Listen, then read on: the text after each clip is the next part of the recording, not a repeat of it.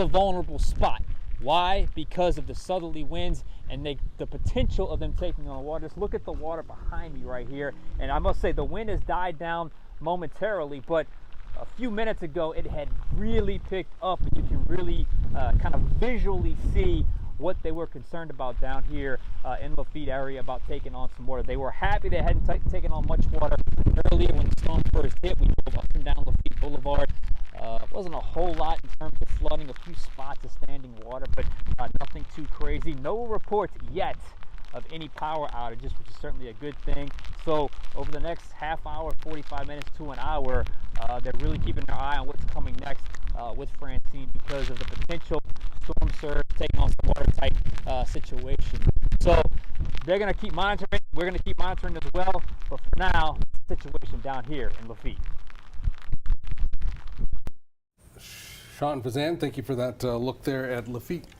We've got our John Eads, who's still out on the road. He's over on Highway 44, just outside Letcher. They've been kind of monitoring the area right there. We checked in with them earlier. It was a pretty heavy band that was over them, lots of wind and rain. So, John, has it improved, gotten worse? What's the situation now? Hi, Liz. About 20 minutes later, it's certainly gotten worse. It's darker. The rain is driving. We're on Highway 44, just off the LlVE outside of Letcher, making our way back towards St. James and Donaldsonville, that kind of area. Here's a look at what we're seeing outside. There is really no visibility moving forward. You could probably see about a quarter mile ahead. That's about it. Take a look at what's to the right of our relief windows, Titan 9 here. Extremely windy. We're seeing leaves just blowing through the wind. The electrical wires right above our truck are flying everywhere, just dangling, a lot of them. Those trees over there are certainly getting blown in every direction. A lot of the grass is very flooded. There's those electrical wires I was talking about, just to demonstrate how windy it is.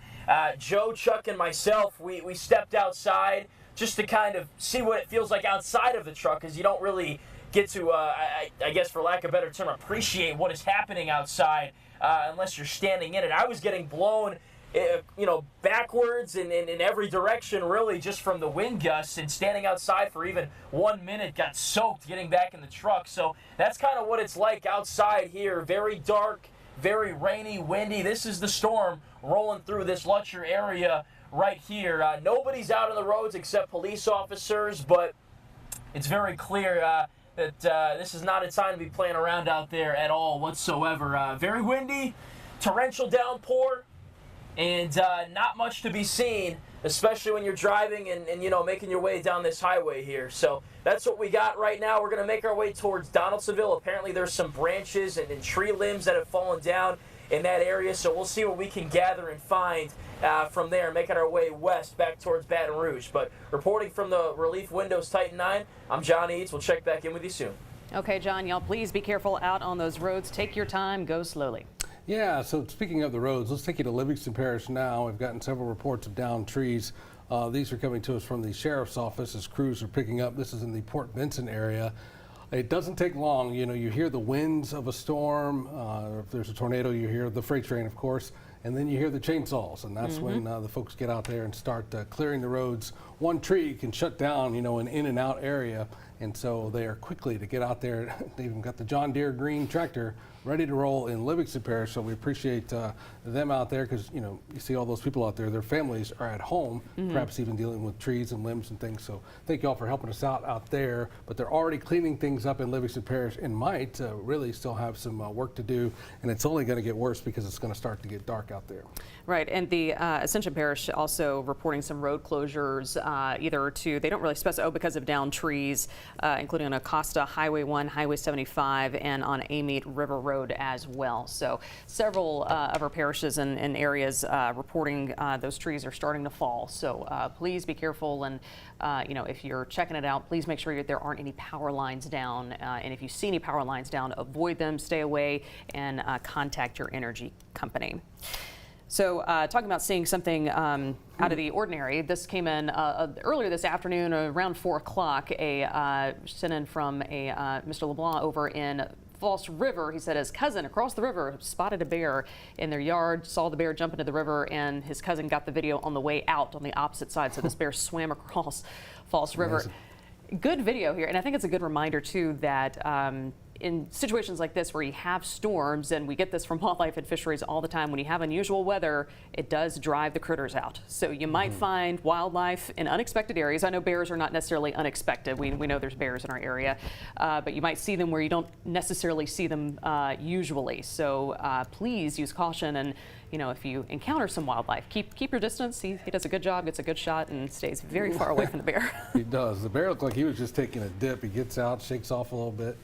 It was the False River was empty. He just wanted to get a little swim in before the storm hit. Yeah, don't have to worry about the jet skis today. Thank you for that video, Mr. Slade. We appreciate that. Let's take you now. This is some video we showed you a little bit earlier on, but to kind of give you a feel of the water out there in the Gulf as the Francine churned those waters up. This is a Green Canyon just south of Louisiana from an oil rig. It's kind of ominous sound in the back. You hear some of the metal clanging around. A lot of times they evacuate people from those oil rigs ahead of the storm to try to get their assets out of there, the people out of there. Sometimes you have to ride out the storm there. It gets very dark on an oil rig if you've ever been out there, and it can get very scary out there in the nighttime, especially if you're at all worried about water, and there is plenty of water there, and it's moving a lot more than it normally does. Yeah, it's kind of hard to get a perspective from that angle, but I would imagine those waves are a very decent size. That is not the type of waves that you would want to be out in a boat, in a vessel, and you would certainly be getting tossed all over the place. And again, this was about 4 o'clock this evening when that came in, so I would imagine that scene has probably gotten even worse. Another scene that we got a little earlier, this is from Dulac, from a friend of ours who is staying down there. It is a popular fishing spot. I know a lot of folks around here are probably familiar with this area, but you can see kind of a quick look there at just the strong winds that were coming in this afternoon, and the water being pushed again into the roadways and over docks and spilling over. So this is another scene that I would imagine the water has probably gotten even higher since we first saw this video.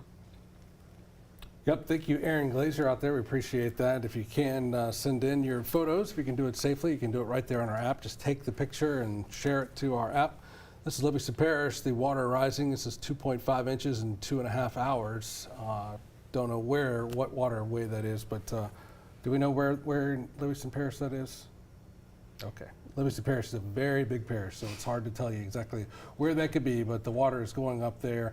We do have our weather folks seriously checking in on the river stages and all of that deal, and if they get anything that will trigger, they'll of course let us know on that. Okay, and our next footage actually shows some flooding in Mexico as a result of Francine, and you can see the folks that are making their ways on the street. Looks like it's about knee deep there in the roads. Not sure which what area of Mexico this is, but this was video that we found showing that obviously Francine's impacts are all throughout the Gulf, from Mexico up through I think yesterday I believe that the storm surge was from basically from Texas to the other end of Mississippi. It was the storm surge risk. So certainly anybody in and around the Gulf feeling the impacts of this storm today, just a full region of this. All right, popular beach spot. Some of you folks are trying to make one last little beach trip. This is Orange Beach, very popular spot. I know some folks in Gulf Shores right now. You can see the waves. It kind of ruins your beach day, but it is something cool to see when the waves are kicked up and you can see the outer reaches of parts of the storm and all that way there off the coast. Again, kind of overcast day, but it makes for an interesting story that you'll always remember. That video coming from Orange Beach, Alabama. So very, very popular spot with a lot of folks. We want to check back in with John Eads and our crew in the Relief Windows Titan 9 truck, and they're beginning to see the weather pick up there, doing their best storm chasers impersonation. John, what are you seeing now? Hey Liz, we moved away from the LlVE and the Mississippi River kind of to just get a better sense of how strong the winds are here, and they're extremely strong. We just passed by a couple stop signs that really were almost at the point of being flat on the ground. Obviously, normally they'd be standing straight up and upright. We crossed over some railroad tracks. There's a lot of sticks and leaves all over the road. The surrounding grass, front lawns, side lawns are flooded with a lot of water. There was even a trampoline that was upside down, clearly very damaged, that we got a video of as well. So if you had any kind of loose things out, like chairs, you know, any kind of furniture, stuff like that, even a trampoline, obviously, it's not going to be in good condition right now. You're probably going to walk outside and it's not going to be there anymore. That's how strong the winds are. The electrical wires are shaking. Everywhere you look, there's sticks, there's leaves. Look at right in front of us, right on the road here, that we're driving over. Leaves and sticks everywhere. And it's very dark, too. Not a lot of visibility. The traffic lights in front of us are not on anymore. So that must indicate that there's really no power in this area, I suppose, because those should be on normally, you'd imagine. So there's a couple cars, people in their cars in this area right here. Other than that, though, it's kind of a ghost town. Not a whole lot going on, but the wind is crazy. You can feel it in this truck. And you guys have seen the Relief Windows Titan 9. It is a beast. It is a behemoth. So for it to be shaking and feeling the impacts and the crux and the brunt of this wind is wild. Joe's panning to the right over here. You can kind of see some of these signs, the wires, the traffic light poles, everything shaking. So really the main update I can give you here is that it is extremely, extremely windy. You can really feel it howling and hear it howling. Look at that LA 3125 sign. I mean, that thing is screwed into a pole and it is shaking like it wants to come off of there. So we're in the heart of the storm right now. We're making our way still west towards Donaldsonville, slowly but surely. Traffic lights off here, power seems to be out, wind is crazy, and a lot of debris in the roads. So we'll keep you posted as we make our way west. Reporting live from the Relief Windows Titan 9, along with Chuck behind the wheel, Joe in the back. I'm John Eads. We'll send it back to you and check in momentarily.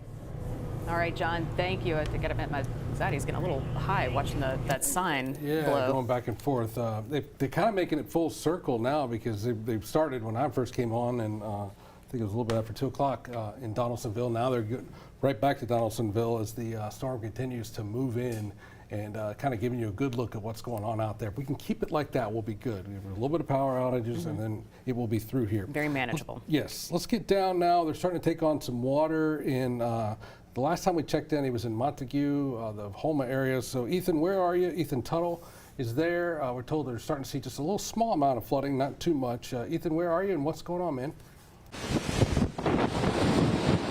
Yeah, hi, we're here. We're in Montague. Sorry, we're just going to hop out of the way really quick. We got a car coming through. We're in about, a couple inches deep worth of water right now. We're trying to give you an idea of what we're looking at here. So we're in the middle of this all right now. Of course, there's been a massive storm surge here recently. The water's flown over here onto the middle of the road and across the road as well into people's yards. And earlier on, it was kind of swirling all over the place. Now it's working its way northward towards Houma as well as Berg as well. So we're trying to keep an eye on kind of what everything's going on here with the water and whatnot coming up over on top of the roads. The wind is still whipping around pretty heavily as well. We were just over at the fire department and their power went out as well about an hour ago. Maybe a little bit more now is when we think that kind of hit. Earlier on, we did hear the parish president say that there's about 50,000 people out of power right now. About 25,000 of them were with Entergy as we looked up those numbers, and that's what they had most up to date on their website. So we're kind of tracking that, trying to get all that information taken in so we can get it out to everybody at home. But for now, I'm Ethan Tuttle in Montague. We're going to go ahead and send it back to you. Ethan, thank you for that. So I think a headline there, 50,000 people without energy there in Terrebonne Parish. That one is the latest update from Ethan after talking to the parish president there. So again, those power outages, that's what we're going to start to see. That's probably going to be one of the biggest impacts from the storm is the possibility of losing your power. So if you still have power, it might be a good idea to go ahead, pop your phone on the charger, make sure that's fully charged. And that way, if the power does go out, you can continue to stay with us through the 9 News app or even check in on your radio stations. Yeah, we're partnered with Cumulus Media, KQ 106.5, 103.3. The classic hit station, you can listen to us on there to where if you do lose power or you need to be out and about and you've got your radio on, you can hear us there. Speaking of radio, one of the longtime radio greats, Johnny Asian, switched over to traffic for us and does television now, and we certainly appreciate him giving us a look outside of what's going on. Hey, Johnny.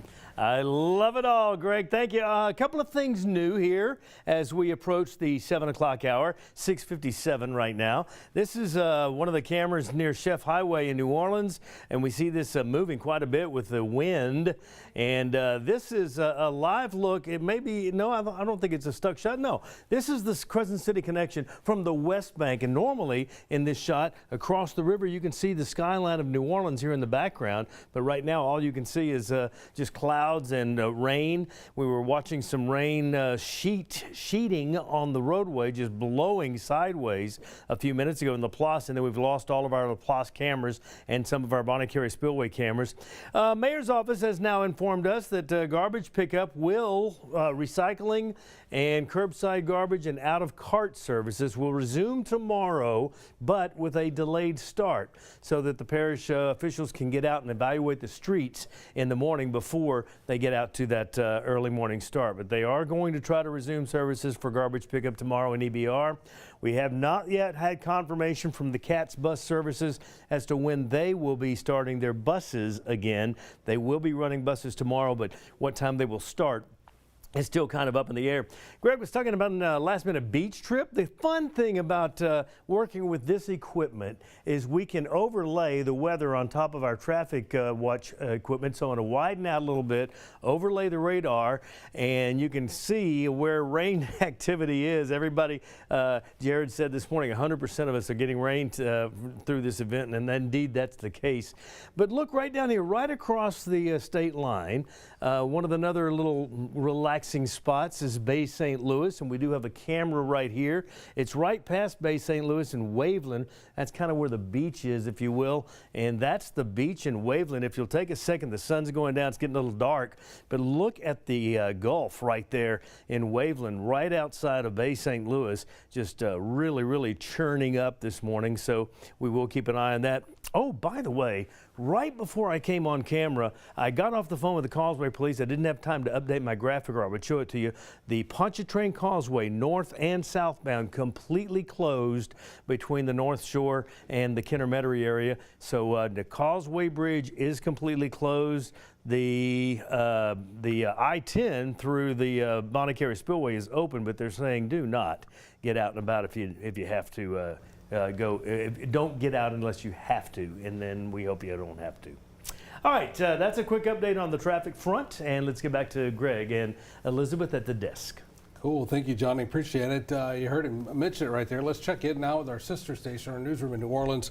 Josh Robertson is out and about in that very area. Part of what Rob Masson. Let's check in with him now. We are at the foot of the causeway, and as you can see, there is virtually no traffic going across. We are told that some of the wind gusts here are measuring around 47 miles an hour. As you look out on Lake Pontchartrain, you can see some waves rolling in, but not the usual kind of crazy frothy chop we might normally see with a hurricane or tropical storm coming in. But it is certainly getting stronger out here. And you can see the windmill that they have up here spinning rather rapidly, and some wave action hitting the shore there in Lewisburg, but certainly nothing too dramatic at this point. Francine still a good ways away. I'm joined by Causeway Police Chief Roy Jacob. And Roy, what do you think about the conditions out there right now? We tried to keep it open as long as we could, and after conferring with Carlton Duvashaw, our general manager, we both came to the decision that right now it'd probably be a good idea to go ahead and shut it. It may not be long. We're trying to get that thing to get through here. Once it gets through here and it's safe to let people back home, we'll be glad to do that. But right now, just being cautious, we're going to go ahead and shut down. Basically, when the winds gust to about 50, you believe it's wise to go ahead and take that action? That and the rain, and if it's cross winds and everything, yeah, all that comes into play. And what will determine when you all are able to reopen? When the winds come down to a safe mile per hour, if the crosswinds stop and the storm gets north of us. You all have been shut down to RVs and glass trucks for most of the day today, right? Pretty much all day, yeah, when I came in this morning. Any problems? No, we haven't had any problems with any of the commuters. Everybody's been behaving, and right now it's just an opportunity where I think we need to err on the side of caution, and that's what we're doing. So you're shutting it down now? Yes, sir. We're in the process of doing that right now. All right, Chief Roy Jacob, thank you very much. Appreciate you joining us. Yes, sir. All right, take care. Okay. So that is the story from the Causeway, the bridge. Hadn't been much traffic out there so far. There were people out here most of the day getting their last-minute supplies, but for the last several hours we haven't seen any traffic at all, and certainly we don't see any now. And if you are thinking about trying to get across the Causeway for the next hour or two, forget about it. The bridge is now being closed down because those winds are gusting up to 50 miles an hour, but they're hoping that it won't be shut down for too long tonight, possibly reopening before midnight again. That's the story from the Causeway. Rob Masson, Fox 8 Local First. Back to you. All right, Rob, we certainly appreciate that. Thank you. Yes, indeed. Let's get you now to, we were talking about Josh Robertson. He is in Golden Meadow to kind of give us a look. This was filed for us just a little bit ago. Josh. Well, Greg, Elizabeth, I'll tell you, we are here in Lafourche Parish, lower-lying Lafourche Parish, where we've been seeing these conditions deteriorate, and I mean deteriorate here over the past couple of hours, really. We are outside of the levee protection system, but we're right here next to the floodgate. And Jake, I don't know if you can spin, it's hard to see. I know if you can look right there to your left, you can see the floodgate itself.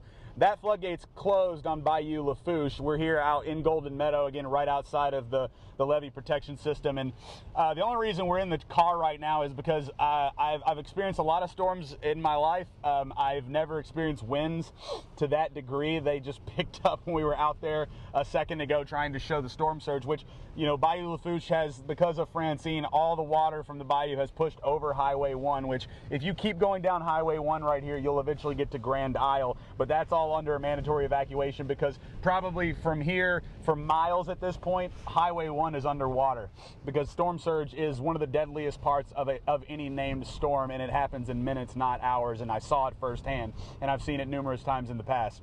So when we got out there a second ago, the winds were so strong and it happened all so fast. Also the rain hitting you right in the face, it just feels like pellets, like tiny little pellets, like BBs almost, just hitting you over and over and over again. And it's truly awful. It's not fun. You should not want to experience that. So I'll tell you that here where we are right now, these conditions have continued to deteriorate. We're not seeing any souls out here. It's been a ghost town all over this area of lower-lying Lafourche, which is a good thing. All we've seen is law enforcement who've continued to check on us all throughout the day now. So we're thinking the eye is somewhere nearby us, to the west of us, and it's continuing to, obviously the trek is continuing to go east. So as that's happening, we're getting the stronger winds because we're getting closer to that eye wall, and that's when those winds pick up like they will. So I know this isn't a great shot to show you. We're just inside of our vehicle right now, but the actual conditions outside are really unfavorable, and they've been picking up too much. So we'll go ahead and send it back to you. As you can see, those white caps on Bayou Lafourche continuing to be an issue, and they're going to continue to push northward into our river parishes and our north shore near our lake and metro New Orleans as well. So they're all going to have to stay where they are now for several hours because this storm is getting very serious, and we're all the way down in Golden Meadow, so we're feeling it first, but they're going to be feeling it second, third, fourth, fifth. We're going to send it back to you now in the studio. This is Josh Robertson reporting here in Lafourche Parish. Back to you. All right, Josh, thank you. You know, that was kind of smart. Do it from inside your car. You don't have to be outside to show what's going on outside. So thank you, Josh, for that. Checking in the folks in Golden Meadow. They took a beating earlier. He's at the point now where he's wet and just soaked, and it's going to be that way for a little while. Yeah, it's going to be a while before he dries. Now, closer here to home, we're also starting to see some power outages kind of moving through the viewing area, moving north as the storm progresses. And here in Baton Rouge, we've got a report that there are a couple of apartment complexes without power. Our Chris Rosato is standing by live with more on that. Chris.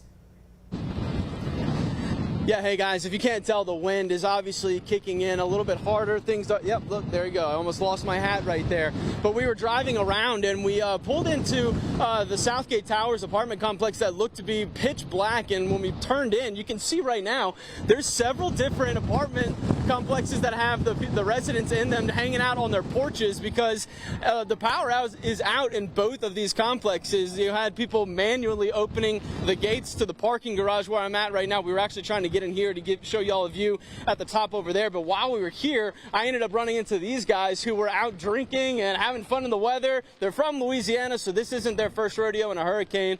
Real quick, guys, tell me a little bit about how long ago did the power go out here? I would say maybe about 10 minutes. Not really too sure what happened. Not really an electrician, but it could be a blown out transponder, transformer, not too sure.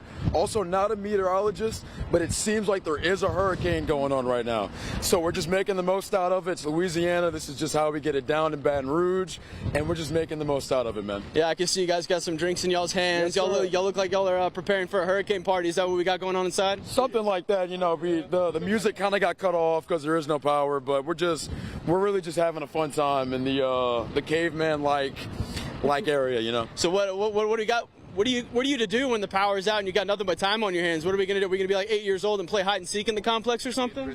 We honestly, I like that. We might wait until it floods and get some paddle boards and go paddleboard down the Tigerland. That's honestly what I'm thinking tonight. Okay, you guys. Well, that's probably what you would expect from some college kids out here having fun, or at least trying to, in a hurricane. But, you know, we've been trying to get some answers as far as to when we can expect the power to come back on. But, you know, with storms like this, you never know. So we're going to be checking in with some of the officials around here, see if we can get some answers to that, and speak with some of the other folks to see what they're doing to ride this storm out. But that's the update I have for you guys here in Baton Rouge. Back to you in the studio.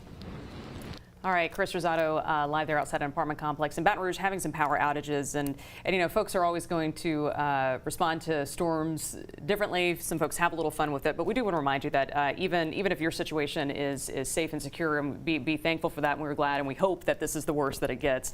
But it is a serious storm that you know, some folks, especially to the south of us, are probably going to be dealing with a lot of cleanup come tomorrow. Yeah, you just got to be careful with it and keep it all in perspective, because we've got some folks out there that they see that behind us, and you know, they might be in a mobile home, they might be in a home that's just not that secure, and they worry about the little storms that can pop out of those bands as they swing around us. Let's get you over now to our chief meteorologist, Dr. Steve Caparata. He's got a look at our weather forecast here as we approach 7:08. Hey, Steve.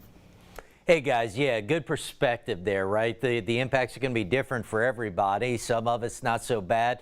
Not that long ago, we did have a report of a tree down on a home in Walker, so this can get rough in a hurry. Now, I think I have some good news to report this hour. I think basically Baton Rouge westward, it's about as bad as it's going to get right now. You might get some gusts a little bit higher, but right now it looks like the path of some of what's left of the strongest winds, that should be staying just east of the city. So those of you that are southeast and east of Baton Rouge still in for winds that could get stronger here over the next couple of hours. You can see how dry it is west of Baton Rouge. That is that dry air we've been talking about kicking in. Now, again, as you guys were mentioning so well, for some it's not that big of a deal right now, but then you've got this. You've got numerous flash flood warnings ongoing near and south of I-10 right now. The Weather Service getting really concerned about the amount of rain coming out this band, some of which is moving into the western part, Metro New Orleans, which is so prone to flooding. So you can see some of the heaviest lining up right now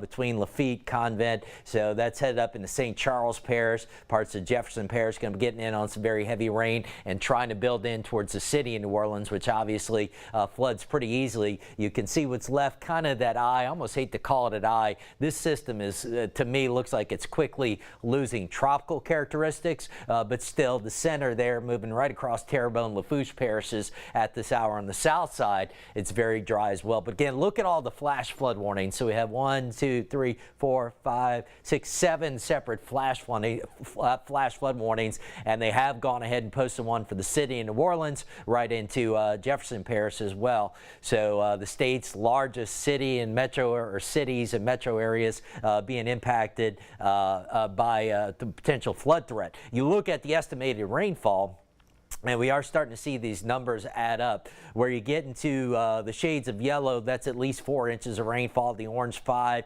and then the red, you're getting 6, 7 inches of rain. So some of the heaviest right now is falling from Morgan City, near Thibodaux, back towards Raceland, as Alamans, and now we're watching that band building back in towards New Orleans. So don't be surprised to start hearing about some flooding down that way. Now, meanwhile, we'll take you a little farther north here, and you can see some of these moderate rains and, let's say, moderate winds right now, Baton Rouge eastward along I-12. Tropical storm force winds. I don't want to downplay it too much, but again, look at the sharp edge to this rain shield. That is that dry air that's kicking in from the west. So it's doing two things. That's eroding the rains, and that's basically saying near and especially Baton Rouge, the flood threat at this point is about 0. Secondly, that's going to help to continue weakening the storm as it moves farther inland. Not before it delivers significant impacts in some areas. I don't want to make it out like that, but it is weakening. There's no question about it. Here's a live look from our Sky 9 camera at LlVE, looking out on the Mississippi River at this hour. 76 degrees. Winds out of the northeast, 23, gusting to 39. So it's certainly windy outside. 39 right on the cusp of tropical storm threshold. We're getting a report out of Houma now. Haven't seen that site report all day. Gusting to 70 there. So still some big winds showing up. The airport in Kenner, labeled New Orleans, technically Kenner, gusting to 53 right now. But you see basically near north of the interstates, not all that bad. Eugene Island down along the coast, still gusting to 78. Here's a look at some of the peak gusts thus far. I'm not sure why it's drawn this circle, and I thought I'd turn that off. But these will be updated continuously. Here in Baton Rouge at the airport, a gust of 54 miles per hour so far. Gonzales 44, Kenner 59. The big stuff down in Terrebonne, St. Mary, Lafourche parishes and offshore. I know it's hard to see with the little circle. Dulac, we had a gust to 96, and then Eugene Island just offshore, just kind of offshore there, Morgan City, 105. So we've seen some big winds down along the coast, but you see the numbers inland. You know, it's what you'd expect out of a tropical system, but it's not terrible. All right, let me, before I get back to Greg and Liz, give you a model perspective here. The HRRR is starting to kind of catch up with reality. So this is now. And you can see some of the strongest winds. They're kind of on the northern and northeastern flank of the storm. Here we are at 9 o'clock. It shows the wind speeds trending lower because this system should continue to weaken. Now, you're still seeing widespread tropical storm force gusts. Some of those, especially where the heavier bands hang on, could still be 60 plus, but you're not seeing huge numbers showing up on the board. So again, it's more evidence why I think Baton Rouge westward, the threat of things getting much worse than what they are right now, that appears to be diminishing. The center continues to lift up to the northeast. Here we are at midnight. You continue to see signs of the wind field breaking up, especially here on the south side where all that dry air is moving in, getting pulled into the circulation. And then as we head towards daybreak tomorrow, things are improving rapidly. You're seeing wind gusts in the teens and 20s. So there is some good news to report at this hour. It looks like for many of us, at least around Metro Baton Rouge, the conditions we're seeing right now, it's about as bad as it's going to get. Now, if you're east of Baton Rouge, closer to I-55, closer to Lakes Maurepas, Pontchartrain, and those down I-10, closer to New Orleans, still going to be certainly rougher than what we're seeing in Baton Rouge proper right now for the next several hours. All right, back to you guys. Okay, Steve, thank you so much for that. All right, let's check in now on West Baton Rouge Parish. We've got Landon Grugger who's on the phone with us in West Baton Rouge with the Sheriff's Office over there. What are the conditions there, Landon? How's it going? Hey, Greg and Liz. Things are deteriorating in West Baton Rouge Parish. I'm here at our OEC office, and the winds are howling, and you can definitely see the trees starting to blow around. We just want to remind the residents just to stay off the roadway during these times. We do have deputies in all areas of the parish. We're here with our sheriff, Jeff Bajerall, and our parish president at the OEC. So we've got everything that we need. We're just waiting on the storm to pass. And then after those times, we just ask that you, again, remain off the streets, remain off the highways so we can assess those damages. So, Landon, this is Elizabeth here. Do you guys have any reports of any road closures or trees down or any kind of major damage like that so far? So on the south end of the parish, Bruley and Addis area, I believe they had a tree down on River Road. They also had another tree down, I think, in the Bruley area. It's my understanding that those have been cleared. However, on the north end, we had one little, I think it was an old telephone pole, but that's since been taken care of as well. So far, nothing too much to report other than just, the winds are picking up and you know, it is nice to see. I'm looking at the bridge now, very minimal traffic, so we do appreciate that. All right, Landon Gardere there from the West Baton Rouge Sheriff's Office. Thank you all. We appreciate y'all keeping those folks safe over there. Thank you, man. Yes, sir. Y'all take care. Also continuing our tour around our area, just checking in with the conditions people are seeing. Elizabeth Bourgeois is standing by in Ascension Parish. She's been there kind of at the government headquarters checking things out. Elizabeth, how are things in Ascension? Yeah, so far the weather is picking up here in Ascension. Right now we're at the District 2 headquarters for the Ascension Parish Sheriff's Office. I'm here with the Public Information Officer, Donovan Jackson, so he can give us a little bit about what's going on out there. Have y'all been getting a lot of reports of down power lines, trees? Yes, over the last hour or so, we have definitely gotten a lot of phone calls about down trees in the area throughout Donaldsonville, Sorrento, even in Prairieville. A lot of power lines that are down, so we are encouraging our citizens, if you do not need to be on the road, please stay off of the road because the conditions are picking up a little bit and it is getting dark outside. So you never know what you're going to run into out there. Yeah, and earlier you had told me that y'all were kind of preparing ahead of time for some of this. You want to walk me through? Yeah, so even today we got up this morning, we were talking with our deputies doubling up on patrol. We had our water vehicles out on the road. We got our tree cutting services out there. But even before today, we have been preparing for this, looking at some of those hot spot areas that we are known of prone to flooding to and stuff. So we have been preparing for this and we are confident that we'll be able to respond to those emergency situations. Yeah, do you know if there's any area that's getting a little hit worse than others right now? Well, all of them seem to kind of be picking up in some areas. As you've been standing here with me, we've heard some things on the radio for down trees. That's in Sorrento. We've been in Darrow. Donaldsonville has had a lot of power outages, including Sorrento. I know a couple of our deputies and some emergency responders responded to a scene earlier where a tree had fallen on a house over in Prairieville. Fortunately, that homeowner is okay, but he was experiencing some pain, and that tree, according to our deputies, kind of pretty much destroyed that home. So we are seeing some things picking up. Unfortunately, we've gotten a lot of rain over the last couple of weeks, so that's softened up the soil a lot. So we're probably going to see a lot of issues with down trees. So that's why we want to make sure we encourage our folks, please do not get on the road if you don't need to be out there. Okay. Yeah, and like you said, please do not get on the road. There is a curfew in Gonzales. I'm not sure about the rest of the parish at the moment, but yeah, please just stay off the road unless you absolutely have to. In Ascension, Elizabeth Bourgeois, WAFB 9 News. All right, Lizzie, thank you for that. We appreciate that. Let's get you now to Thibodaux. We've got some video of a branch that has bounced on it. Oh, wow. More than a branch, certainly. That was about half the tree. Snapping in the wind. So, that video shows just the power of the storm. Boom. Thankfully, nothing underneath that tree. That tree wasn't near any kind of building, so that is lucky there. So yeah, in Thibodaux, you often think about, they were probably worried about those tall trees right there. Little do you know that the top of the tree could come down and cause just as much damage. Thankfully, nothing was hit around there. So let's get you now back down to Terrebonne Parish, kind of close to where a lot of the main action happened when the storm rolled in and not far from there. So Terrebonne Parish, we've got some video of one of the homes there. Or sorry, not a home, a building there with a little bit of roof damage as the high water was on some of the roads and a lot of the wind started rolling through. You can always tell by the street signs what's going on there. But yeah, that rooftop, you can see it is starting to kind of peel and hang, and very typical of those high winds when they start rolling in. They're also there down in Thibodaux, or sorry, not in Thibodaux, in Terrebonne Parish.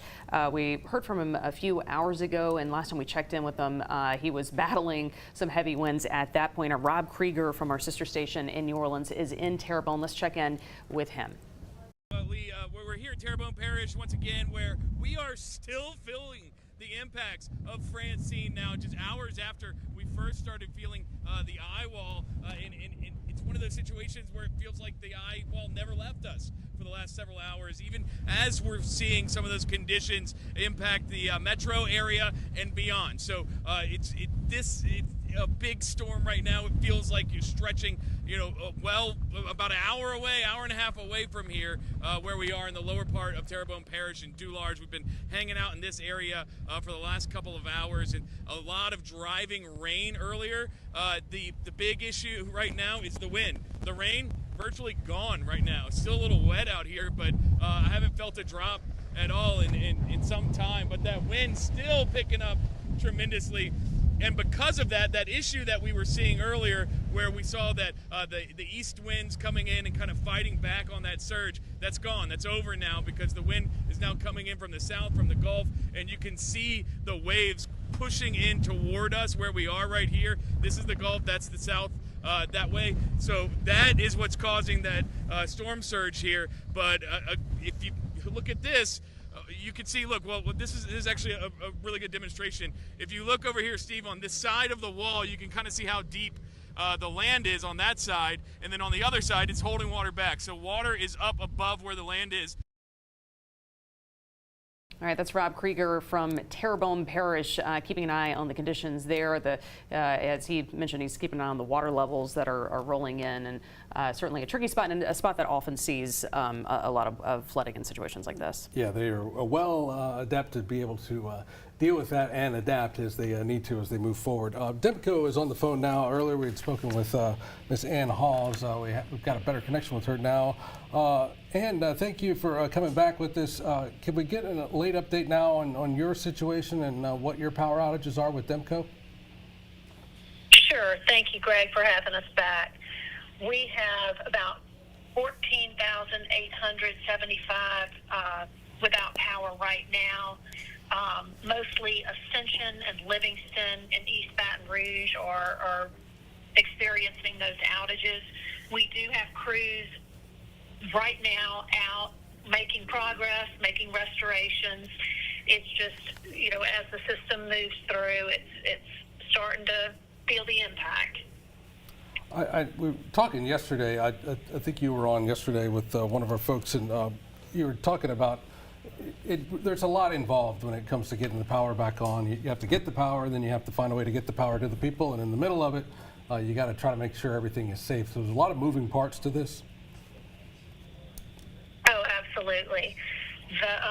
Even after the power goes out, we have an extensive assessment process, and we do follow standard utility practices to repair and re-energize the lines, but we put our eyes on it, and it takes a while to get across those 7 parishes and really put together a comprehensive restoration plan. And then it kind of moves from transmission to distribution, the local substations to the distribution lines, and then the lateral taps and the individual lines. So, if you think about it, you have to have your transmission of power to distribute through the lines to then get to the homes.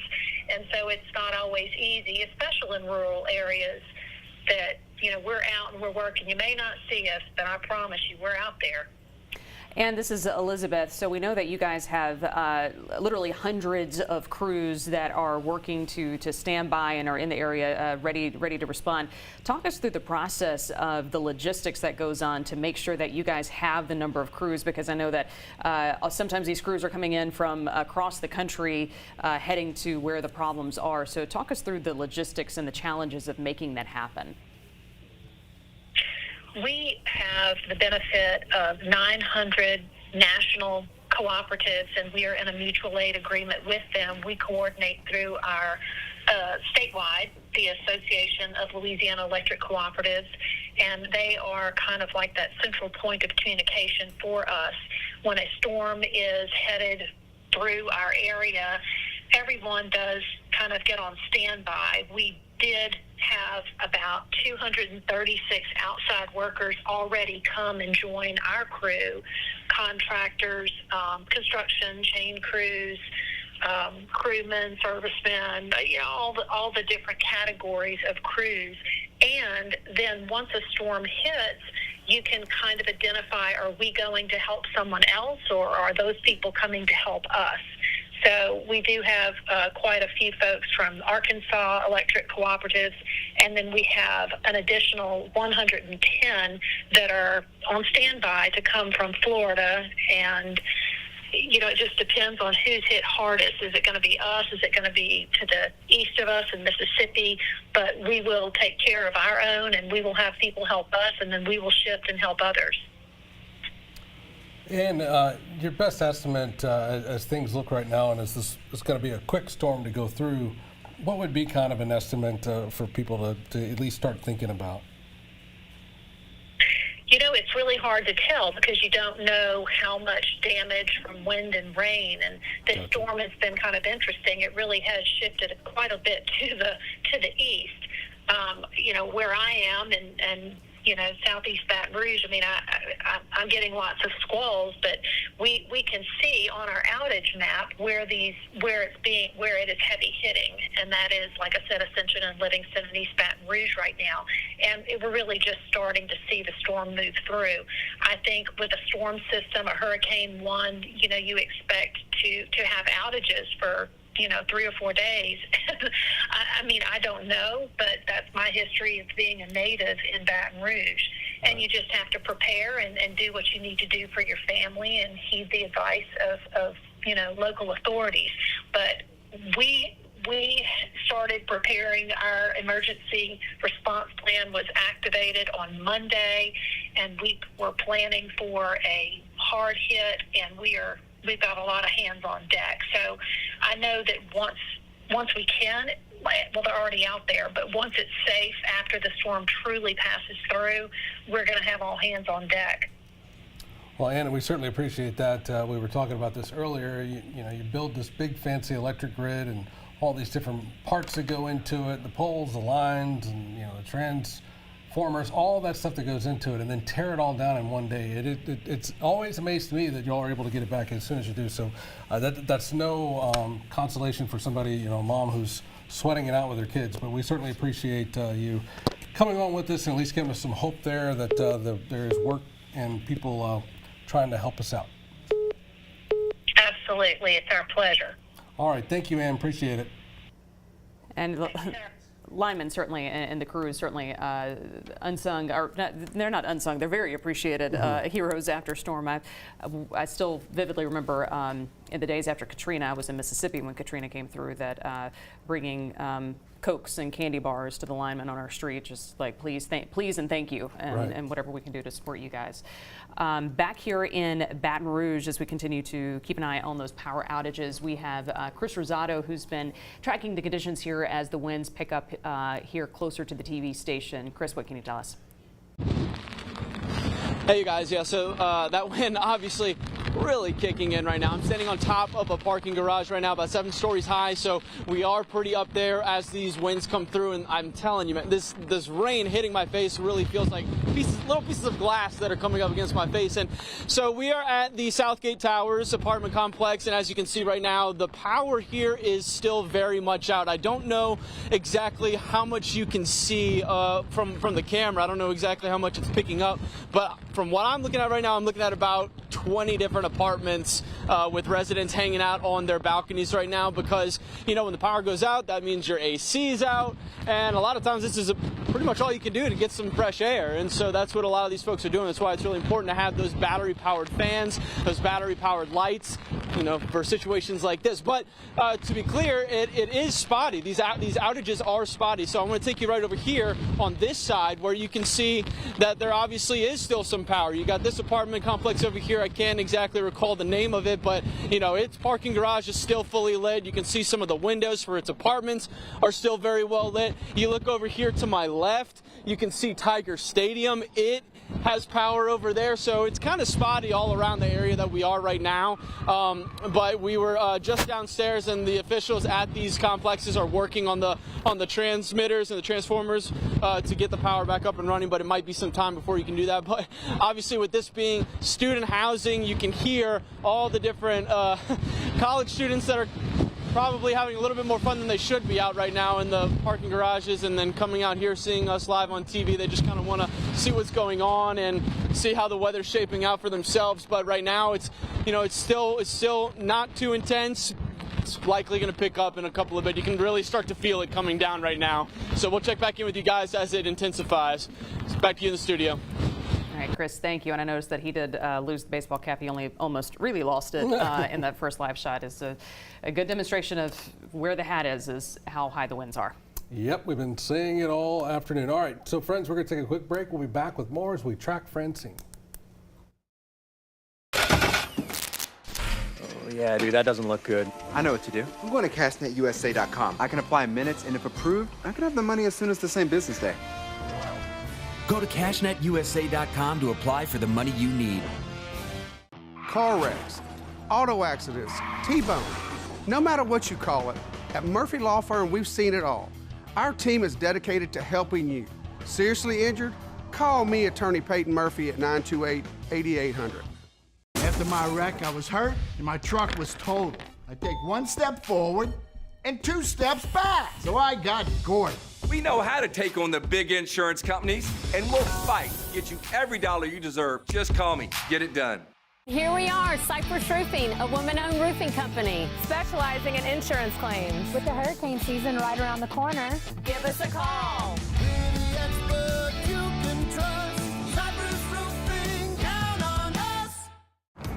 Of course, the GMC Terrain offers different drive modes. What about Weekend Warrior mode? Or you don't see that every day mode? How about out of the office mode? Or even, are you out of your mind? Mode. Want a mode for everything? Get this ultra-low mileage lease on this 2024 Terrain SLE for around $358 per month with 0 due at signing. Plus, current eligible GMC lessees get over $1,700 additional lease cash. See your Bayou GMC dealer.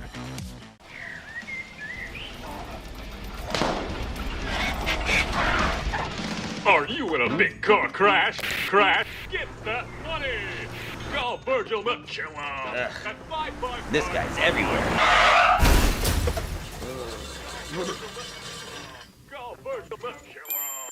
Call Virgil McKillop. Before you make the call to him, come to Patient Plus and let us check you out. Get in and get better at Patient Plus. Why do billion-dollar insurance companies regularly delay and deny valid claims? Because that's how they got to be billion-dollar insurance companies. If you've been injured, I'd like to help. Spencer Callahan is the one to see. Call 387-2323. What's bugging you? Is it mosquitoes? In the South, they're always the uninvited guest. At J&J, we offer one-time treatments or monthly control programs for large or small outdoor areas. Let us take care of what's bugging you. Contact us today for a free evaluation.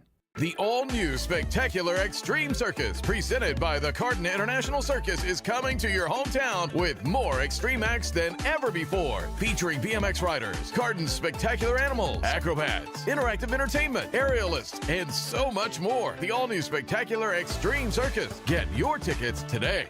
Come see the Spectacular Circus, September 14th and 15th at Lamar Dixon Expo Center in Gonzales.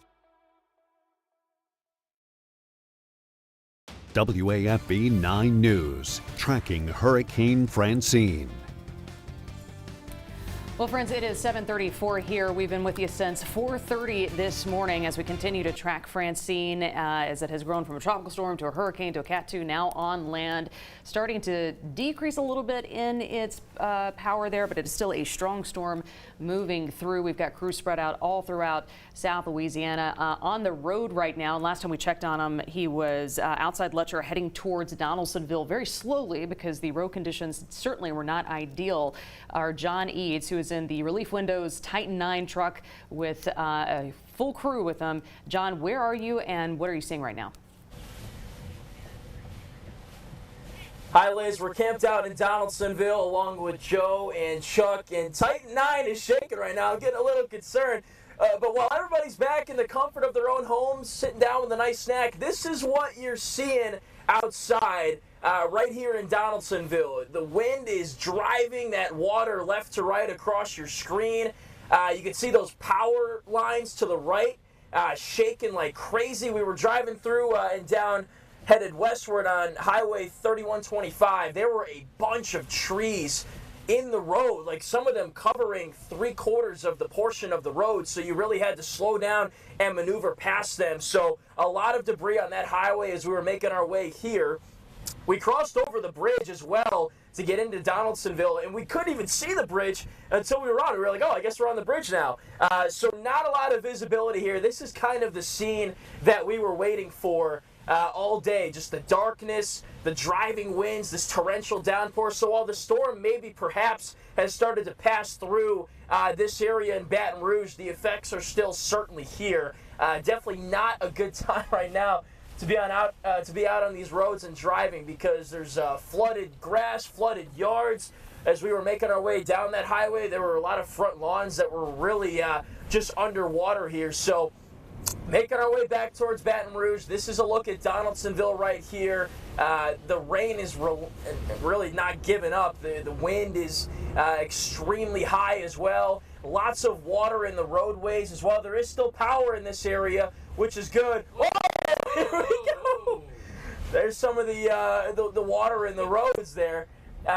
So yeah, still got power here. It looks like a lot of these businesses still have their lights on and stuff like that. So that's a good sign.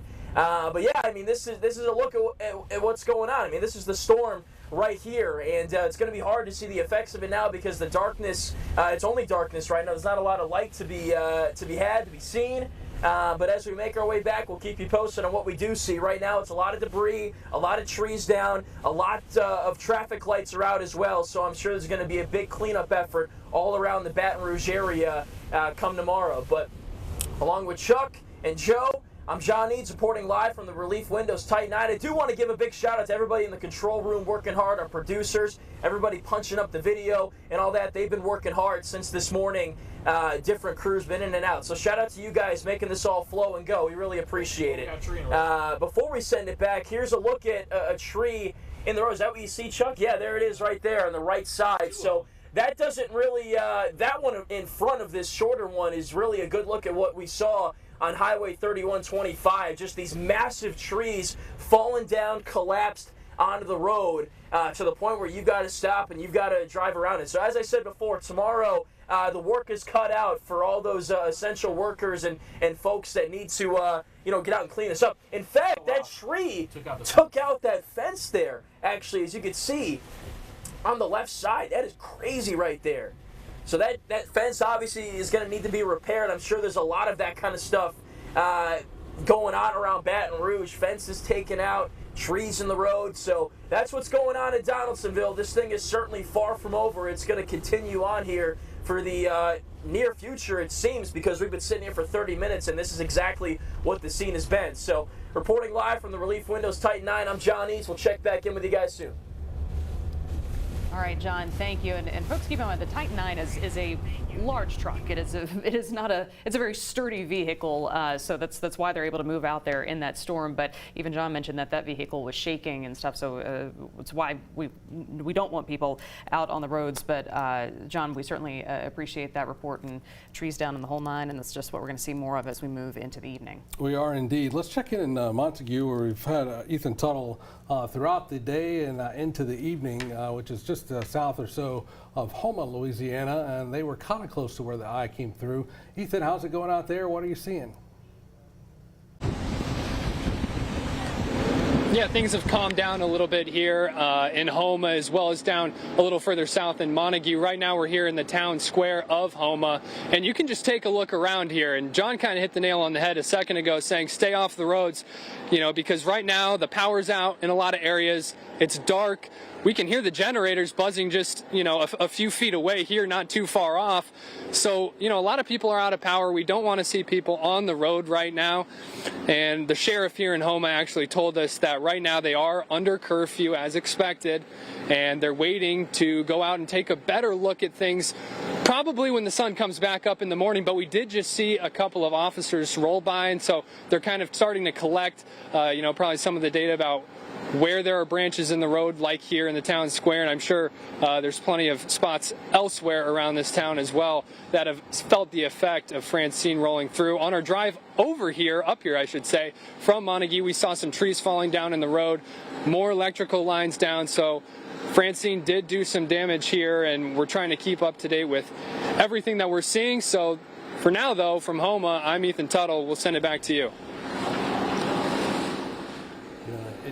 It gets really, really dark out there, and it gets tough to see some of that stuff, and that's why they're telling so many people to stay in, because you don't know when you're going across a live power line, what you think might be a tree limb that's a branch that's down there in the road. So it's getting tough out there, especially as we start to lose daylight, of course, and now we're into the darkness, and some people don't have even power. Right, and when that power goes out, you forget how dark it can get until Yes. that power goes out, and suddenly things go very, very quiet, and it's very, very dark, and it does make it very hard to see the conditions around you. So, Ethan, thank you for that, and stay safe out there. Speaking of power outages, we do have some outages in the Gardere area. Dion Guillory was out there a little earlier talking with some residents there. Let's get to him, Dion.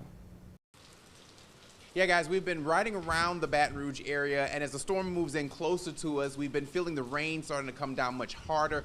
With that rain, the wind blowing much stronger. You can see it blowing my jacket right now, and with that high wind comes some power outages. We're starting to see those numbers increase in the Baton Rouge area, particularly here in Gardere. And I want to introduce you to someone who is dealing with some power outages right now. This is Juliana here. Thank you, Juliana, for joining us for a little bit. Give us a little insight in everything that you've been dealing with. So stuff in our yard's been flowing around. It's been flooding.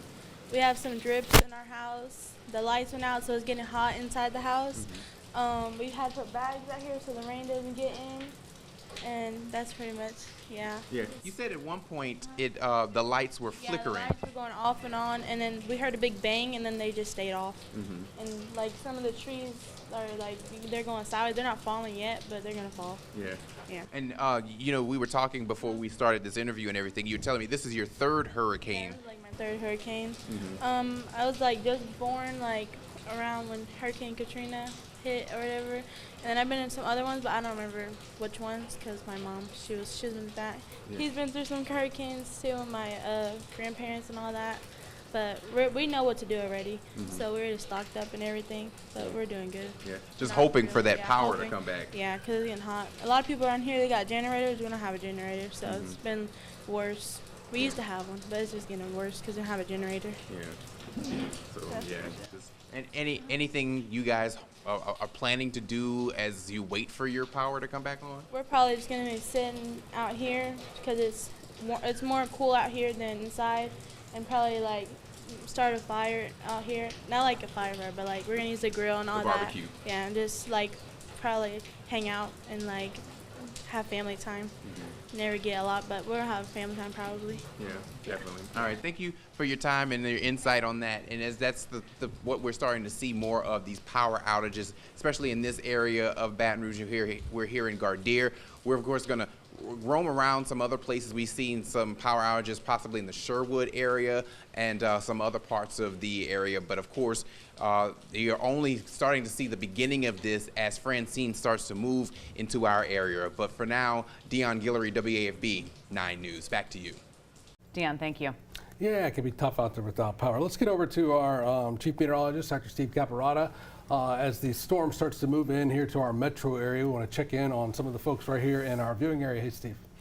Hey guys, yeah, and so when it comes to the power outages, down trees, things like that, remember it's kind of a cumulative effect at times. It's not just that one big gust. If we've got these persistent winds for a while, that can start to take more and more stuff down with time. So here's what we've got on radar right now. There's no doubt about it, the heaviest stuff, the worst of it is closer to New Orleans at this hour. This system is looking less and less tropical with every hour that goes by. It doesn't mean impacts are not significant, and in fact they just upgraded this flash flood warning in the New Orleans area, gave it a considerable tag, so that's a concern there. That's westward through Laplace. We've got some pretty nasty stuff in the St. James Parish, and then you can see these moderate to occasionally heavy rains in Metro Baton Rouge that are producing the tropical storm force gusts largely. That continues east along I-12 at this hour. You go west from Baton Rouge out over the basin, it dries out in a hurry. Those of you in Point Coupee Parish have seen some passing showers, but not as much rain.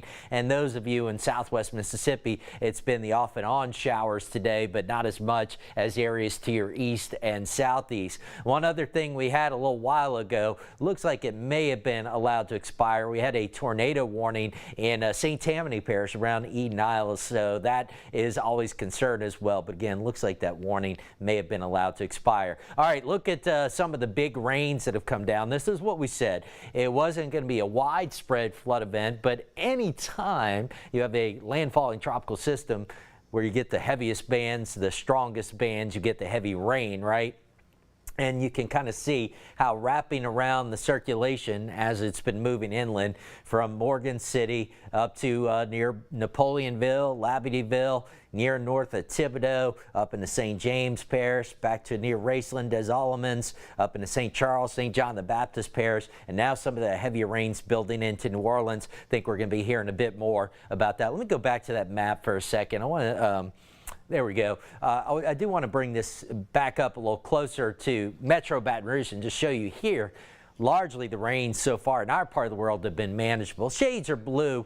You're generally looking at 2 inches of rainfall or less, and same story as you get near north of the state line. Now as you get in the southern parts of Livingston Parish, Tangipahoa, and around the lakes, the rain's a little bit heavier as well. All right, here's our Sky9 view from Port Allen. The camera's still bouncing around. I'm not trying to diminish the impacts that we're feeling. We're certainly getting tropical storm force gusts, but the worst is staying a bit east and southeast of Baton Rouge at this hour. 76 degrees, northeast winds 26, gusting to 45. Almost any other day of the year, that would be a pretty big headline to see winds like that. But given that we have a landfalling hurricane that came ashore technically as a Category 2, to have wind gusts in the 40s and 50s in Baton Rouge right now, not as bad as it could have been. Gonzales gusting to 47, Houma 58. New Orleans or Kenner gusting to 55 right now. You can see down around Port Fourchon 64. So we're getting a lot of tropical storm force winds and occasionally probably some hurricane force gusts in that heavier band. But right now it's mostly tropical storm force winds showing up. I'll give you a look at the satellite and radar.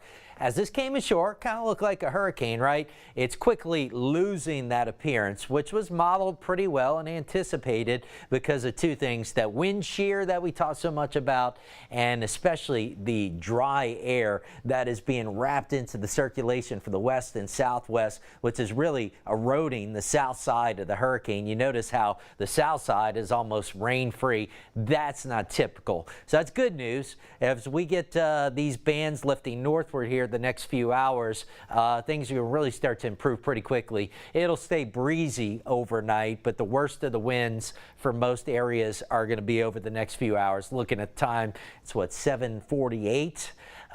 So I think, you know, Baton Rouge southward by or before midnight, the threat's really going to have diminished. Near north of the state line may take just a little bit longer than that. All right, checking in on the Amite and Comite rivers. Here's the latest. Again, we'll probably get some updated forecasts later on tonight for some of these points. But right now, Denham Springs, Bayou Manchac Point, Port Vincent. I forgot to, Pokey texted me his stage from Bayou Manchac Point. I forgot to update that. But we are right now currently forecast to stay just below flood stage from Denham down to Port Vincent. French Settlement and Maurepas are forecast going to flood. In fact, Maurepas in flood. That's because you feel more of the impacts of essentially the surge coming through Lakes Pontchartrain and Maurepas, and then you get the backwater flooding, and then we keep an eye to see how much rain comes down on top of that. Right now, my thinking is it's not going to get too much worse than what is currently forecast, but we'll keep an eye on that. Comite at Jor currently forecast stay below flood stage, and given what we're seeing right now, radar trends with most of the rain staying, the heavier rain staying southeast of Baton Rouge, at this point I'm not expecting major issues on the Comite. One more thing I wanted to show you, just the 10-day outlook here. We do have power outages. You've been hearing that through the evening. Now, depending on where you are, they'll be more or less widespread. But for those dealing with the power outages, it is important to note it's going to warm back up fairly quickly. It's not going to be extreme heat, but it's going to be typical late summer heat in our part of the world. 86 for a high tomorrow, but we're back to 90 or above roughly into the weekend. So please be careful with that. Number one, if you have to do cleanup work, be careful with the heat exhaustion, things like that. Number two, the generators, as you run those, as you get hot and you run the generator, that carbon monoxide threat. You've got to have proper ventilation. You got to have it at least something like 20 to 25 feet from your home. You want to position the exhaust of that generator so that it's going away from your home. And please have carbon monoxide detectors in your home if you're going to run it. Even if you follow the safety tips, you can still end up with some of that in the house, and it's odorless. So unless you have a detector, you're not going to know it, guys. Very good information, Steve. That could literally save someone's life. Steve mentioned one of the weather watchers, Pokey Delattery, out there. I hadn't thought about Pokey in a while, but we've written out many a storm in his back little area, watching the rivers there. So I know a lot of you watch those rivers closely, so we'll continue to update those for you. But it sounds like some good news there from the river world. Yeah, absolutely, and that is always a big concern. So, but that definitely sounds like it is going to be manageable, which is what we need right now. We want to give you another live look from our Titan 9 crew. This is a live shot on LA1 between White Castle and Donaldsonville, approaching White Castle, and there's a power line. You can see the poles and everything tilted, the power lines down, so they have come to a full stop. Obviously not going to go any further on this road because it is a safety hazard, but this is a look at those conditions, and just that looks almost like something out of a movie. Obviously no power out there, very dark, so we're kind of in that night mode on the camera, so it looks particularly eerie, but it almost looks like that you see the pole still moving. It looks like it might make it all the way to the ground before this is all said and done. Yeah, part of that is the wind still going through there. You can see as it moves into, like bands coming through, you can see it moving the rain and the water there on the road, and the lines there. That is such a dangerous situation. I know that you get so tired of hearing us say, if you don't have to be out, don't go out. I get tired of saying it, I get tired of hearing it, but this is why, because in the middle of the night, there's no street lights, there's nothing to see, and you could be in a situation like that, or your loved ones. Some of you don't have a choice, so you've got to get to work, so always keep these things in mind. So that is LA1 there in White Castle, across the river over there. Iberville did put in a curfew, so a lot of the different areas around us are under curfew, so please be careful out there. Speaking of the different areas and curfews and all, we've got Sheriff Renee Thibodeau on the line. Sheriff, are you with us? 5, 4, 7, 8. What's the gust up to? Any way for y'all to record that? Hey, Sheriff, can you hear us? Yes, I got y'all. Okay, brother. Hey, it's Greg Merriweather and Elizabeth Val. Hey, how are things going in Point Capee Parish? Man, we're very fortunate right now. We've only had one tree so far across Highway 77 in Livonia. We are thinking our winds are here in the 20s right now, so we have been very fortunate so far. That certainly is the good news. What is the power situation? Are you guys seeing any power outages so far? None yet. We've been blessed so far. Sheriff, we saw some video earlier of a bear swimming across False River. Have you gotten a hold of that video yet? Someone just sent it to me, but they had one swimming about 2 weeks ago. We had another one today, so we got a pretty heavy population of bears over here. That's something I was not aware of. Do you guys currently have a curfew in Point Capee, or how are y'all handling that? None yet. We had our last meeting at 6 o'clock with everybody, the past president, Mr. Deputy, everybody so far, and all of my staff and the Euro staff. We're going to go into the night and see what happens tonight. But as of right now, no curfew for Point Capee. Well, so Sheriff, what is the next step for you guys? Like, what as we move into the night, what are you going to be watching for? Your biggest concerns, and kind of like what's next? Well, over here, we have a lot of corn trees and cypress trees. Every time we get winds in the 40s and 30s, we unfortunately have a lot of power lines and trees that go down and block our highways. So that is our biggest concern. Yeah, it always seems, I think you and Livingston are always kind of neck and neck with the one tree can really block a highway. But you guys get it up quickly. Do you have like little crews that are ready to go for that kind of stuff? Yes, sir, we do. We have, at the sheriff's office, we have about 7 or 8 chainsaws. We have doubled our staff starting today. All night tonight, we'll be double staffed again tomorrow. We have many farmers that are ready to go with tractors that can move trees out of the road. So we're very lucky that we're in a rural community with a lot of trees, but the farmers really help us out, and some business owners with heavy equipment. So yeah, you're lucky to be in that rural area and have some people that are willing to jump in and help. Sheriff Thibodeau, thank you so much for joining us. We hope you all stay safe there in Point Capee. Thank y'all guys for checking on us. All right.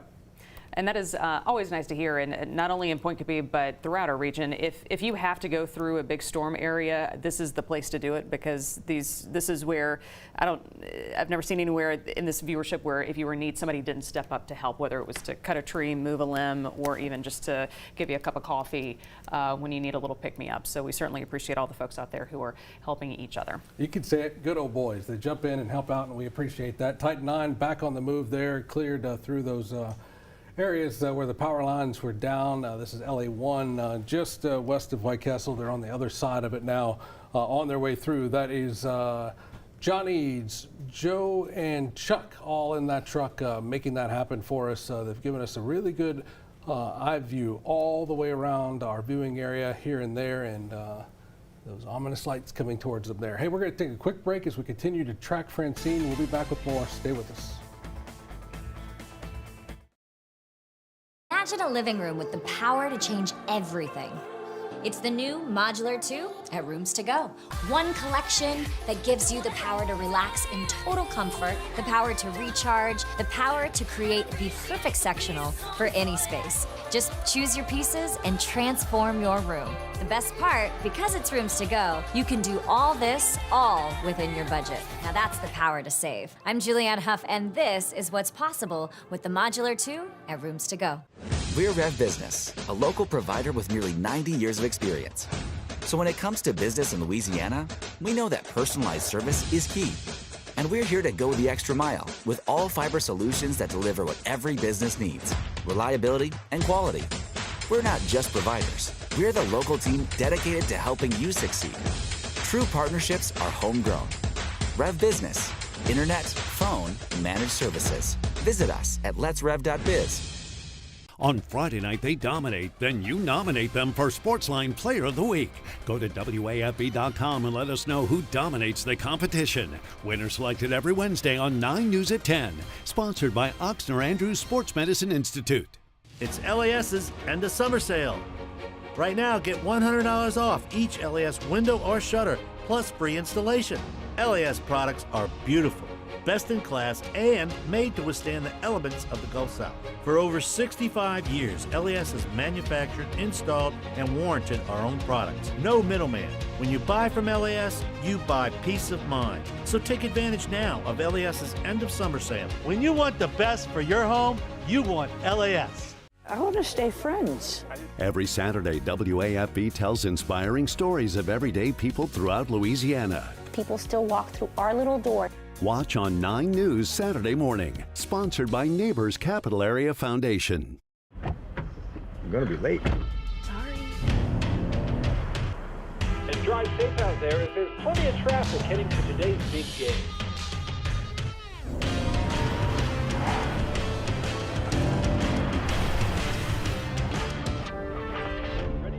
You almost missed the start of the game. Right now, qualified lessees can lease a new 2024 Tundra SR5 for $439 a month for 36 months. Offer ends September 30th. September is Prostate Cancer Awareness Month, and WAFB and Our Lady of the Lake Cancer Institute want you to know that screenings are the best defense.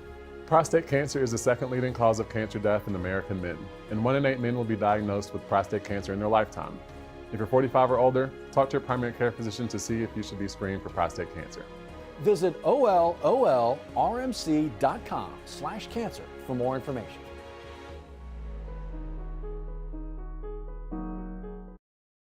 WAFB 9 News, tracking Hurricane Francine. 7:59, right at 8 o'clock here on this September 11th. What a day in our country, what a day today, as we are tracking the remnants of Francine as she continues to move on through our area. The Denham Springs Fire Department is out and about in Livingston Parish. We've gotten these pictures here. Oh, you see an arcing there, but that's from a power line. Guarantee it from one of those transformers. That's from Hope Rayburn. Thank you for sending that in. Something to see there. You can hear maybe some kids in the background. They'll have a story to tell for some days. unfortunately, it's close to some trees, and you start to see some smoke there. Yeah, you can also almost hear a buzzing too, which kind of gives you an indication of that it's probably, yeah, again, dealing with those transformers or those lines. Ooh, a tough situation there. And again, thank you for sending. Then, if you have weather video that you see and you can safely get it, we obviously don't want you to put yourself in harm's way, but you can send that to us through 9reports.com. That is that's the Shadow Springs neighborhood there. Yes. In Denham Springs. In Livingston, staying in Livingston Parish, we also have video of this, a massive tree down that snapped right there at the base, unfortunately falling on this home here. We're told that this is East Lakeside Drive. There in Livingston Parish. I believe this is from the sheriff's office. Actually split twice. You see that's all that? Yeah. Oh, that is, you know, that is the fear with these beautiful oaks. They're beautiful things. I have one in my yard that I love it for the shade, but when these storms roll through, I certainly look at it with a lot of caution and a lot of prayer that it stays where it is. It is. Man, it found that house right there on the edge of it. Looks like everybody is safe there. That's East Lakeside Drive, of course, in Livingston Parish. Whew, tough one there. All right, let's get back over to our Johnny Asian. He is standing by over in the traffic center. We've got a number of road closures here and there. Small roads, big roads. Keep in mind, if you drive around one of those road closure signs and you get stuck and that's reported, your insurance won't cover that. So be careful when you're out there doing things like that. I know you want to get home, I know you want to get around, but that's why they put those signs out there. Johnny. That's an important reminder, Greg. Yeah, we've had that come up in several other storms. All right, so let me start you out with a couple of things this afternoon. I think we're still in the evening. We're going to start you out right here with the Pontchartrain Causeway closure. I got off the phone a little while ago. They are still closed north and southbound in the New Orleans area. I've been talking a lot about New Orleans area and some of the outlying areas. Thought I'd show you some maps, some cameras here in the Baton Rouge area. This is our WAFB Gordon McKernan First Alert traffic camera right near College Drive, and that's facing toward the downtown area. So far, so good. Looking okay in that area. Bridge traffic is steady flowing. It's light traffic, and we're seeing a little more traffic than we expected, actually, but it's a good flow of traffic into and out of Baton Rouge on the I-10 bridge. East Baton Rouge Parish garbage pickup for tomorrow will resume, but it will be a later or delayed start so they can get out and assess the roadways before they put the trucks out to pick up your trash. So trash city parish offices will be closed again tomorrow, but curbside garbage recycling and out-of-cart services will resume.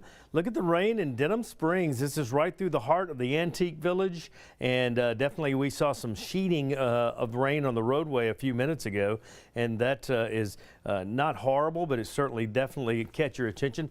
Now, you're not going to be able to see details on this, but I wanted to point out a couple of things to you. Baton Rouge, for the most part, is kind of holding our breath because it hasn't been near as bad as some other storms. We do see some power outages. This is going to be in the Prescott-Mohican area, in the North Baton Rouge area. This is going to be right off of Airline Highway across from the Amazon facility.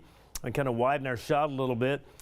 Pretty much all of the Nicholson-Gourier Lane area, right in this area, that's going to have some power outages. Pretty much all of Tigerland is out of power. We did mention, we had Dion Guillory a few minutes ago talk about the Gardere Lane area, and that's definitely an area of concern. And Hill Park Avenue and Hill Ridge, way down here, kind of off of Burbank near the soccer fields or whatever, that is power outages there. But look at the green. We have more green than red, and that's what we were hoping for.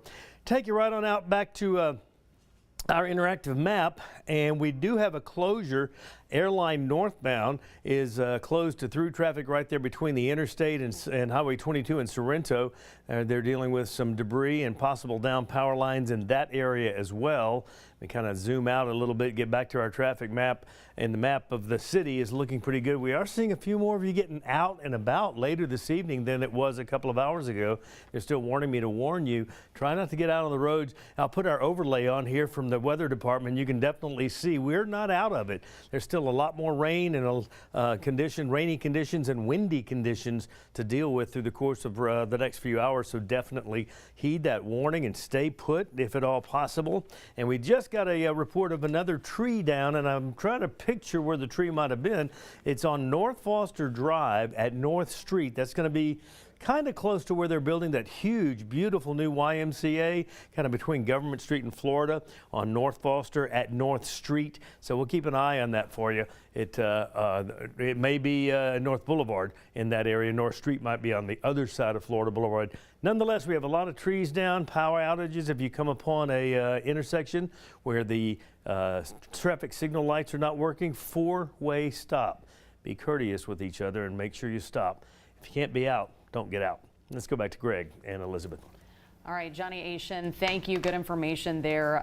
Definitely, if you can stay home, just stay put and ride this out. It's after 8 o'clock. You need to be in bed anyway. Thank you.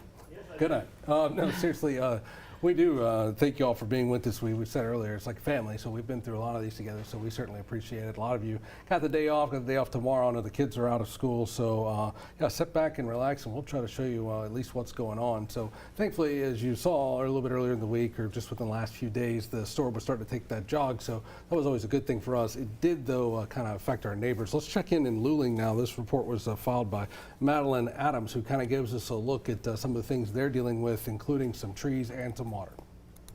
Well, here in St. Charles Parish, the conditions are definitely worsening as Hurricane Francine approaches. The rain is intensifying, the wind is picking up, and the water is rising. You know, we spoke with St. Charles Parish President Matthew Jewell earlier this afternoon. He said the biggest threat to this parish right now, the rain, of course, and wind-related issues like power outages, street closures, and of course, potential structural damage. And of course, just 3 years ago, Hurricane Ida devastated this area, all of southeast Louisiana. So with that storm in recent memory, Jewell says he knows his residents took this storm very seriously and prepared well as they braced for impact.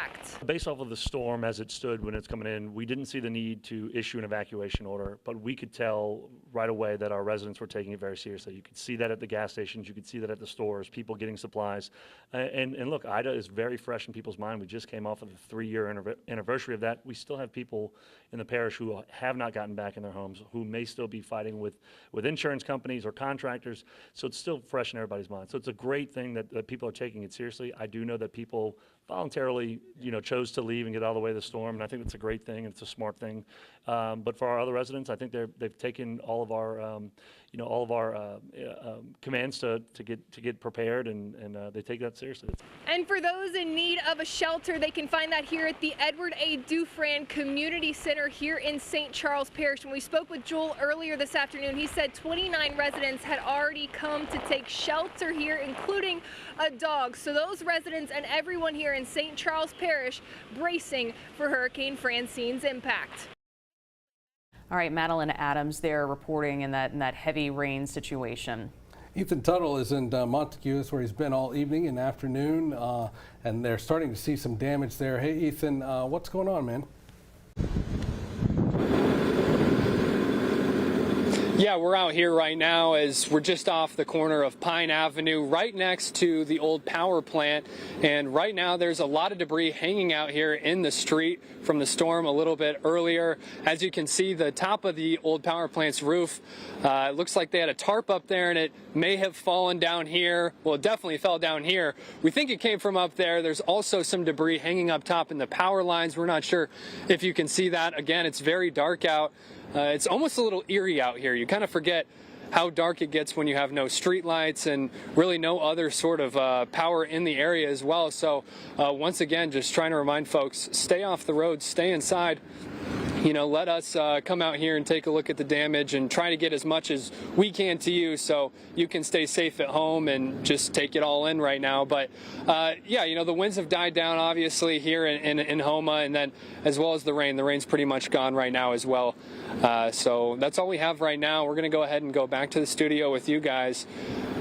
I'm Ethan Tuttle here in Houma. Ethan, thank you so much, and stay safe as you're moving out there in the dark. It does get tricky moving out there, and that's kind of what makes part of these storms with the landfall, with the nighttime landfall, makes it very dangerous, is because you can't really see some of the hazards that might be surrounding your neighborhood. Yeah, speaking of those hazards, let's take a look here closer to home. This is off of North Foster. Some big-time trees down over there. Obviously, some winds. When those wind gusts were coming through, I think Steve said something about a 54-mile-an-hour wind gust at the airport. When those winds rush through, boy, it can knock those trees down in a hurry. So North Foster, right there near North Street, tree down over there. Joining us now on the phone, we have the mayor of Denham Springs, Gerard Landry. Mayor Landry, thank you for taking some time and talking with us earlier. We actually showed some video from the sheriff's office of a tree down in a home, so we know that there are some wind damage already in your area. So what are you seeing in Denham Springs? Well, right now it's a little light rain. It seems like it's getting a little bit heavier. We've lost 2 trees, one on River Road and one on Hatcher Lane. But so far so good. It looks like it's trying to get a little bit heavier, but we'll hope and pray for the best. It is certainly refreshing, and it's encouraging every time that we've checked in with officials that the word is so far so good, and we're kind of blessed. We're in a good shape right now, so that is encouraging. We certainly hope that continues to be the case as we move through the night. Yeah, whenever that storm started to veer to the east, well, we were just so excited to see that, and it's held up, and we're so grateful and so blessed to be safe and sound tonight. Mayor Landry, it's good to hear you, and good to hear you all in good spirits and in good sorts. Obviously, 2016 is such a big thing for so many of y'all. I know that there's literally PTSD from that storm, and so you start to think about these storms when they're coming. Is that always in y'all's preparation now, just in case one of these things parks over top of us? Well, of course, you can never get over this. This was 8 years ago, and we all suffer from post-traumatic flood syndrome. Mm-hmm. And even on a heavy rain like we had last week with about 4.5, 5 inches, I think it was like last Wednesday or Thursday. Mm-hmm. People started to get excited, and it's hard to it's just hard to realize the trauma that an event like that how long it stays with you. So, God's on our side, and we work very diligently to work with our citizens and try to make sure that they understand that we're trying to do the best that we can. And, we'll all work together like we have in the past. So, all right. Well, thank you, guys. Absolutely. Thank you guys for getting the message out. This is important that our citizens hear that everything's okay. Well, absolutely. Denham Springs is a very prayerful community, and I know their mayor is a very prayerful mayor. So, y'all's prayers are answered. We appreciate that jog to the east. Thank you, sir. Appreciate you. Bye-bye.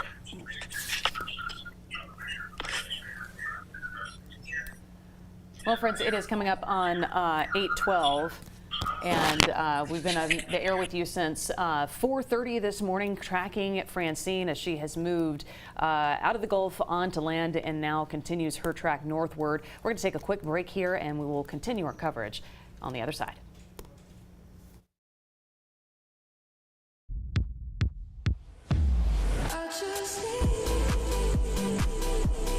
The excellence of driving a Buick is matched by the excellence of the dealership experience when you own a Buick.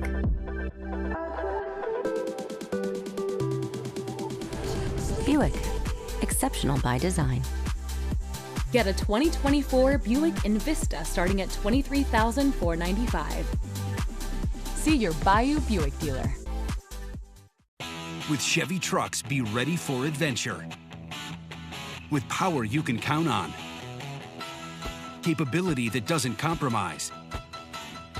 A hard-working EV with more range than any competitor and the potential to take you anywhere. It's Chevy truck season. Get 1.9% financing plus make no monthly payments for 90 days on all 2024 Silverado 1500 pickups. See your Super Chevy dealers today. It's lush green fairways that end at perfectly manicured greens. It's sand, water, and lines of trees to navigate. It's the miracle of planning that combines breathtaking natural beauty with legendary course design. It's Alabama's Robert Trent Jones Golf Trail. Some say it's the best public golf on earth. Visit rtjgolf.com to plan your trip to the trail. There's DNA. Then there's heavy-duty DNA. HDNA. It's engineered into every aspect of the GMC Sierra HD. With the pulling power to prove it. Tow hitches of the world, prepare for glory. Get 5.9% APR for 84 months on Sierra heavy-duty Denali models. That's over $5,300 in average finance savings. With FanDuel, a 3-week free trial of NFL Sunday Ticket from YouTube TV means more hunches. Buffalo. New customers bet $5, get $200 in bonus bets. Plus, every customer gets a 3-week free trial of NFL Sunday Ticket from YouTube TV. Only from FanDuel, America's #1 sportsbook. At Murphy Law Firm, we've won just about every type of injury case you can think of. From dog bites, premise liability, auto, motorcycle, and truck crashes. We've won them all. Seriously injured? Call me, Attorney Peyton Murphy. The First Alert Radar Network is sponsored by Garcia Roofing. Thinking about a tankless water heater? Let Southern Air help you say goodbye to cold showers and hello to endless hot water with our tankless water heater. It heats water on demand, so you'll never run out of hot water again. Plus, it's more energy efficient than traditional water heaters, saving you money on your utility bills. Upgrade to a tankless water heater today and enjoy hot water whenever you need it. Call Southern for your free estimate today. 225-777-8888. All right, joining us now from New Orleans, Michael Yoshida from CNN, correspondent there. He's on Decatur Street with a look at the conditions there, and honestly, a little surprised by all the wind there. Hey. Hey there, Greg. Yeah, you mentioned we're here in New Orleans, right in the French Quarter, and it was a few hours ago when we saw those conditions really start to intensify from Francine, and for the most part, it hasn't let up. You can see the wind, the rain right now. We've actually moved behind a large building here to protect ourselves, but I want to just look further down. For those who are familiar with the area, we're right by Jackson Square, Cafe Du Monde just a little bit further as well, and you can see the wind and rain just whipping across in the open areas. And thankfully, for the most part, you're not seeing anyone out here. Obviously, a very popular spot, but the last few days, as with most of the parts throughout the state, they've been asking people to hunker down. It seems for the most part. Yeah, but I can't hear anything because this other IFB is busy too. When we talk again about those winds, let's take a look this way. You can see one of the signs that was left up by one of the businesses here, I think Walgreens, seeing further down the street, just whipping in the wind. Not as much as we've seen it, but still just gives you another sense of all of the conditions that New Orleans is experiencing right now. Of course, officials, they've been preparing for this, preparing for the power outages that we're starting to see pop up. But officials a short time ago announcing that obviously until these winds die down below that 30-mile-per-hour threshold, crew's not going to be able to get out. So if you are without power in this area, they're saying hopefully you charge those batteries, you have all the food and everything else you might need, because it could be some time before they see those lights come back on. Elizabeth in Baton Rouge, and we certainly appreciate you giving us a report from there. I can see the wind in your face. It's hard to keep your eyes open. New Orleans is, the trouble spot for them is always the flooding in this situation. Have you seen any kind of problems with the streets going under and where you are? Yeah, so here on the street, hasn't been that bad so far. Take a look. Again, you can see some of the first responders' lights flashing as they make their way through. When we were here yesterday, I had a chance to speak with the gentleman who owns the business right by us, and he said that was the concern. Would the drains keep up? I mean, obviously you can have the best drains in the world, but if you start getting those inches and inches of rain in such a short time period, as they've seen previously, you'll see the street flooding. But at least for right now in this part of the French Quarter, doesn't seem to be too bad here, although we do have those warnings and those alerts coming up for those flood concerns. So something we'll be keeping an eye on as the night goes on. All right, CNN correspondent Michael Yoshida in New Orleans there in Decatur Street, right next to Jackson Square. Thank you so much. We appreciate that. All right, well, it is 8:18 coming up on 8:20 here. We've been with you since 4:30 this morning. We have our whole team spread out throughout the area. I believe our John Eads is still on the road. Last time we checked on with him, he was on LA1 outside White Castle, had encountered some downed power lines and a very eerie scene out there. So, John, where are you now and what are you seeing?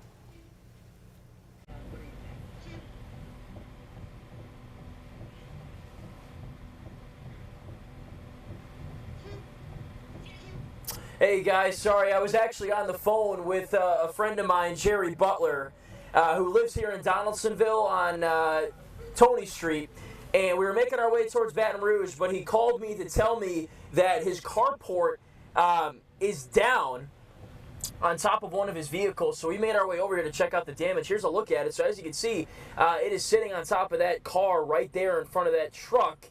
completely collapsed. By the way, this area has had power on and off, so they're certainly going through it in this sector of town over here in Donaldsonville.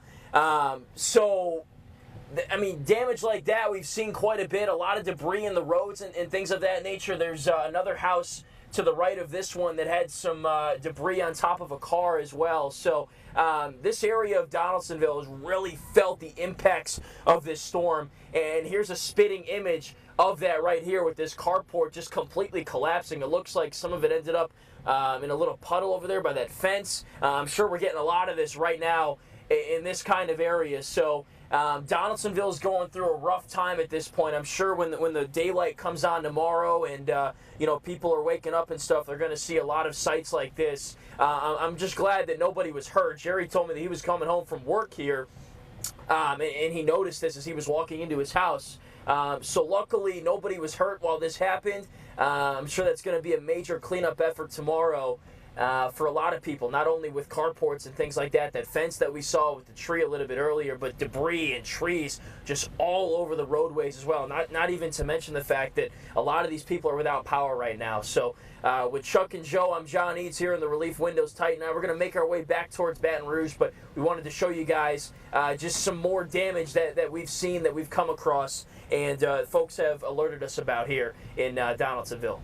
All right, John, thank you. And our Steve Caprata telling us that Donaldsonville right now is seeing wind gusts about 6 to 8 miles per hour. So certainly not surprising to see some structures come down. And that's just really unfortunate with the carport. And then earlier, John had showed us the tree down. We have actually learned since that was the Beker Shalem Jewish Cemetery in Donaldsonville, where that tree had come down on a fence. So with 6 to 8 mile per hour winds, that's to be expected. Yeah, that's higher than so far what we've had in Baton Rouge. I think 54 was what they spotted over at the airport. Cinnamon, and I apologize, we have our Dion Guillory, who is standing by in our alert center with a look at some of the things that you guys are seeing. So many times our viewers, you are eyes and ears on the ground as well. Dion, what have you been seeing? Yeah, Elizabeth, first off, I want to say thank you to the viewers, because without you, we wouldn't be able to show these images. You have been our eyes and ears on the ground. As long as it's safe to do so, please continue to do it. But I want to show you these pictures that we've got through our 9 reports. This first picture is from the Grandwood Apartments in Patterson, and I'm going to blow this up. Our technology lets us blow this up a little bit so you can get a better picture of it. But you can see this tree here, but behind it is a tree that was just toppled down by the wind here. And then also here, you can see a closer look at a different tree and also some flooding in the apartment complex area here where the cars are, but there's some flooding here in the grounds here. And I want to scroll up as we move further down here. This is lightning during the storm in Belrose. Now I'm going to make this a little larger so you can see it a little better. And then it's going to be very quickly. So I'm going to play this, and then you'll see the lightning and then darkness. That's how quick that video is. So that's what people have been seeing, that lightning from the storm as it continues to move closer to us. Now also this is another picture. You know, John Eads was in Donaldsonville, and so he just showing us some images there. I want to show you something else from Donaldsonville. A power pole knocked over, blocking the road here. This is Highway 405 in Donaldsonville, where you can see just how whoever's lights on their car is giving us an image and giving us a light so we can see that this power pole is blocking this road, this highway here in Donaldsonville. So you can see that some of the damage that's being left behind by this storm. Also in Donaldsonville, some people, we've gotten a lot of videos of people playing forecaster in the storm. It's fun, but be careful if you're going to do that. This video, this picture from someone saying they lost their favorite tree, grateful that it didn't hit their home. But you can see, take a look at how massive the roots are on this tree and how it was just toppled over by the wind from Francine. And as they said, luckily, it didn't hit their home, because it could have been much worse. And I was out earlier, and we've seen trees and tree limbs around the area. In one part of Baton Rouge on North Foster near North Street in Hermitage, a tree just blocking all 4 lanes. DPW crews out there working right now to try to clear that up. But here's something else I want to show you. Power outages.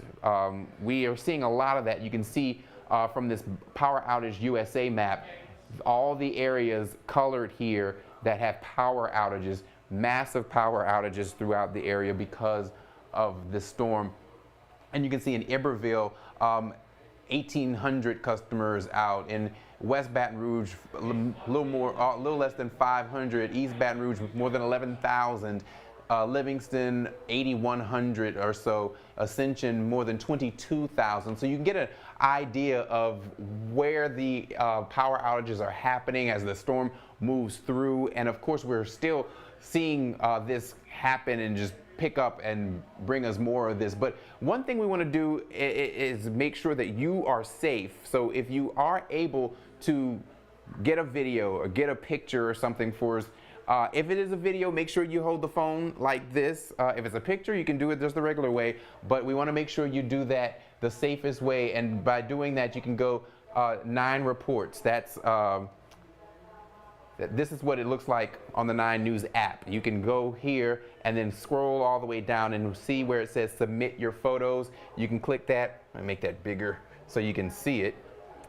Submit your photos, and that way you can be our eyes and ears in your neighborhood, so we can bring the story of what this storm is doing, what the storm is bringing, what the storm is leaving behind in our area as we continue to cover this. And Greg and Elizabeth, it seems like we still have some ways to go here, but lots of great images and great to know that no injuries with these so far.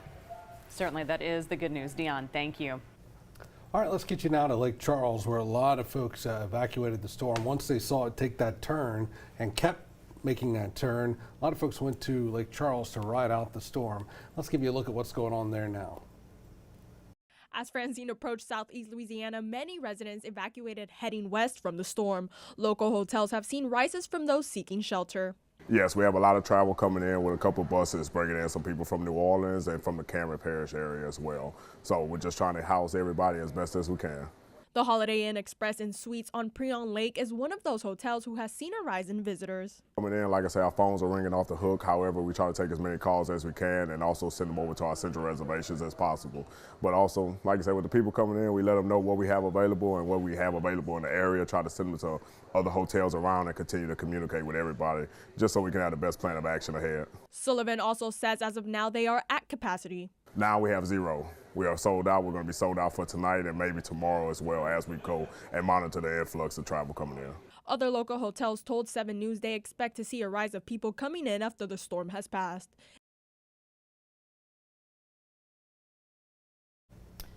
So as we continue to kind of check in on our region, let's show you some new video that we're getting in as we check in, or some pictures here. This is in Gonzales, Herald Road. Viewer sent in. You can see a pretty large tree there down on some power lines. It's hard to see if that landed on any houses, but certainly that's going to be a good cleanup area effort in that area. And that is probably what we're going to see a lot of as we move into the daylight hours. Yeah, you know, it can be something as simple as a tree go down, but I mean, it can change your life forever, especially if it hits your house. So thankfully, it looks like the folks there on Herald Road in Gonzales are okay. All right, let's get you to Belle Chase now, where we've got a little look at some of the winds as they rolled through. That truck taking the brunt of it right there. This is Belle Chase area. This is probably just a little while ago when the first part of the bands were going through. Okay, you can see right there, 7:05, right there, September 11th. Thank you for that marker. Folks there in Belle Chase still with power at this point. Some of that is changing as the power kind of goes on and off. But you saw that car barreling through there. That's a lot of wind and rain in Belle Chase. We also want to give you a look out in Hammond. This is from an apartment complex where they are seeing some the winds pick up.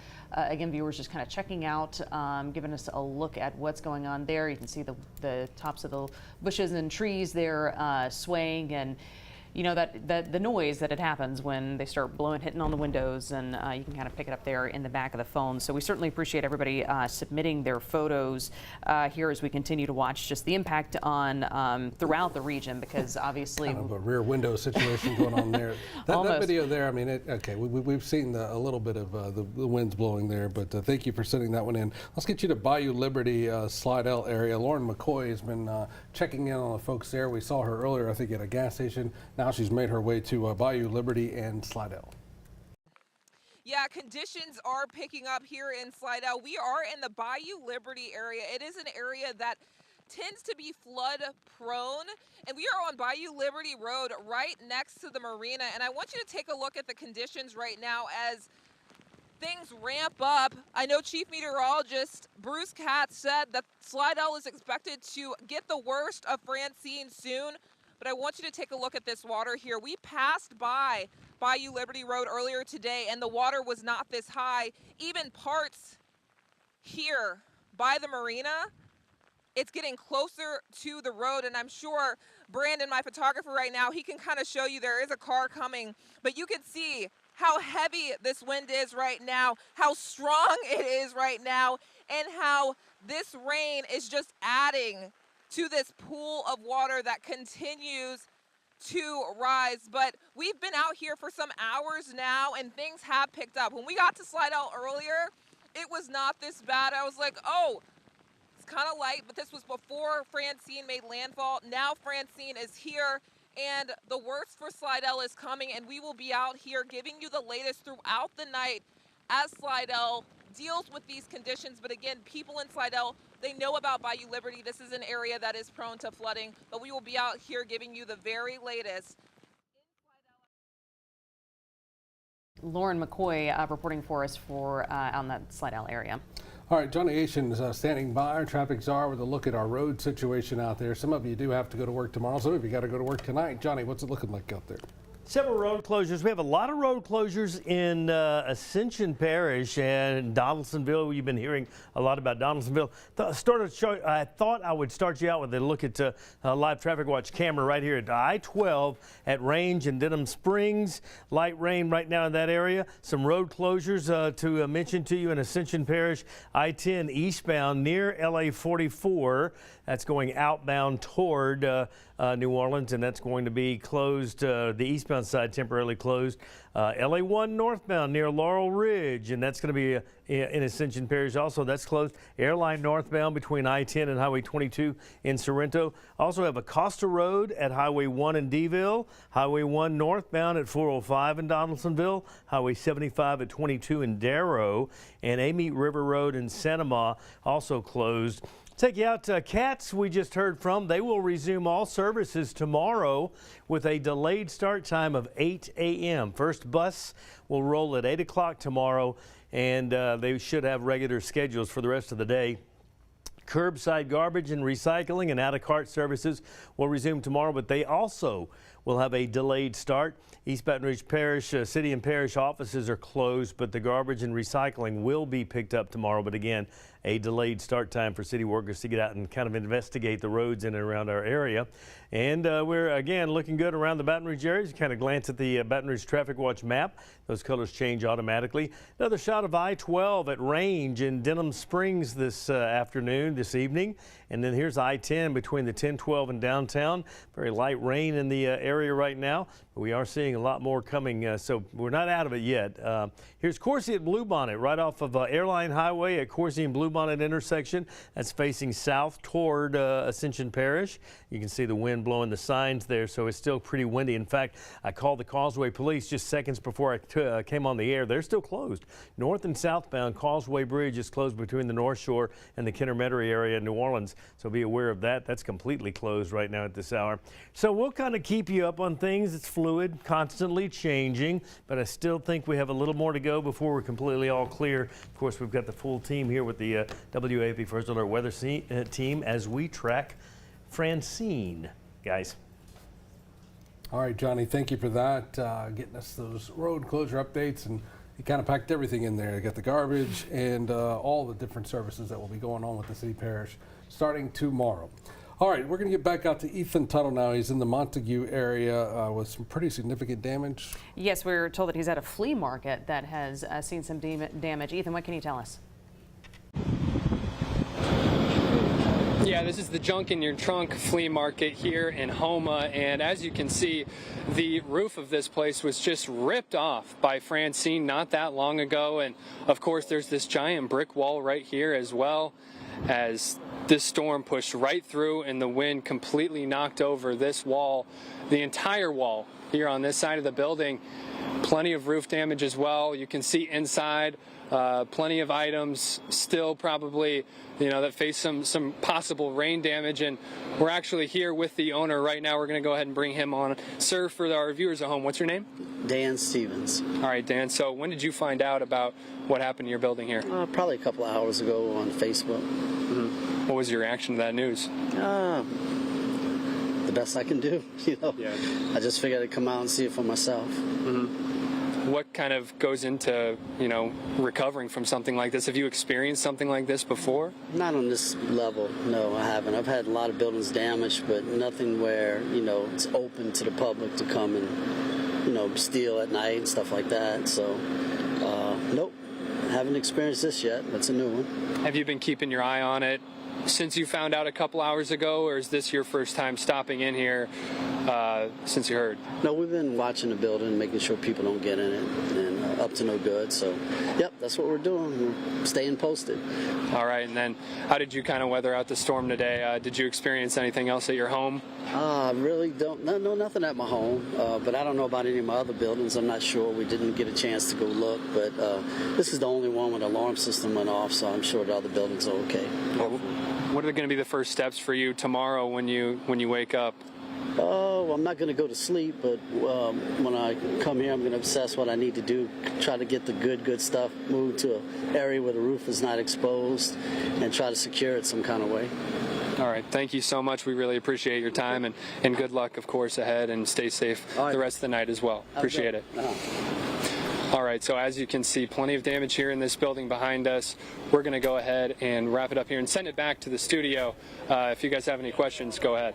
All right, Ethan, thank you. Before we get you, we are getting some reports that there might be some water over there in the Houma tunnel.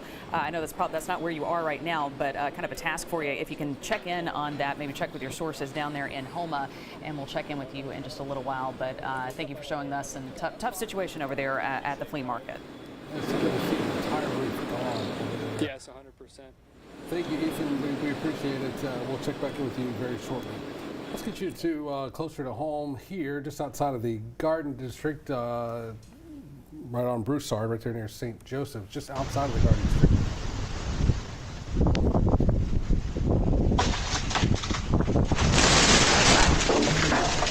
Let me see one of those doorbell cameras, man. See in real time, just that tree snapping. Ooh, that's scary. It is, and that's... I'm sorry, guys, in the control room. It's not Broussard, Louisiana. It's Broussard Street. In Baton Rouge. Yeah, not too far from here. Yeah, this is always a scary situation, especially, and this is in the Garden District, which is, of course, known for the live oaks in that area. But this is always the concern in a storm when you have these big, beautiful trees out there is which limb is going to go, and if there's going to be a limb going. Thankfully, though, it looks like it missed the house, just kind of brushed the porch there. So that certainly, as we've seen in some of these other pictures where trees have landed squarely on homes, and it can really, as Greg said, just one tree, one bad limb can change your life and certainly flip your world upside down. So we appreciate the viewers who sent that in. Megan Simino, who shared that with us today. So thank you. Let's get you out to Livingston Parish, where they are working to clear roads. You see the chainsaws are going.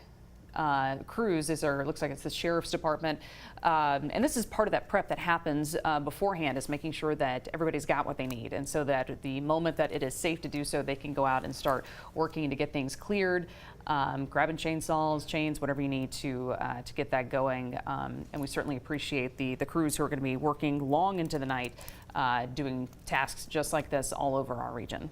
One of those crews that's worked into the night is our Matt Venezia and Brandon Shackelford. They had the assignment today to be in Morgan City, Louisiana. They were by the seawall all evening and all afternoon. Let's check in with them one good time there in Morgan City. Matt Venezia. Continuing to bring you coverage here in Morgan City, and as you can see now, it appears that nightfall has fallen upon us. I mean, if you look, take out the clock for Brandon and I here, I mean, it seems like we got out here when it looked like this earlier this morning. We've had coverage all day long, starting at around 4:30 this morning for this wall-to-wall coverage of Hurricane Francine, which, by the way, seems to, it's obviously still here. The wind is definitely gustling around, but we saw the brunt of it a lot earlier, and here is some of the aftermath that Brandon's walking and showing you now. You see some of the debris, some of the mucky water. You see some of the branches that have fallen down. We actually just had a man from the corner over here just say that a couple of shingles ripped off his house, but nothing too extreme as far as what his property suffered. But you do see here that in this little alleyway, again, we're in this historic district of Morgan City. The tall seawall here on the other side. You got the bay. So this is kind of where we've been all day. The lights here that you see, they've been kind of flickering back and forth, swaying because of the winds, and that's probably the most that we can say we've experienced over the last maybe hour and a half, is that the rain has somewhat actually settled down. That's somewhat of a relief, but the wind is still very much a factor, and gustling here pretty good. As you see now, the nightfall has obviously happened, but not too long ago, as the sun, wherever it is, was setting, it kind of created a pink look to the sky, and it actually looks like a faint gray, if you will, to this point in time. So it really created an interesting look at the sky as we continue to see the effects of what Francine, as it's making its way out of Morgan City and pushing towards Baton Rouge, where our guys are back at home. And up to this point, we did look into the numbers, pushing towards 14,000 local residents here that have no power to this point here in the parish of St. Mary. So that is an important statistic that we did find out and confirm. So across the different parts of our viewing area, parts of the different parishes that some of our reporters have been providing updates for, they've been reporting on the outage numbers. That's a number here, close to 14,000 in terms of what the folks here are experiencing. So it's been a long day for us. We are going to call it a night for Brandon and I here down in Morgan City, but we will have more coverage for you as early as 5 a.m. tomorrow and continue it on here with Channel 9 here. And if you want more updates, you can look at the 9 News app as well as WAFB.com. So we'll see you tomorrow morning. But this has been Matt Venezia and Brandon Shackelford in Morgan City. Back to you. Matt, real quick before you go to bed, could you find the sun for us? Check with your sources there. Someone who can probably find it for us, though, our Chief Meteorologist, Dr. Steve Caparata. Do you have any leads on that? Tell you what, man, Francine, you just can't trust her.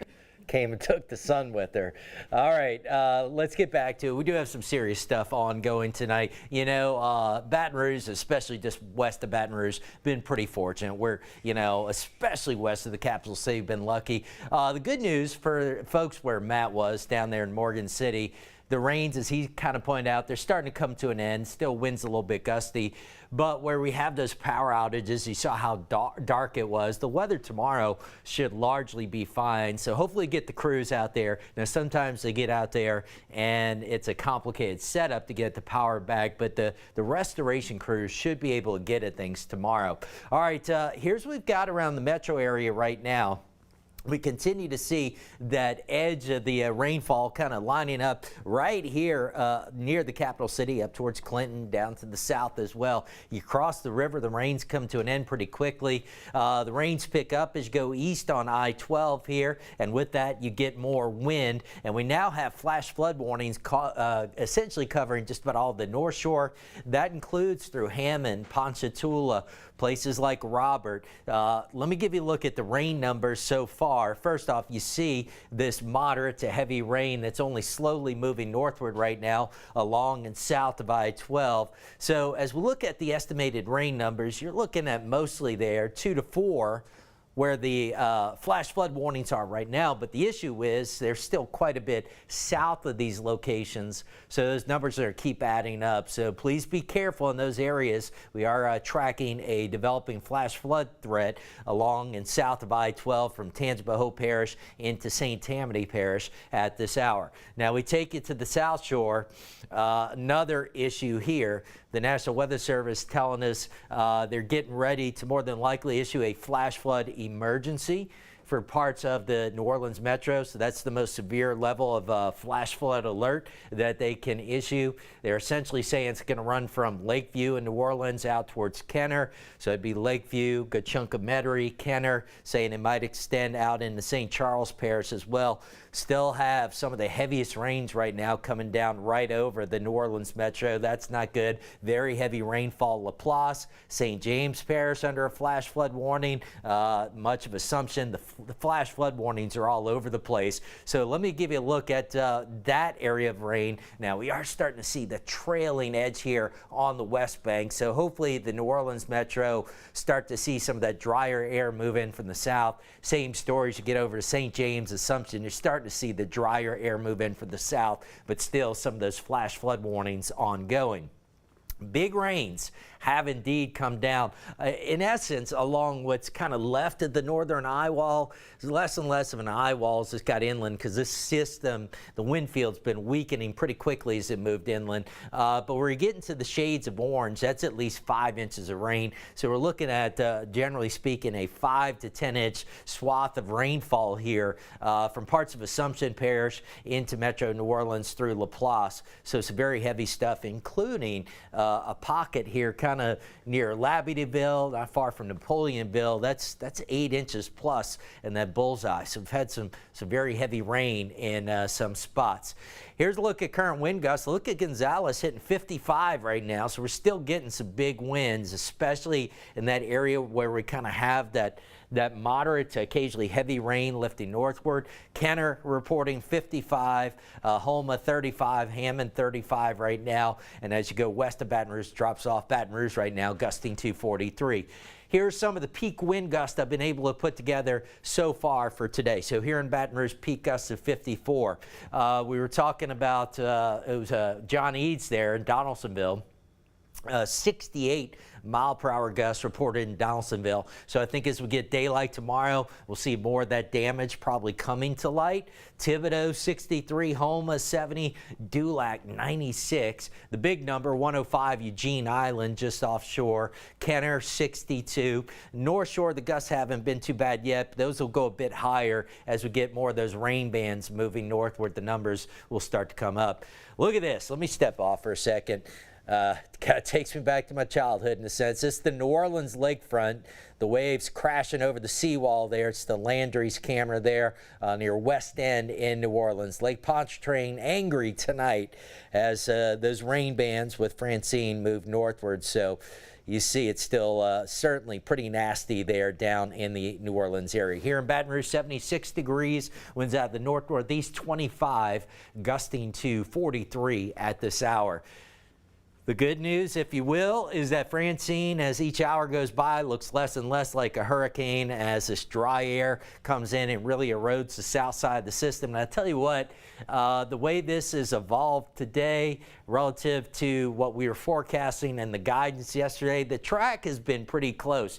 It's never going to be perfect. It's been pretty close, but even the evolution of showing this drier backside of the system, all of that has been fairly well forecasted. So give this another few hours and things should really start to settle down across most of the area. I think the primary threat going forward is going to be some of the flash flooding with these heavy rain bands. But of course, when we're still getting wind gusts of 50 plus, still going to be some more trees coming down and some additional power outages through the night as well. But as I mentioned earlier, around Metro Baton Rouge, the city itself, it's about as bad as it's going to get. Things should start to ease up as we get closer to midnight here, and by tomorrow morning, for just about all of us, much quieter, guys. All right. Let's hope that we dodged a lot of the power outages, Steve, because that storm, it kept moving over, and we appreciate you looking at it there. That Landry's camera, that was the one Johnny was showing earlier, and it's amazing to see how much that has changed throughout the day. There, that's kind of scary too. Yeah, it is. It is. That wind obviously in areas causing some damage, though. Down in Terrebonne Parish is some of the area that we're going to see a lot of the damage. We've got some new video of some crews doing some clearing. Yeah, Terrebonne Parish, 30 miles southwest of Morgan City. That's where Hurricane Francine made landfall about 5 o'clock. You can see that video there. People out there got some good lighting on them. This looks like a movie scene. Somebody cutting down those trees and clearing it. One tree can shut down a whole highway, and sometimes that's the only way in and out of certain places. Especially as you move south and you kind of get into these kind of more isolated communities. And notice, though, even they're out there working, and that wind isn't letting up. It is still quite windy out there. Certainly not even ideal situations there, but they're getting out there as fast as they can, trying to get things cleared up. We saw a video earlier from Livingston Parish deputies also out and about working in the dark overnight. So if you are out there and you are in trouble, take a little assurance and a little comfort in knowing that there are crews out there working, trying to get help to wherever it's needed. Yeah, so often you hear about a government program or something, you never really see the fruition of it, but there's your government there in action, clearing trees with the heavy equipment, getting all that together and organizing that. And sometimes it's simple as knowing who's got the tractor, but they were able to get that off the roads. John Eads is still on the road for us in Titan 9.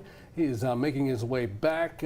John, you showed us some power lines down, a carport there on your friend's home there in Donaldsonville. Kind of update us on what's going on with you now. Hey Greg, we're here in Sorrento, just stopping. We're running a little low on gas, so we might try to stop at this gas station here and get some. But it's a gas station that's actually open right now. The lights are still on, so that's a positive sign, I suppose, out here in Sorrento. When we were in Donaldsonville, really not many lights to be seen. A lot of the traffic lights are out. In fact, as we were rolling out, one of the traffic lights was dangling about 6 feet off the ground, like to the point where if you're driving, you're going to run right into that thing. So definitely don't want to be on the roads right now because you don't want to run into those kind of situations. Even the power line that was down that we looked at about an hour ago. But right here in Sorrento, things look to be okay. There's some people kind of camping out across the street to the left. The lights are still on at this gas station, but it's still very dark. The rain is still coming down. Very, very windy, too. We were driving over the bridge to get back on this side of town, and I was worried that our truck was actually going to, topple over and fall into the river. I don't know how Chuck has done so well driving all day, but this guy, with practically zero visibility for the past hour, has been able to, move us thoroughly, efficiently, and, of course, safely back towards Baton Rouge. So I think the main takeaways right now, the wind's still driving. As you can see with the rain kind of drifting along the roadway there pretty heavily. That's what we've seen really for the past hour or two. And obviously very dark because it's nighttime, but it was very dark before it was nighttime because of the gray clouds and stuff like that. So it seems like it's starting to die down maybe a little bit, but obviously the rain is still driving here, and you don't want to be outside because you're going to get absolutely drenched. But we're continuing to make our way back towards Baton Rouge. This is a look at Sorrento. Joe, if you could pan the camera to the right over here just to give these give the folks a look at the winds. You can see there's a little bit of a sign off this pole. Keep going a little bit, Joe, to the right there. Right there. Look at that. I mean, that's a good indication of just how windy it is right there. So still a lot going on over in this side of town. I think, as Steve and Johnny were mentioning there just a minute ago, it's going to be hard to see the impacts now because you can't see a whole lot, but as everybody wakes up tomorrow and stuff, it's going to be crazy. I'm sure we're going to get a lot of people sending in pictures and videos on our 9 News app of what they're dealing with outside and in the roadways in terms of trees blocking roads, fences being down, carports sitting on top of cars, stuff like that. So that's all we got for now. We're continuing to make our way back to the station with Chuck and Joe. I'm John Eads reporting live from the relief windows, Titan 9. Here in Sorrento. Back to you guys. All right, John, thank you. And certainly a good visual of that wind still going down the road there in Sorrento. And if you're familiar with that area, you know exactly which gas stations, you know that corner of the gas stations. I remember being out there during the 2016 flood. So yes, absolutely. So that wind, not only does it do a number on the trees, but it pushes the water in the storm surge. Take a look at this video here. We haven't seen it yet, but if it's the one I'm thinking it is, take a look there. This is from our storm chasers. Man, that's Cocodrie. You can see the water as it is starting to just come across the water there and surging on in. And how fast it's moving. That's what's always so impressive to me in these storms. It's not just that the water's coming up, but that is a solid current. That is not something you would be able to easily stand in.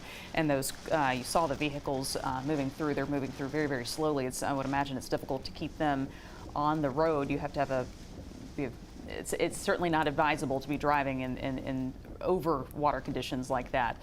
Just kind of an impressive show of what that storm surge looks like and can do down in Cocodrie. That is from the Chicago Midwest Storm Chasers, providing that video for us tonight. They're a very talented group, random that they're from Chicago and the Midwest, but of course they deal with a lot different weather. But that all too looks familiar when they see the wind and look at the trees there in the background. Staying towards the south, we also want to check in with Rob Masson, who was in Mandeville earlier today, taking a look at some flooding in that area. We are at the Mandeville Harbor, where it is really kind of quiet, eerily quiet. You can hear frogs chirping off in the background. The wind is very, very, very gentle to non-existent. We have had bands coming through here. They have already closed the causeway because the winds were measured at about 50 miles an hour out there on some portion. But as you can see, the water here in the harbor across from Pontchartrain Yacht Club, very, very still. We could still see the breakwater out there. Normally in a tropical storm or hurricane, that will go underwater, but you could just barely see the outline of the breakwater, which would indicate that the tide hasn't risen to the 3 to 5 foot level that they said that they would rise as Francine approaches Mandeville. Winds starting to pick up just a little bit right now, maybe feels like gusting to 15 to 20 miles an hour, but nothing like the kind of tropical storm to hurricane force winds we're expecting later. Lakeshore Drive here in Mandeville has been covered. Portions have been covered with water for much of the day. Now it is too deep for regular cars to pass. So Mandeville police have shut down all of Lakeshore Drive, and they are asking people to stay away and stay inside their home until the storm passes. They are still expecting some pretty high winds to come through here later tonight, but for right now, a gentle rain and gentle winds, and it's just not too bad. Although out on the causeway, out toward the middle of Lake Pontchartrain, they are measuring winds of up to 50 miles an hour, and the bridge is now closed. But for the most part, Mandeville is quiet. People are staying inside their homes. People have been very, very busy the last 2 days stocking up. We are getting some reports of some power outages in the Mandeville area, so folks will have to be patient. We've seen a lot of utility crews lined up, ready to go out. I'm not sure if they're still going out now, although we have seen some out and about, but at some point the winds will get too high and they'll have to stay in and won't be able to go back out to restore people's power until things calm down. But for now, here in Mandeville, things relatively calm, and the city awaits the arrival of Hurricane Francine. All right, Rob Masson from just a little earlier on, checking in on our neighbors in Mandeville. We're going to take a quick break, and we will see you on the other side as we continue our coverage tracking Francine. I look at cancer as a very unique disease to an individual patient. Getting everyone's input is important in delivering the best care. Your support is our focus. Together we triumph. Visit marybird.org to learn more. Here sits the McDonald's hash brown, the side that makes every breakfast sandwich better. Let's all be more like the hash brown. Get a sausage McMuffin with egg, hash browns, and medium Coca-Cola for just $4. Order in the McDonald's app. Ba-da-ba-ba-ba. We're Rev Business, the local provider with nearly 90 years experience. So we understand that personalized service is key. That's why we deliver our all-fiber services with the reliability and quality you deserve. True partnerships are homegrown. Rev Business. Sometimes the easiest way to change your home is to change your furniture, which is why we partnered with Rooms to Go on our Drew and Jonathan furniture collection. So whether this is your first time decorating a space or you've made a career out of it, you can feel confident knowing that we've got your back. With styles you'll love today and for years to come, and quality construction that will stand the test of time. So while we can't renovate for everyone, we can give you the tools you need to fall in love with your space all over again. It's the Drew and Jonathan collection for Rooms to Go. NetCredit is here to say yes to a personal loan or line of credit, even when other lenders won't. Apply online in minutes and get funds deposited the next business day or sooner.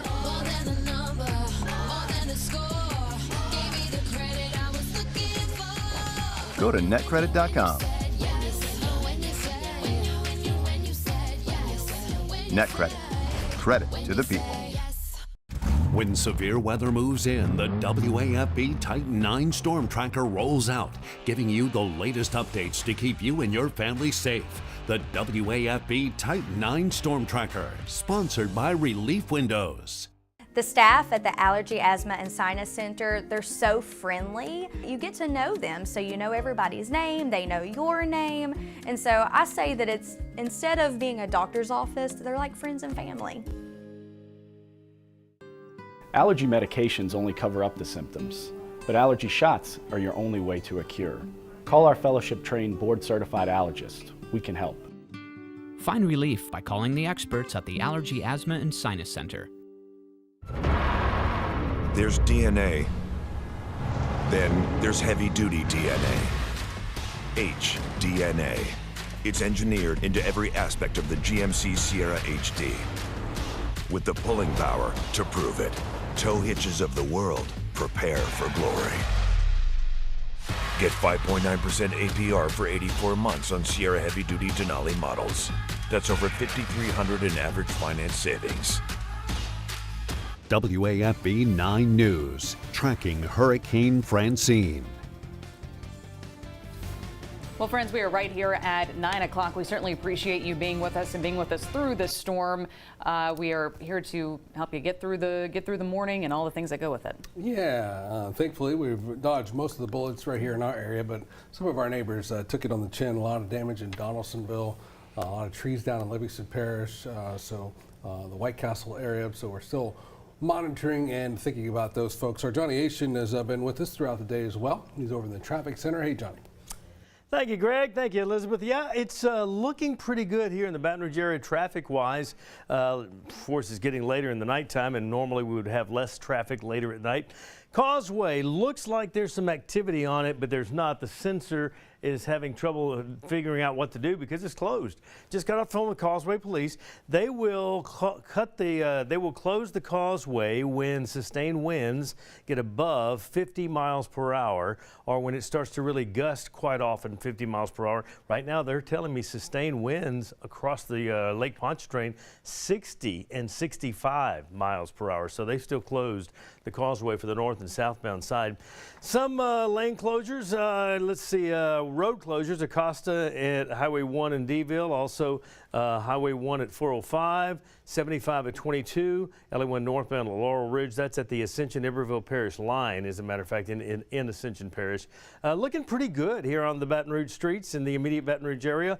And a little earlier, I overlaid Sydney and Dr. Steve's radar with my traffic map. This exact map a while ago, maybe about an hour and a half ago, this little edge right here was way over here by Gross Tate, Rosedale, Maringouin. So I got to think, and I'm not doing weather, but I got to think that's a good thing for the Baton Rouge area.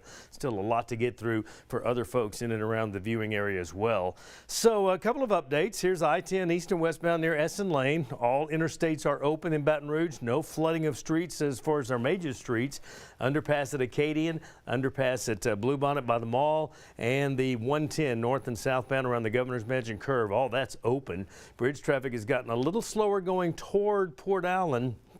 We had a report earlier of a little something on top of the bridge, but I'm not seeing completely stopped traffic there. I'll keep an eye on that for you. And a couple of alerts for tomorrow morning. The CATS rider alert notification is CATS will resume all bus services tomorrow, but with a delayed start time. The first bus will not roll until 8 o'clock in the morning. Regular routes after that. And likewise, East Baton Rouge Parish garbage pickup will resume tomorrow, but with a delayed start as well. Curbside and recycling and out-of-cart services will resume tomorrow again. They need to get out there first and kind of get an idea of what the streets are going to look like before they send the trucks out. So that's our 9 o'clock update from the First Alert Traffic Center. Back to you, Elizabeth and Greg Merriweather.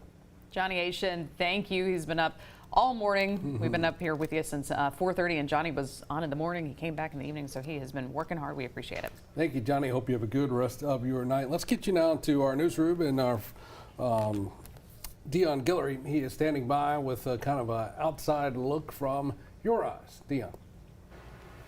Yeah, Greg, before we get to those pictures, those incredible viewer pictures that many of you watching have been sending us, and we want to thank you for that, I want to show you this first. Just in the last 10 minutes, Baton Rouge Police posting this on Facebook, this picture of all the brave men and women in the police force, saying that at 9 o'clock in the last, 3 minutes ago, They had more boots they added on the ground throughout the city, making sure that everyone is protected as the storm continues to move through.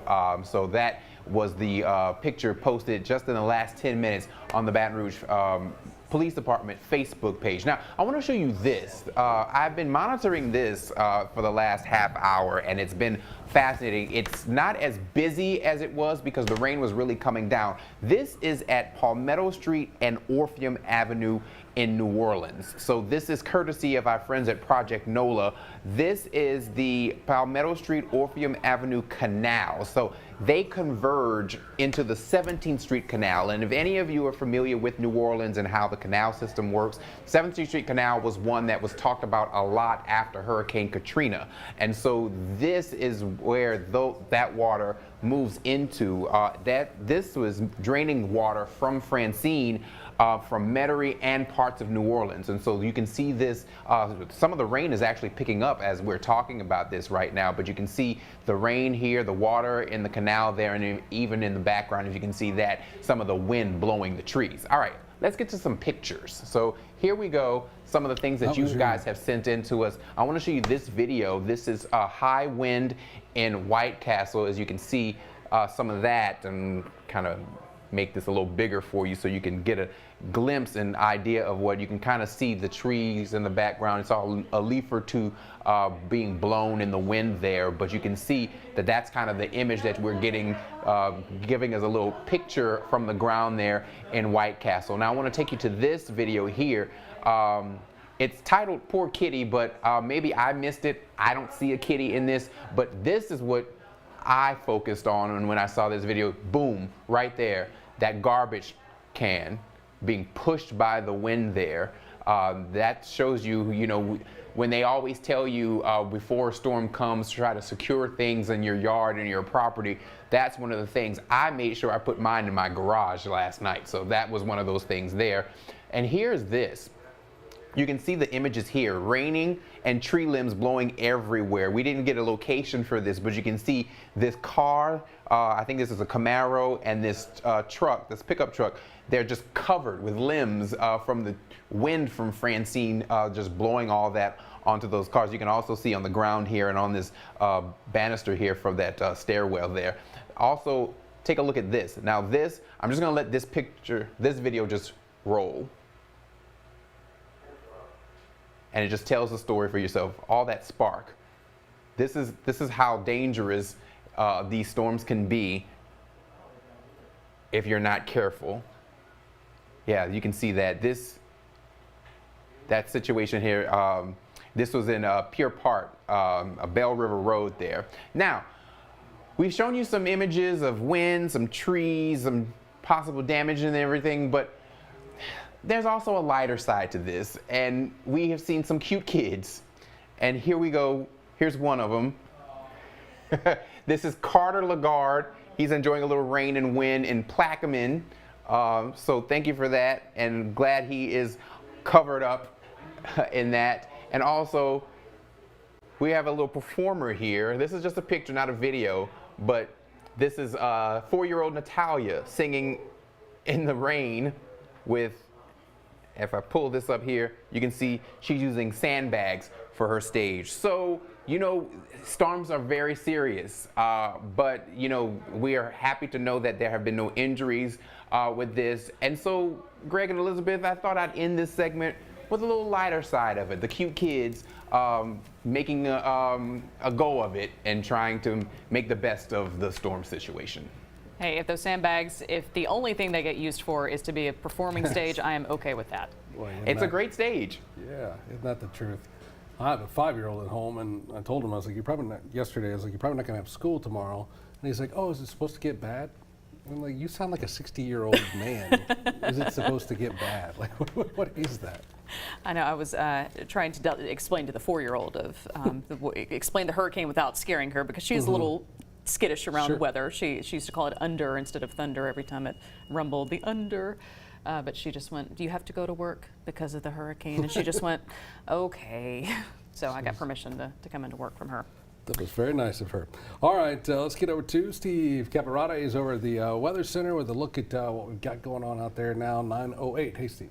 Hey guys, and yeah, you know, a good thing we got to have a light moment there, but did want to point out still some very serious weather ongoing across southeast Louisiana. Let's take a look at what we've got right now. Things are starting to dry out south of I-10 and along the coast, but a number of flash flood warnings in effect. Right here in Baton Rouge, right on the edge, continue to be right on the edge of the rain shield. As long as you're under the rain shield, you're a little more likely to get some of those gusty winds, but especially where the rain intensity is a bit higher like this as you head east from Baton Rouge across Livingston Parish, Tangipahoa, St. Tammany, St. Helena. You're going to start to see the winds picking up here next couple hours. You've probably been waiting on it all day. You're going to see them picking up. Flash flood warning, Hammond, Ponchatoula, Robert, eastward, Covington, Mandeville through Slidell. You can see that one in effect. And I wanted to point out, it still looks like, given some of the wind observations I'm seeing, roughly in this area of rainfall that kind of extends from south I-12 and Livingston across a good chunk of Ascension and then along I-10 back into the New Orleans across the North Shore. We're still seeing pretty frequent wind gusts of 50+ miles per hour. So this band is still producing some significant weather. And in fact, Sidney Goldberg pointed out not too long ago that the airport in Kenner actually reported a peak wind gust of 78 miles per hour. So we had a hurricane force gust at Armstrong International Airport there in Kenner. Now it's kind of right on the lakefront, which subjects them to winds that are a little bit stronger. That happened around 8:20, and it appears to be, you see the deep reds here that are now mostly out over the lake. It probably occurred in that band. Now, that is good news to start to see those deep reds move out over Lake Pontchartrain, because there's currently a flash flood emergency posted across Metro New Orleans, so parts of Orleans, Jefferson, St. Charles, St. John the Baptist parishes. We're starting to see some of those real heavy rains get out of those areas, 5 to 7 inches plus in some of those. All right, so again, back to that idea, and the outline of this, the wind contours almost kind of clues you in where that band of rain I was telling you still producing the 50+ mile per hour gusts. So Gonzales still gusting to 56. Look at that, 76 now in Kenner. So it looks like probably getting another strong gust recently, but starting to drop off down south. Houma at 29 right now. So it's really, it looks like this band that I just showed you on radar near and east of Baton Rouge across the lakes, that's where our strongest winds are left at this point in time. And you remember when we were talking yesterday, all the updates, I kept telling you it looked like Baton Rouge was going to be right on the edge of this, walking a fine line on whether we got in on the strongest or stayed a little bit east. We continue to walk that fine line, certainly getting some pretty gusty winds, but probably a little heavier as you go east of us. All right, let's look at some of the storm surge numbers. Thus far, where we have gauges where I can actually give you numbers, they're not looking terrible. So this one is right on the lakefront on the south shore of New Orleans, about 2.5 feet reported there. Shell Beach, St. Bernard Parish, close to 3.5 feet. You see some surge valleys around 2 feet, including Grand Isle. Eugene Island, that was earlier, peaked around 4 feet. But I will tell you, there was a storm chaser that posted in the National Weather Service chat room. They deployed a few cameras in some of the coastal locations, including Cocodrie. And he submitted in there, I can't share it unfortunately without permission. I don't have permission yet, so you'll have to take my word for it. But he put a picture in the chat room saying this is the last image from our camera before it went offline. And he said the camera was at about 8 feet above ground level, and you can see the water kind of, it looks like lapping at the camera. So maybe some very anecdotal evidence that down around Cocodrie we had water maybe as high as 8 feet above ground or more. You know, it's one of the tricky things with surge. We have limited stations that really measure these water level rises. It's kind of like tornadoes. We come in after the fact and we look at the damage and we're able to kind of give you an estimate of the tornado intensity. We don't get a real good read on where surge peaked and how high it got until after the fact. We're cruising marks. All right, looks like they're about ready to move on from me, and that was about all I had. One other thing real quick, if you guys, you tell me if you need to wrap up, but this is the last graphic I had. You know, we were all talking about in August how thankful we were, how quiet it had been. But I've shown this a time or two the last couple of days to remind everyone, historically, September is actually our busiest month in Louisiana for tropical storm and hurricane hits. In fact, more than 4 out of 10 of our impacts have occurred in September. So here we go again. Sydney and I have been working on a graphic. It's also been really busy since the year 2000. I'll share that later on this evening, guys. All right, Dr. Steve, thank you. Let's get you back out to New Orleans now. You saw Michael Yoshida, the CNN correspondent. He's in New Orleans. He was near Decatur or just off of Decatur. Let's check in with him now to see how things are looking there.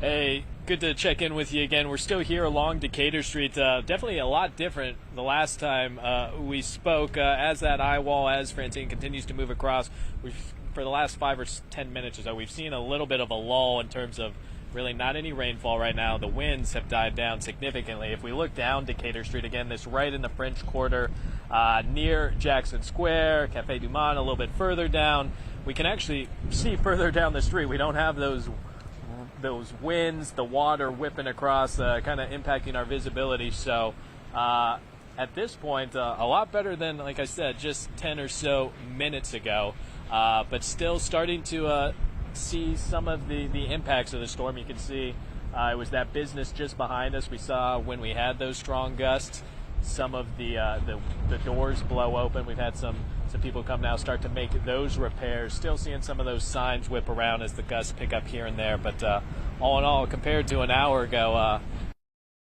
least for right now, although again, as I'm talking, the wind's picking up. So we'll see what happens as the rest of the night goes on. Conditions there have improved. Tell us, do you see any sightseers out there, any tourists walking around at this point now that things have died down a little bit? You know, throughout most of the night, I'd say 95% of the people in the vehicles we've seen been those first responders, thankfully. So people, the tourists even, taking the advice of all the officials over the last 24 or so hours of hunkering down. Let me take a quick look right now. Even right now, not seeing really much activity. So it seems people have been listening. And again, even though we had that lull for a short time, we're starting to see those winds pick back up. So hopefully the tourists, those living in this area, are going to continue to stay at home. Officials wanting them to do that throughout the evening, even into tomorrow to the midday, because once the storm passes, that's when they really want to get out, start doing that assessment, see what potential damage may be out there. And Michael Yoshida, thank you very much. We appreciate you joining us from Jackson Square, just beside Jackson Square down there in New Orleans. Thank you. So back here at home, let's take a look at some of the power outages that we have so far. We've gotten several reports. So from Entergy, we're going to start with Entergy. You can see most of the red down in the southern part of the state. And we are looking at a lot of outages down to the south. I think even Bernard's Parish is particularly, Beauregard Parish is particularly hard hit. Closer to home, EBR, we have about 12,000 outages with Entergy. Ascension Parish has 18,000, Assumption with 8,000, and Livingston with 4,000 people out.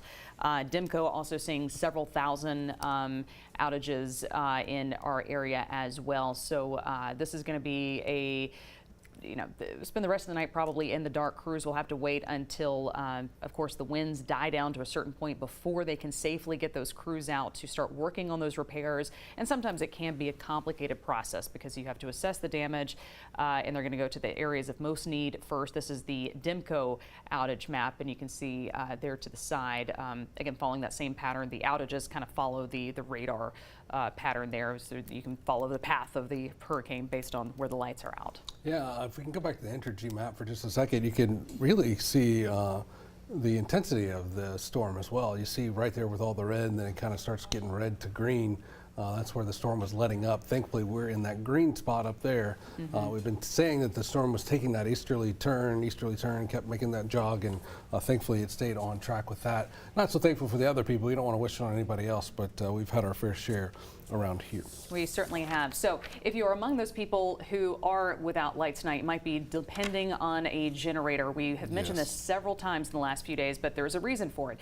The last few hurricanes that we've had, some of the most, we've had more deaths after the storm than actually during the storm. Many of them contributed to generator safety. Even if you follow all the correct steps, we've had cases where people had the generator correctly set up, but somehow the carbon monoxide still made it into the house and you wind up in a very, very bad situation. So we have our team with another reminder here for you about generator safety and things you should remember before you head to bed tonight. Well, during times like these, a generator like this could be your best friend, but not knowing how to properly use it could quite literally be the difference between life and death. While the storm may shut off your lights and AC for a little bit, cranking up the generator is an easy solution. But before you fire up one of these bad boys, you'll want to make sure you have one of these too. Carbon monoxide is a tasteless, odorless gas. You don't know it's there until it's too late. So if you're going to use that type of combustion and generator to power your home or items in your home, you need to have a CO detector that works. The first rule, never use a generator in or anywhere near your house. Have it at least 20 feet away with the exhaust pointing away from your home. Don't allow that exhaust to get up under the eave of the home. It can enter your home that way. Make sure it's a well-ventilated area and keep it as far away from your home when in use. Another common mistake is not making sure you have the right extension cords or other parts that are compatible with whatever specific generator you're using. You'll also want to make sure you have plenty of fuel. In previous storms, more people died after the storm because of issues caused by generators. We all do the preparation, we prepare ourselves, we get ready for the big event. Once the storm passes, we have this complacency to feel like the danger is over. That's when the true danger really begins, and we need to take precaution. So while we still have a little bit of time between now and when that storm is really set to kick in, make sure while you're out at the store getting all your other essential items, you get the right things like the right extension cords and gasoline, anything you're going to need to stay prepared. Chris Rosado, WAFB, 9 News, back to you. All right, Chris, thank you. Now, also with the generators, you know, the zero lot lines and how close the houses are, your neighbor, be careful because they might have it far enough away from their house, but it might be too close to yours. So just watch that very closely because that carbon will seep into those little eaves and it can do some damage. Absolutely. We actually have a little bit of breaking news to get to you now. Our Dion Guillory is following this, some news about a trooper who has been injured in the aftermath of this storm. Dion, what can you tell us?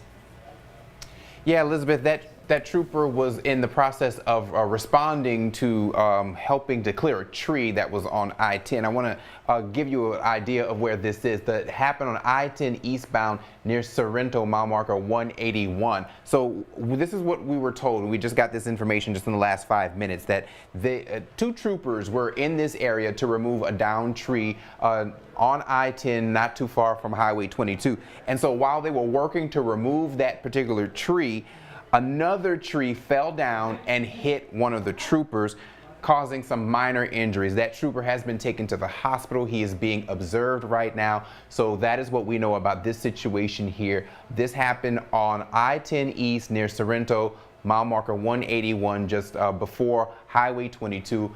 Louisiana State trooper right now being observed after a tree fell on him. Back to you. All right, Dion, thank you for that. We appreciate it. Well, we've been talking about those first responders, and that shows you just how quickly something can happen. Oh, it absolutely can. I remember a few years ago, it wasn't even a hurricane, it was after a tornado, watching, it was in right there in live action of watching someone cutting a line. The line was still taut when the tree came off, it popped off, and luckily in that situation nobody was seriously injured, but it can happen so quickly and so easily. So we certainly will keep an eye on that and check in for an update later. Let's get you out to Terrebonne Parish with it's a funny name, but a terrible thing, Junk in the Trunk Flea Market. The Junk in the Trunk Flea Market is where this happened. This is Terrebonne Parish. This is where Ethan Tuttle and Rick Porte were earlier today. And you can see there, man, the entire roof of that place, a tin roof or metal roof, I should say, ripped off. And what's amazing, though, is a lot of the stuff is still on the tables. Yeah, you know, and this is such a tough situation. It almost looks like a sardine can where it was peeled up, and that's very tough for. We heard from the owner there. He just seemed to be a little bit in shock, to be perfectly honest, talking with our Ethan Tuttle. But it's a tough situation because not only is that building damaged, but now all the inventory in there is damaged. So he said that he's going to be out first thing in the morning trying to see what he can salvage and remove things, get them back into a different situation, and then get back out there. So that is Man, just a tough situation, and I'm sure we'll be seeing more examples like that, but pretty dramatic view of the flea market there in Houma, just the result of the storm there. We also have some video of downed lines and trees in St. James Parish. We can show you a look at that. Here is the McDonald's in St. James, the sign there on the ground. Also some trees that are across the road there. So this is again in St. James Parish. The River Parish is definitely taking kind of the brunt of this, as you know, considering where Francine made landfall. So giving you a look at the results and the aftermath there. I'm still amazed by that junk of the trunk flea market. The fact that the roof was whipped off and there was enough strong wind but there were candles and things still on the table there, including those candles. I don't know what they're called, but they're like the little oil lamps. Like that glass is so thin. Little Gregory's broken a few of those throughout his lifetime, and that's amazing to see how that happened like that. It is. It's fascinating to see what a storm will touch and then what it leaves behind. You always hear, even with tornadoes, where you've heard stories where a china cabinet gets picked up and put down, but then the plates inside are unbroken. You know, it's amazing. All right, let's check in now, back a little closer to home, East Baton Rouge Parish. I first met this man when he was the chief of Baker, covering a tornado and a manhunt and all kinds of things going on out there. Our Sheriff Sid Gotro is on the phone with us tonight. Sheriff, thank you for taking some time with us. How's our parish doing? Well, thank you, Greg. It's my pleasure to be on with you. But I think overall, so far, we're doing pretty good. I was over at our maintenance facility just a few minutes ago, and we were taking chainsaws to different substations for help them cut some trees out of the road. And you know the situation with the lost power here. I think there's about 15,000 or so in the parish. But so far, we hadn't had any calls to our office of anybody hurt or anything else. It's just, you know, it looks pretty much like this is going to be pretty much the brunt of it, and I hope it stays that way. But I'm outside the back of my office now at the airport, and we've had sustained winds of, 15, 20, 25 miles an hour, and we've had gusts, I would say, somewhere around 35 or 40, that you might can hear some of it now. But yeah, I'm very, very, very happy. I'm very pleased. And, every time we get one of these, you've been there with us before, you say a prayer that nobody gets killed or anything, and so far, thank God that hasn't happened here in East Baton Rouge Parish. But but we activated our emergency response plan yesterday, and everybody here, we all know what our duties are, what our responsibilities are. And basically, we bring shifts out early, and they stay out late, and we live a whole shift over on the end. So we'll have double personnel on the road to a lot of the storm. But we started back, I guess it was in May, really. We make sure all of our emergency equipment's running, operating, and then we check it again right before the hurricane season starts. And, we got everything here in place. We're ready to respond to anything that was needed. But so far, it's just been calls with trees down and electricity out and stuff like that. And I hope it stays that way.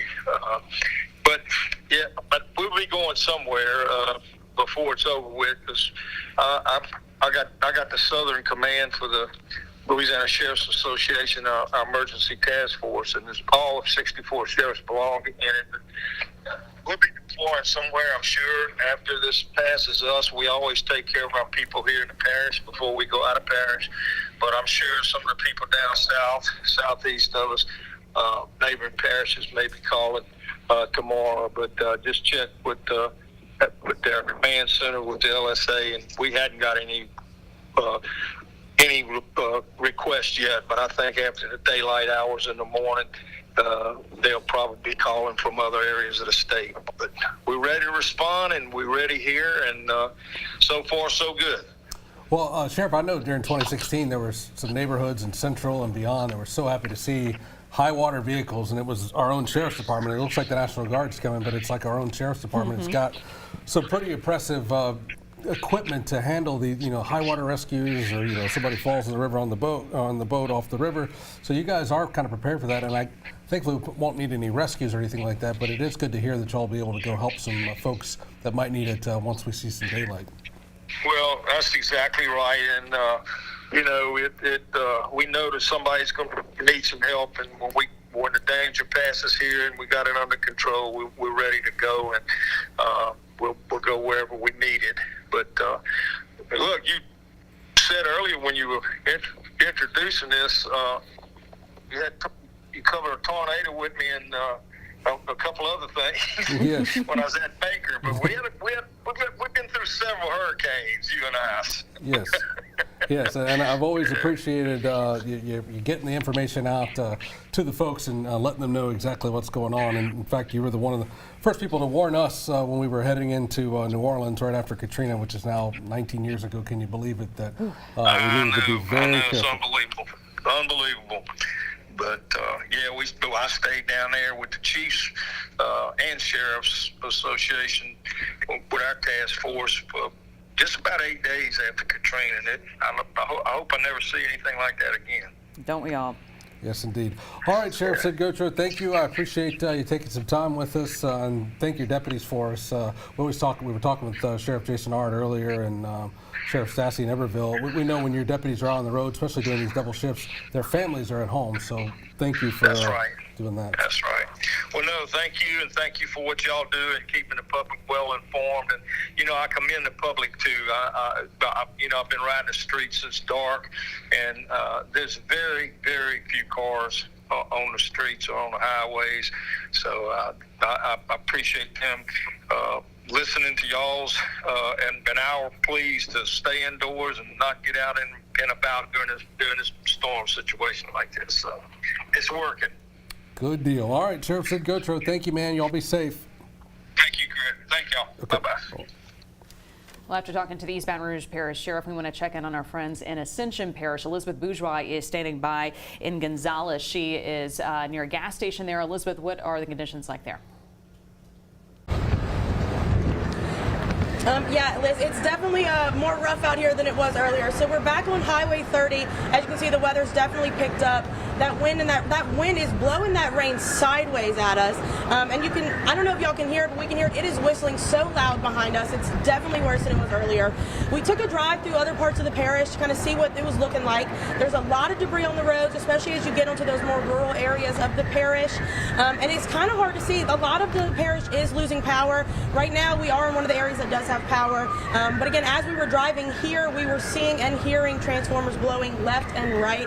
So it's, just a matter of time for a lot of parts of this parish.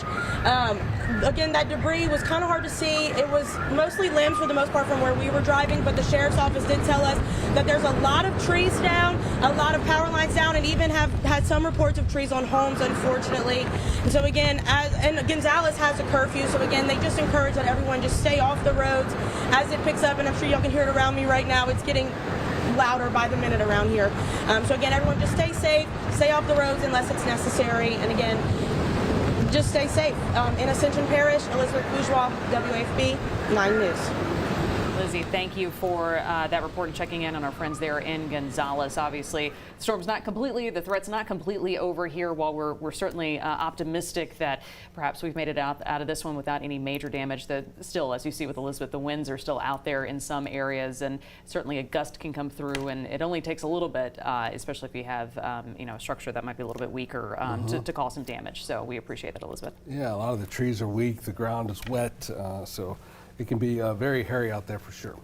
We have our John Eads. He has made it all the way back in Baton Rouge. Titan 9 has been all over from here to Houma to Donaldsonville to White Castle, back to Donaldsonville, back to Baton Rouge. Now he's hanging out in the Perkins Row area. John, what are you seeing over there? John, what are you seeing over there? Hey, John. Hey Liz, we're here on Perkins Road, just kind of rolling back towards the station now. If you live in this area, you're probably doing okay. It seems like all the traffic lights are on, the power still seems to be good right about here. We're rolling through the neighborhoods now, kind of the Garden District type area, nearby Ivar's there and Duvex and all that. So doesn't look like there's a lot of debris in the road either. I'll tell you what, we were coming down I-10 there through Sorrento, and there were a lot of big, massive trees blocking even a couple lanes on that highway and that interstate, and I know that that's going to be a popular one for people to be using tomorrow should they have to go back to work and things of that nature. So I'm sure that there's going to be a lot of chainsaws and people out in the morning trying to clear up those lanes and stuff, because those are ones that people are going to need to get to work and whatnot. But in terms of Baton Rouge, downtown Baton Rouge, it looks okay. I don't see a lot of leaves in the road. We saw a lot of those out in Donaldsonville and kind of that area of town. It doesn't appear that many branches have fallen. And seeing a lot of street lights on and traffic lights and stuff like that. Looking inside people's homes, it seems like a lot of lights are still on. So it doesn't seem like Baton Rouge, at least from an aftermath standpoint. Of course, the Titan 9 crew here wasn't here during the storm in, the Metro Baton Rouge area. We were out in Donaldsonville and Lutcher and stuff like that. Doesn't seem like they were hit too bad, but we'll get it back to you guys with Chuck and Joe. John Eater have been in Titan 9 all night long, Relief Windows Titan 9, and really appreciate you two for helping me out with this, and we'll get it back to you guys in the studio. Thank you, John. If you keep going straight right there, well, okay, looks like Chuck's going to turn, but it's okay. But there was a tree that went down. We showed it. That was on that ring camera. He basically went Pat Shingleton's St. Patrick's Day route the opposite way. That's where he's going through there. Went over the overpass and all through there. But literally just from where they were, right near St. Joseph's, where that tree came down on that Ring doorbell camera that we saw earlier. Chuck, Joe, and John, a phenomenal job getting us around all the viewing area, all the different parishes. So thank you all very much for that. Absolutely. All right, friends, we're going to take a quick break. We'll be right back here. The Baton Rouge Clinic has been taking care of you and your children for over 75 years. From East Ascension to West Feliciana, from Zachary to Denham Springs, we'll keep you in the game. From your future stars to your weekend warriors, we'll keep you in the game. From primary care to urgent care, we'll keep you in the game. The physicians at the Baton Rouge Clinic want to wish you a healthy and successful season.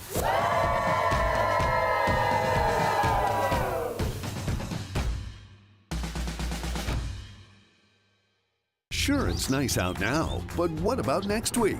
That's why giving you the first alert is our top priority. Next week, overall shaping up to be pretty nice. The 10-day extended forecast is your best tool for staying ahead of South Louisiana weather.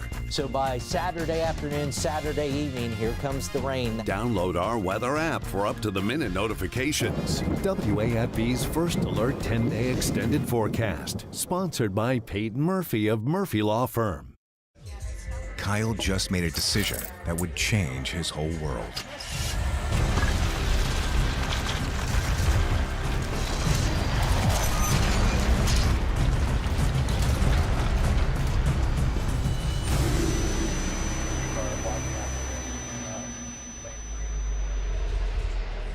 Hey, you're sober? You drive.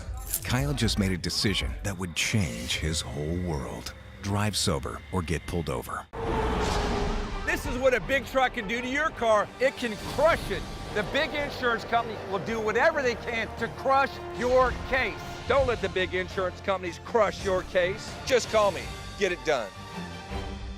HMC was just a great company to use when the guys came to the house. They were very professional. When HMC finally got my whole generator completely installed, Dwayne came out and he cranked it up for me and showed me all the buttons on it and how it worked and everything. The Generac home standby generator that I bought from HMC Generators, it just worked perfect all through Hurricane Ida, and I wouldn't get nothing but a Generac. HMC Generators.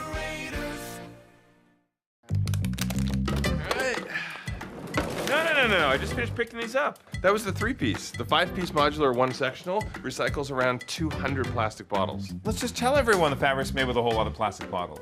And the comfort and versatility? Well, that we have to show. Introducing Modular One to our collection at Rooms to Go. Great colors, endless configurations on any budget. That's why we wanted it as a part of Drew and Jonathan for Rooms to Go. Good looking and smart, it's a win-win. A twin win. Ooh, twin win, I like that. I want to stay friends. Every Saturday, WAFB tells inspiring stories of everyday people throughout Louisiana. People still walk through our little door. Watch on 9 News Saturday morning. Sponsored by Neighbors Capital Area Foundation. Well, friends, we are coming up on 9:40 here in Baton Rouge. We certainly appreciate you staying up with us as we move through and track Francine. We've been giving you glimpses throughout the region with our team, trying to show you all the areas that are impacted. Right now, we want to get you back down to New Orleans to check out an area there. Yeah, David Jones is standing by with a look at, I believe he's kind of close to the Garden District. David.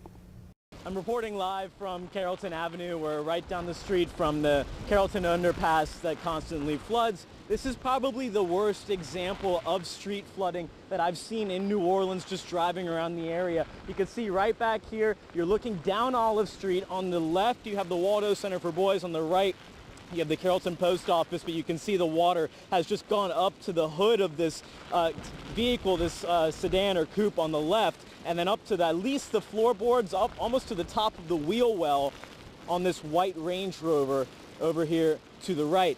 And just to give you an idea of how much the wind is whipping, you can see it just whipping across the top of the water as well. Now, just earlier, we were driving through the Jesuit neighborhood, Jesuit High School, Banks and Carrollton, and as we were driving through, you could literally see the transformers popping, just going through, and I actually saw the lights of the house shut off there, so I haven't checked the Entergy website, but suffice to say they are dealing with power outages in the Jesuit neighborhood as well. So we're going to continue driving around Orleans and looking for any more examples of street flooding, but again, this is probably the worst example that we have seen so far. Again, though, the night is still young.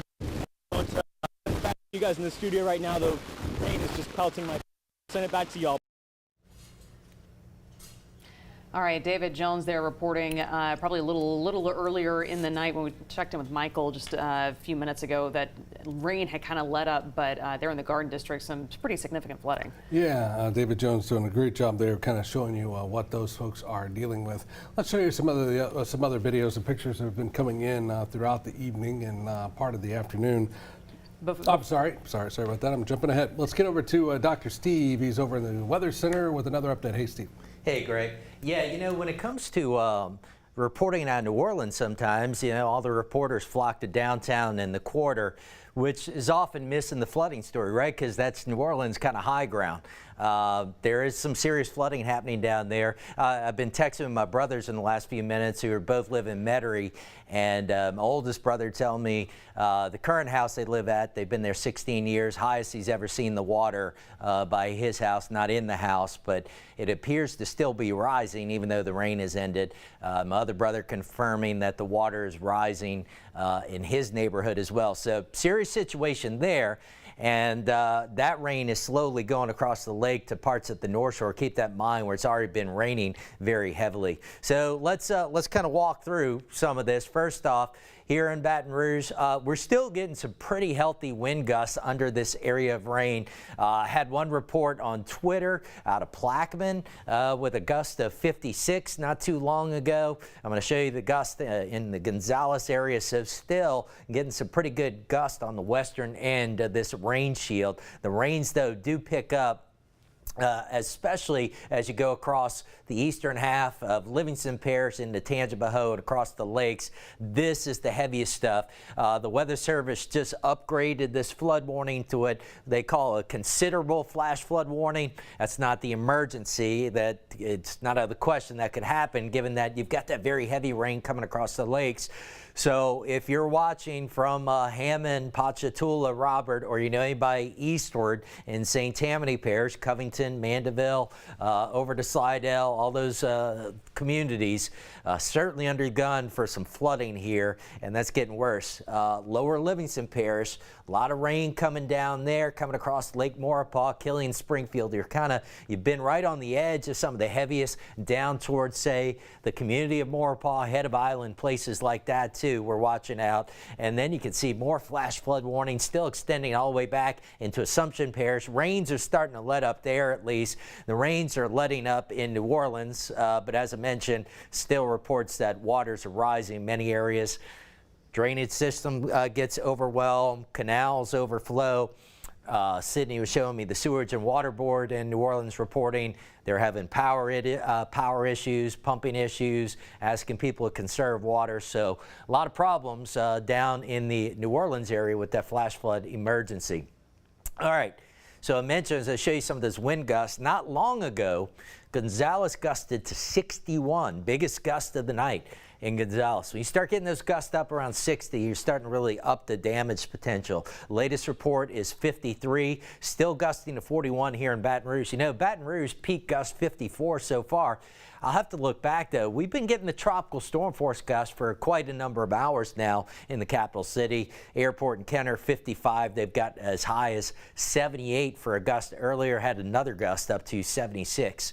So again, New Orleans, this is a different kind of water. This is the water coming in off the lake, going over the seawall there. It's the Landry's camera, West End.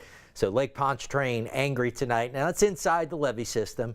Happens quite frequently. That can even happen if you get a nasty thunderstorm coming across the lake. Not necessarily that much, but you can see that water coming off of Lake Pontchartrain. All right, here in Baton Rouge, 76 degrees, winds out the north-northeast 25, gusting to 41. Look at how busy it's been with, I'm not even counting the tropical storms. These are just the hurricane landfalls in Louisiana since the year 2000. We have had now 12 hurricanes hit the state leading into today. And so now Francine makes it 13 hurricane landfalls in Louisiana in the last 24 years. So in other words, we're averaging better than one every other year now. So it's been a remarkably active stretch. We're all hurricane fatigued. And what you'll kind of note is, you know, in the Baton Rouge area, we've been somewhat fortunate. Obviously, this track was goosed off. That was one of the worst of the bunch, but a little more of a clustering in the New Orleans area, a little more of a clustering in southwest Louisiana. But boy, it's been a lot for the state of Louisiana.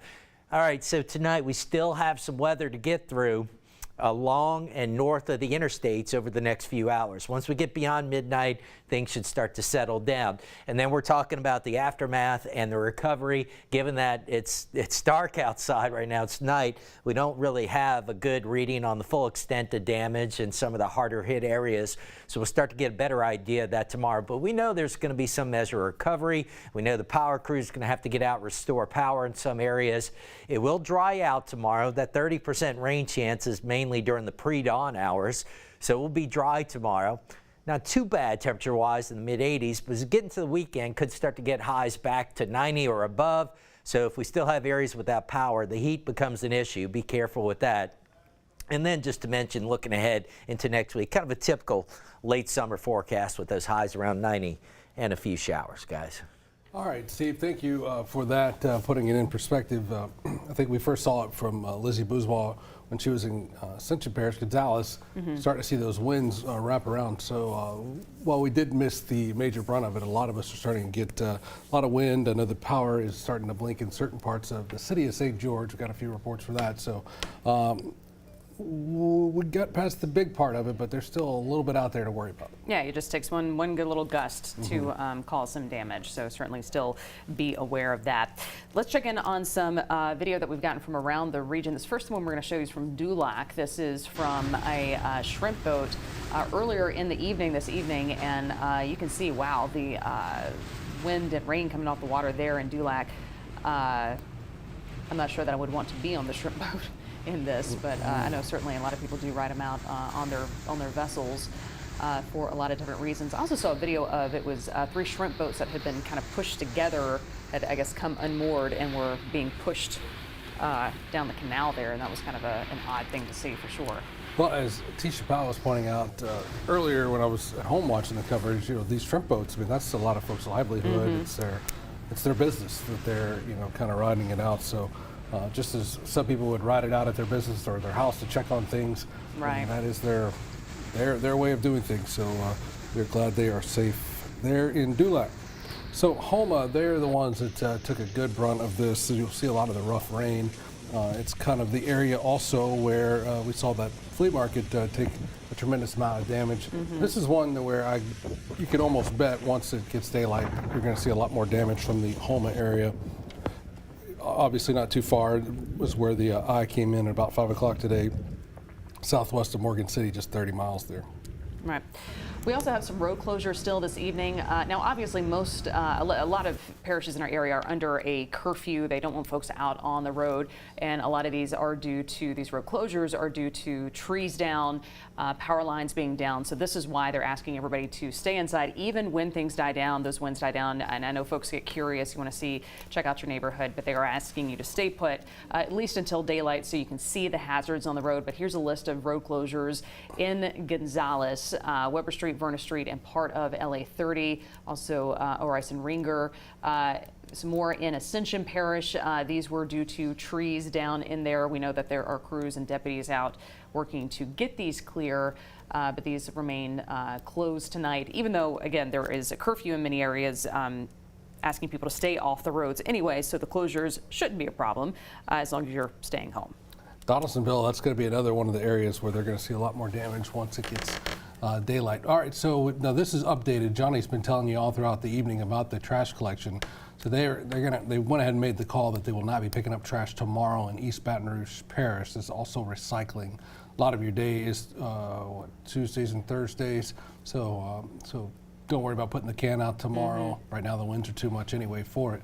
They will start on your next regularly scheduled day. The North Landfill and that new one, the Starwood Court Collection, will also be closed. That's a new place where you can take a lot of the big bulky stuff. That will be closed, so if you can hold on to that stuff for another day or so until your next day, that is a good option there. So again, trash service suspended tomorrow, Thursday, and they're usually out there. I think they're out every day except for Thanksgiving and Christmas, so it's a big deal when you have to hold on to that stuff a little longer. Yeah. Well, now we want to get you back down to the river parishes down in St. James. Our Ashland brothers from our sister station down in New Orleans spoke with the parish president there earlier this evening. Let's check in with her. Hey there, Ashland brothers here inside of the Emergency Operations Center in Convent, inside of St. James Parish. I'm joined by the parish president as well as the director of emergency preparedness for the parish. As this storm rolls in, what are some of the biggest concerns y'all are now seeing? Well, some of our original concerns were the threat of tornadoes, knowing that St. James Parish was in that northeast quadrant of the circulation, and we was fearful that tornadoes would have spun off of that and caused severe damage in the parish. I'm not quite sure yet if any of that happened, but I know there's some downed trees in the area. I was out canvassing the community earlier and I came across a tree. The sheriff's office was in the process of removing it, so I stopped and assisted with them. We cut it with chainsaws and drug it out the road. Then on my way back, we had another incident report of a tree fell on a apartment complex, and I don't think there was any bodily injuries at that scene right there. And then now I'm told just recently, just minutes ago, we have another tree across the road. Highway 44 is blocked right now with a fallen tree right close to the courthouse. Another condition of considerable concern, besides, of course, these high winds, is the potential of flooding and really back flooding from the lakes. We had spoken about this earlier on the phone. So kind of update me on that and why that is so concerning when it comes to flooding in the area. Yeah. Currently, we have no reports of flooding yet. The flooding that we see from the lakes are a delayed effect because New Orleans, Laplace, all get the water first, and then they got to filter through the swamp and Blind River, and then we normally see a delayed effect with the flooding 24 to 36 hours after all the flooding starts in Laplace. But you will have flooding with backwater that's going to be coming in and what's being forecast in the amount of rain. So we have a concern. We will have to watch it very closely. And I'm sure that, you know, top of the mind for a lot of people as we just passed the anniversary of Hurricane Katrina and Ida is, you know, concerns over the damage that could be done. But as far as, you know, this system is concerned, do you feel like the parish is in a operable, good position? Yes, I do. I feel like we're in a good position. We have our emergency crews that's been riding out. They've been hunkered down in our operations center. We have a crew on the east bank and a crew on the west bank. So as soon as conditions allow them to get out and canvass the area, they have chainsaws, they have front end loaders, and they equipped with everything they need to cut and push and make the roads in the community passable as soon as we possibly can. So we are definitely equipped and we're ready for this storm. And here you just consider or continue to watch it closely and put out those warnings and assess as it comes? Yes, pretty much is right now at this point, there's nothing else we can do to prepare. It's here, it's on us, and all we can do now is hope for the best and be able to take care and recover after the event, and crews can get out safely. Well, you heard from the powers that be here in St. James Parish. Of course, we'll continue to hunker down here at the Emergency Operations Center and deliver you the very latest as soon as we learn more information about the storm system and Hurricane Francine. Ashlyn, thank you for that. Terrebonne Parish is definitely going to be one of the harder hit areas, as you've said a couple times. They really kind of took it on the chin tonight. Yeah, it's a storm that they're going to remember for quite some time there, for sure. Dion Guillory is in our First Alert Center checking in on things. Dion, how are you? Yeah, Greg, we're keeping a close eye on a lot of things happening. You know how storms are, they come through and there's a lot of moving parts with these things. But one of the things that we're keeping a close eye on are the power outages. And you guys mentioned Terrebonne Parish. And so that area hit the hardest. More than 25,000 customers at this point without power, and you can see that from this poweroutage.us map. It's a really, really dark red, and when those colors, when that color is in a part of the parish, that means there are a lot of power outages, a large number, particularly from the scale here, that means 100% or close to it for power outages there. Moving up here, St. James, more than half of the customers there without power. Ascension, 37,000 plus without power at this hour. East Baton Rouge, more than 20,000.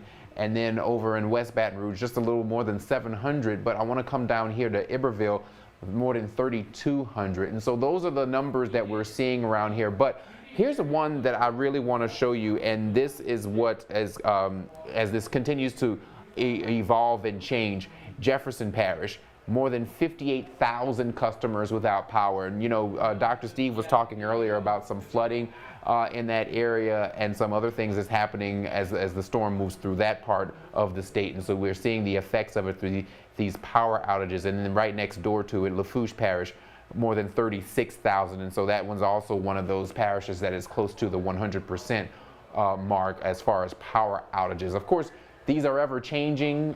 Crews are hopeful to start working on getting that power restored, but of course it all depends on the wind outside and the storm passing through, and so a lot of people just hoping that they get their power on sooner rather than later. Back to you. We know that the crews are definitely standing by, our energy partners. We talked to Demco, we talked to Entergy. They were coordinating since Monday when we knew that this thing was coming. They started making the phone calls, getting the crews in line, getting the supplies in line. And the power companies really have been working over the years with the guidance of the Public Service Commissioner to strengthen our energy grids to kind of minimize the power outages. But still, when you're forced with hurricane winds, something's going to give at some point. Yeah, it kind of makes your head hurt to think about how to stage that. You're talking to crews from different states and all that, and you got to get everybody together, but you also got to keep them out of harm's way, let the storm pass through, and all these different people got to talk to each other. So thankfully it happens. I don't know how it happens, but we're very thankful that it does. Okay, let's take a look. Oh, speaking of partners, I did want to mention our radio partners. We appreciate them being with us. Great folks over at Cumulus Media, KQ 106.5.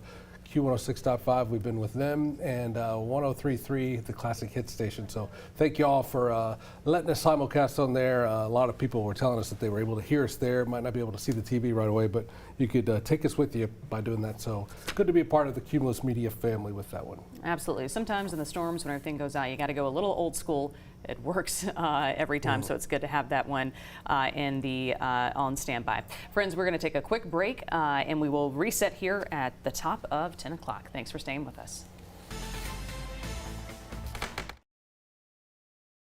You know, there's millions of people without the health insurance they need. I get it. You feel like it's too pricey, a headache to deal with, and not worth it.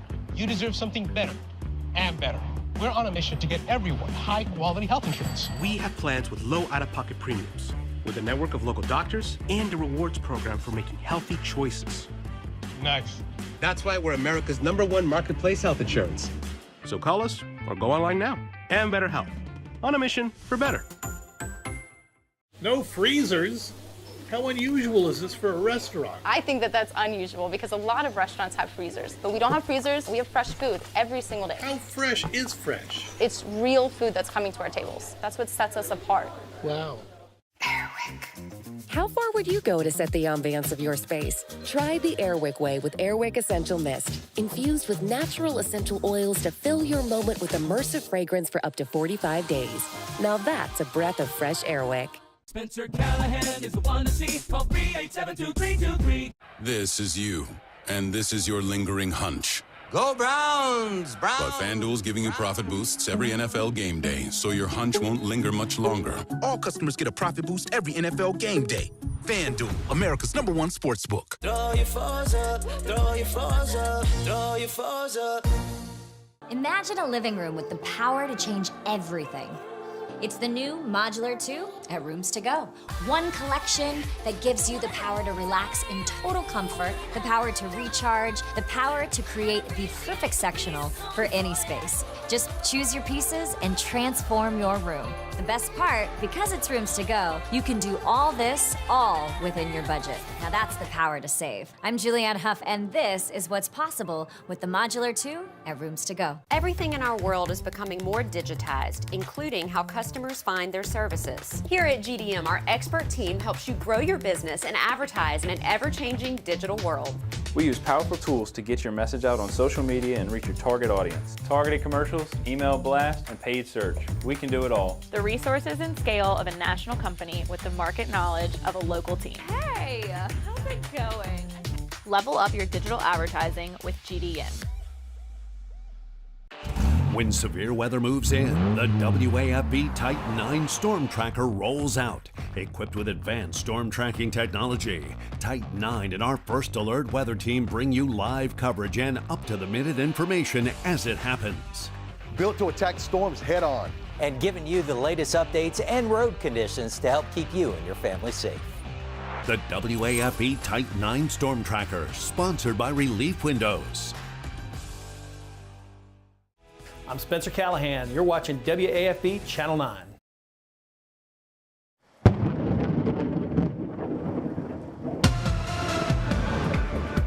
WAFB 9 News starts now with First Alert weather. It has been a First Alert all day. A look at the effects of Hurricane Francine as she moved into Louisiana right around 5 o'clock tonight, and boy did she bring some high winds and those heavy rains as seen right there in Cocodrie. Man, that's just unbelievable video there from a storm chaser as that water rushes in there in Terrebonne Parish. Good evening to you, friends and family out there. So good to be with you. Greg Merriweather along with Elizabeth Val. Here at 10 o'clock, we want to give you a quick look at the top headlines from today and this storm. So as of 10 o'clock, more than 250,000 homes in Louisiana are without power tonight. So the good news, we checked with state leaders, and thus far, and this really is good news, so some prayers answered. No reports of any deaths in the state, but we have seen a lot of street flooding and a lot of downed trees, particularly closer to the coast. Let's get over to our chief meteorologist, Dr. Steve Caprata, with the very latest on Francine and what we can expect into the night and into the morning. Steve. All right, we got to get through the next 2 or 3 hours. Things should improve. One bit of news here at 10 o'clock. Francine, no longer a hurricane, now a tropical storm as of the 10 p.m. advisory. Maximum winds estimated at 70 miles per hour. I know it feels like it's moving slow, but it's really not. Moving along northeast at 16. Right now, the hurricane center placing kind of the poorly defined center just about right on top of Lake Maurepas at this point. And it'll continue. I just wanted to show you this real quick to show you that by the time maybe many of you wake up tomorrow morning around daybreak Thursday, it's moving up through Mississippi and weakening. So this is going to move out pretty quickly overnight. So those of you still going through some rough stuff, give it to about midnight or so, and we should start to see things improve. Certainly, largely west of Baton Rouge, not doing too bad tonight. Seeing a little more rain fire up, but nothing major there. Baton Rouge, for the most part, has been sitting right on the western edge of this rain shield for much of the evening. Where you get into these pockets of yellow, that's where you get a little more in the way of some of the gustier winds, but especially as you go east of the capital city right now, this is kind of the worst of this broad band of moderate to heavy rain that's lifting northward. So places like Killeen, Springfield, Albany, Holden, Hammond, Ponchatoula, Robert, east across the North Shore, St. Tammany Parish. This is what we're going to be focused on the next several hours. Two threats. Number one, the flash flooding threat. You see that green outline, flash flood warning ongoing there, and there's more heavy rain. And number two, this is probably still where some of our strongest winds are occurring within that band. Now, as you go south of the lakes and south of I-10, things are beginning to improve. As expected, this system much drier on its south side, but as I told you, reports of still some water rising in parts of the New Orleans metro. My brothers are in Metairie tell me the water's still rising, even though the rain has mostly come to an end there. Gonzales right now gusting to 49 miles per hour. The airport in Baton Rouge, 41. We started gusting to tropical storm force in Baton Rouge roughly around 5 o'clock. So we're now on about 5 hours of these tropical storm force gusts. The peak gust in Baton Rouge so far 54, which isn't real high, but 5 hours of those sorts of winds certainly can bring down some limbs, some trees, especially when we're coming off of that saturated ground from last week when we had some areas 5 to 10 inches of rainfall or more. The airport in Kenner still gusting to 56. So mostly looking at tropical storm force winds at this point in time. Skyline view from Port Allen looking over downtown, still showing the raindrops hitting the lens. 76 degrees. Again, you see the winds. North-northeast 26, gusting to 41. So it might still be a little noisy for some of you over the next couple of hours. Give you a look at Futurecast. Not doing a bad job right now. It's doing pretty well, showing where that heaviest band of rain is coming across the lakes. This is a little bit overdone on the west side of Baton Rouge, but we're seeing some showers there. So it continues taking the center northward. Here we are at midnight, and you're seeing that band starting to cross I-12 into parts of the Florida parishes. Potentially still some rain around Baton Rouge, but you see as we get beyond midnight, here we are at 3 a.m. Most of the rain getting out of southeast Louisiana, still potentially ongoing for those of you in southwest Mississippi, but even in southwest Mississippi by daybreak, we are mostly done. So stay safe tonight. And just know things are going to improve pretty quickly overnight into the day on Thursday, guys. All right, Steve, thank you. I want to clear up something on the garbage collection. We had a little bit of incorrect info, a lot of incorrect info actually. There will be garbage collection tomorrow. It'll just be on a delayed start. As Johnny was saying all day, and that north landfill, the main landfill, it will be open tomorrow. So if you've got some stuff that you're going to clean up tomorrow in your yard, you got the day off, the kids got the day off at school, you will be able to take it to the north landfill. So the city officials telling us tonight that that will be open, and also the garbage and recycling, if your day is Thursday, it will run tomorrow. All right. Moving on now, let's get to Dion Guillory, who is standing by. He's been monitoring our reports from our viewers, also power outages, and kind of keeping a tab on things throughout the community. Dion, good evening. Yeah, good evening to you, Elizabeth. I want to start with some developing news that we've been following. We first broke this about an hour ago. A Louisiana state trooper being observed and from injuries because of his response to the storm. So I want to show you where this happened. This is I-10 eastbound from Highway 44, which is mile marker 179, to northbound mile marker 182. This is that area is also closed at the moment, but this happened I-10 east right before Highway 22 in Ascension Parish. So this is what we were told would happen. So two troopers were there to move a tree that had fallen on the road. Well, while they were doing that work, another tree fell on one of the troopers, injuring him. He was taken to the hospital. He's being observed right now. So that's what we know about that situation. And it seems as though he's going to recover. He's going to be okay. But that's what happened. And that's also a reason why when we tell you when these storms are coming through, not to go out, because this is a situation that could possibly happen to you. You know, he was out there trying to clear the road, doing his job, and unfortunately a tree fell on him. So that's just something to think about. Stay home if you don't have to be out in this mess. So we talked about power outages. I want to show you this because this is giving you kind of an overview of what things are looking like. This is a map of the country. We know what that looks like, but this red mark here is Louisiana. And so that means that we are dealing with some power issues statewide. And so right now, according to our friends at poweroutage.usa, more than 300,000 customers across the state are without power at this hour. And that means, look at this, mostly in the south part of the state, southeastern Louisiana. And of course, we are a part of this, but I'm going to mainly focus here, Terrebonne, where we know that was the where the storm made landfall. 25,000 plus customers without power at this hour. That's almost close to 100% according to the outage scale when it comes to the color, that very, very dark red. I want to show you some of the parishes close to us. Ascension, 38,000 plus. Iberville, 3,200 plus. East Baton Rouge, 22,000 plus rather. And Livingston, 17,000 plus. So those are the way things are looking as far as power outages are concerned, and it may take a while for you to get your power back. If you are watching us, streaming us on a tablet or on your phone, it may be a while before you get your power back, because the crews, they are ready to work and get that done, but they have to wait until the wind speed is lower than 30 miles per hour before they can get out there and try to do that work. It's a lot of dangerous work for them to do. So a lot of people hoping to get their power back soon, but you're going to have to pack a little patience so those crew members can get out there and do it safely so they don't hurt themselves. Greg and Elizabeth? All right, Dion, thank you for that. Some good information there. We appreciate it. Let's check in now with our Chris Rosato. He has been covering the Baton Rouge area for us this evening, has been spending time in downtown Baton Rouge, monitoring some power outages there, also what things have been looking like on the levees there. He is outside LSU now. Let's get to Chris.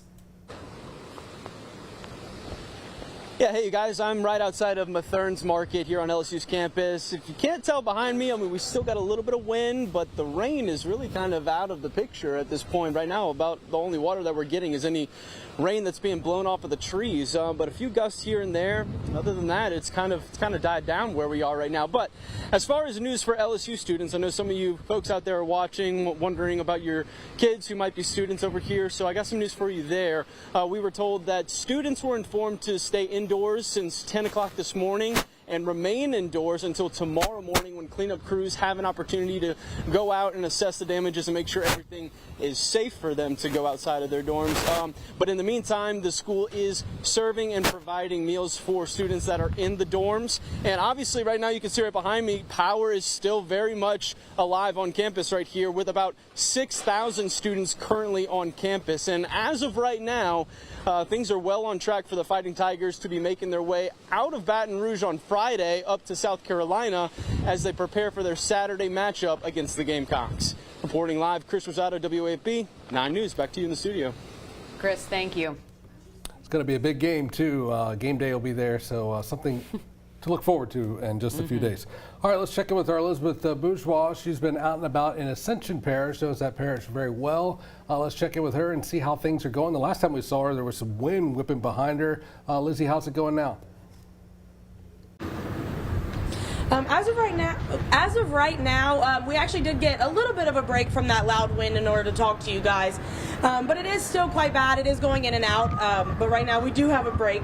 What we're seeing right now is a lot of power outages still, and it does seem like that number is rising. Like I told y'all, we were actually seeing and hearing transformers blowing earlier.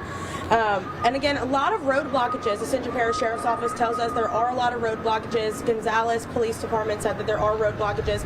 And we do know that there was a report of one tree on a home. I do know that that man was taken to the hospital, but Ascension Parish Sheriff's Office says that he is okay. And as it does continue to, stay a little rough out here, besides this little break, I do want to reiterate that Ascension Parish Sheriff's Office did tell us that they have high water vehicles and tree cutting vehicles ready to go as soon as they can to help anyone out here. In Ascension Parish, Elizabeth Bourgeois, WAFB 9 News. Elizabeth reporting live in Gonzales for us, her hometown area from Santa Ma, so we certainly appreciate that report there. Yes, indeed. So earlier, Rob Krieger, he's been kind of in several different spots. He showed us some just amazing amount of wind that was coming in and the storm surge. He's done a lot of stuff since we've been on since 4:30 this morning, so he's been at it for a good time. This is what he followed for us earlier to kind of give you a look at Francine. The rain is driving. It's feels like needles hitting your skin. So it's really pounding through here. Take a look behind here. You can look at the water. Take a look at that water, Steve. You can kind of see the little wisps of wind. I say little, those are huge wisps of wind that are coming up over that area. Over the water, it just really shows you that power and impact of the wind that we're seeing. But again, that driving rain, it feels like little spikes hitting your skin right there. We are, again, in Dularge, just south of the Falgu Canal, right where we believe this storm is making its landfall right now. So the very worst impacts of the storm are felt here, and it certainly is. This is tropical storm conditions right now. The driving rain, that intense wind, it's howling through the air right here. It's just something that is really sort of unimaginable. We're trying to bring it to you here, showing you what's going on. Thankfully, it's not any stronger. It isn't at Category 2, which would have been even stronger winds, but those winds of 90 miles an hour to even potential gusts of 100 miles an hour makes it really difficult to kind of look directly into the storm. But we're going to show you what's happening here on the other side of the LlVE protection system here in Terrebonne Parish, and you can see that water just starting to come up there with the surge as it begins to rise just a little bit. There, it's not significant enough to where we believe that it's going to impact the parish of Terrebonne in any significant way. We spoke again with the director of the Terrebonne Parish LlVE Management District. She tells me that they believe that this system will hold up tight to Francine. But again, this is the Gulf. That's the water right there. This is what we've been waiting for here through the. Woo! Y'all, those winds are incredibly strong right there. But this is what we've been waiting for, telling you about Francine coming in through here. So as we see that storm really push in on that solid track, it's directly into Terrebonne Parish. This area is going to feel the worst of the impacts, and it's going to continue in through the parish as well. So make sure that you are prepared for that, because we could see probably some of the most tremendous conditions that I've reported in ever here in Terrebonne Parish, or really anywhere along southeast Louisiana. The wind is incredibly strong right now, just almost holding me up as I lean there, and that driving rain coming in, pelting us as we continue to ride out this wall that's it's almost a white wall here as it comes through this area. Difficult to see even about 200 yards that way, another couple hundred yards that way. It's the conditions have just massively dropped here. All right, that was a report filed by Rob Krieger earlier today, just showing you what it was like as Francine was making landfall in that area. So bringing with it, a lot of rain, a lot of wind, and just kind of give you a reminder of what the conditions we've been dealing with all afternoon. Yep, as we go to break, I want to remind you it's 5 o'clock this afternoon here on September 11th, Terrebonne Parish, about 30 miles southwest of Morgan City, where Category 2 Hurricane Francine made her appearance known. We'll be back with more. Stay with us. With FanDuel, a 3-week free trial of NFL Sunday Ticket from YouTube TV means more hunches. Buffalo.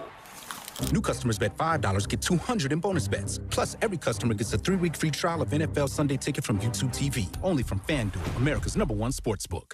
When foot pain is breaking your heart, a mother's story. My foot pain got really bad after I had my son. I didn't have any energy left to play with him. She tried various tricks and treatments. A lot of those disposable throwaway inserts. Nothing worked, till she got fitted for Good Feet arch supports. I could feel like something was happening. Something good. It's been a life changer. For Elisa and her now not-so baby boy. See what we can do for you with a free arch support fitting at the Good Feet store. How far would you go to set the ambiance of your space? Try the Airwick way with Airwick Essential Mist. Infused with natural essential oils to fill your moment with immersive fragrance for up to 45 days. Now that's a breath of fresh Airwick. Jeff Morrow, First Alert Weather. We are Louisiana's premier roofing experts. You may be wondering, what makes us different? We hand nail every shingle and pride ourselves on both quality material and 5-star service. How do we do it? Our people. We provide only highly trained and experienced staff to provide the ultimate guiding hand throughout the entire process. Don't settle for second best. Request a free estimate today with Premier South Roofing and Sheet Metal. Take our hand in growing the community. Premier South Roofing. When it comes to predicting the weather, we've got the experience and the tools to give you the first alert. Let's give you a look at it on a First Alert Radar Network. Round 1 of storms has moved through the area, waiting round 2. With 3 exclusive radar sites throughout the region, our team can better predict exactly where and when severe weather will strike. No one else in Louisiana has this kind of technology. The First Alert Radar Network, only available at WAFB. Sponsored by Garcia Roofing. Sometimes the easiest way to change your home is to change your furniture, which is why we partnered with Rooms to Go on our Drew and Jonathan furniture collection. So whether this is your first time decorating a space or you've made a career out of it, you can feel confident knowing that we've got your back. With styles you'll love today and for years to come, and quality construction that will stand the test of time. So while we can't renovate for everyone, we can give you the tools you need to fall in love with your space all over again. It's the Drew and Jonathan collection for Rooms to Go. Did you know BYOT Auto Parts is one of the largest buyers of used cars, trucks, vans, and SUVs in Baton Rouge, Louisiana? We'll buy your car today, running or not, and you'll get paid top dollar on the spot. Tired of pouring money into your car? We feel your pain. Got a vehicle that's just collecting dust? We'll pick it up for free and you still get paid. Looking for quality used auto parts? Look no further at BYOT. Bring your own tools and pull your own parts. BYOT Auto Parts. BYOT Auto Parts. Bring your own tools, pull your own parts. WAFB 9 News, tracking Hurricane Francine. And friends, we want to thank you for staying up with us as we continue to track Francine and her impacts throughout South Louisiana. Yeah, 10/19. It's been a heck of a day for a lot of you out there. We're glad you spent it with us, whether it be on the radio with our Cumulus partners or right here, Channel 9, or watching on Roku, all kinds of different ways. We just thank you very much for joining us, spending your September 11th with us while we remember that fateful day in our country, and today, the history that was made in Terrebonne Parish with Hurricane Francine making her entrance about 5 o'clock, as we said. Getting down to that region, let's check in again with our Ethan Tuttle, who is live in Thibodaux along Canal Boulevard there. He has found some flooding in that neighborhood. Ethan.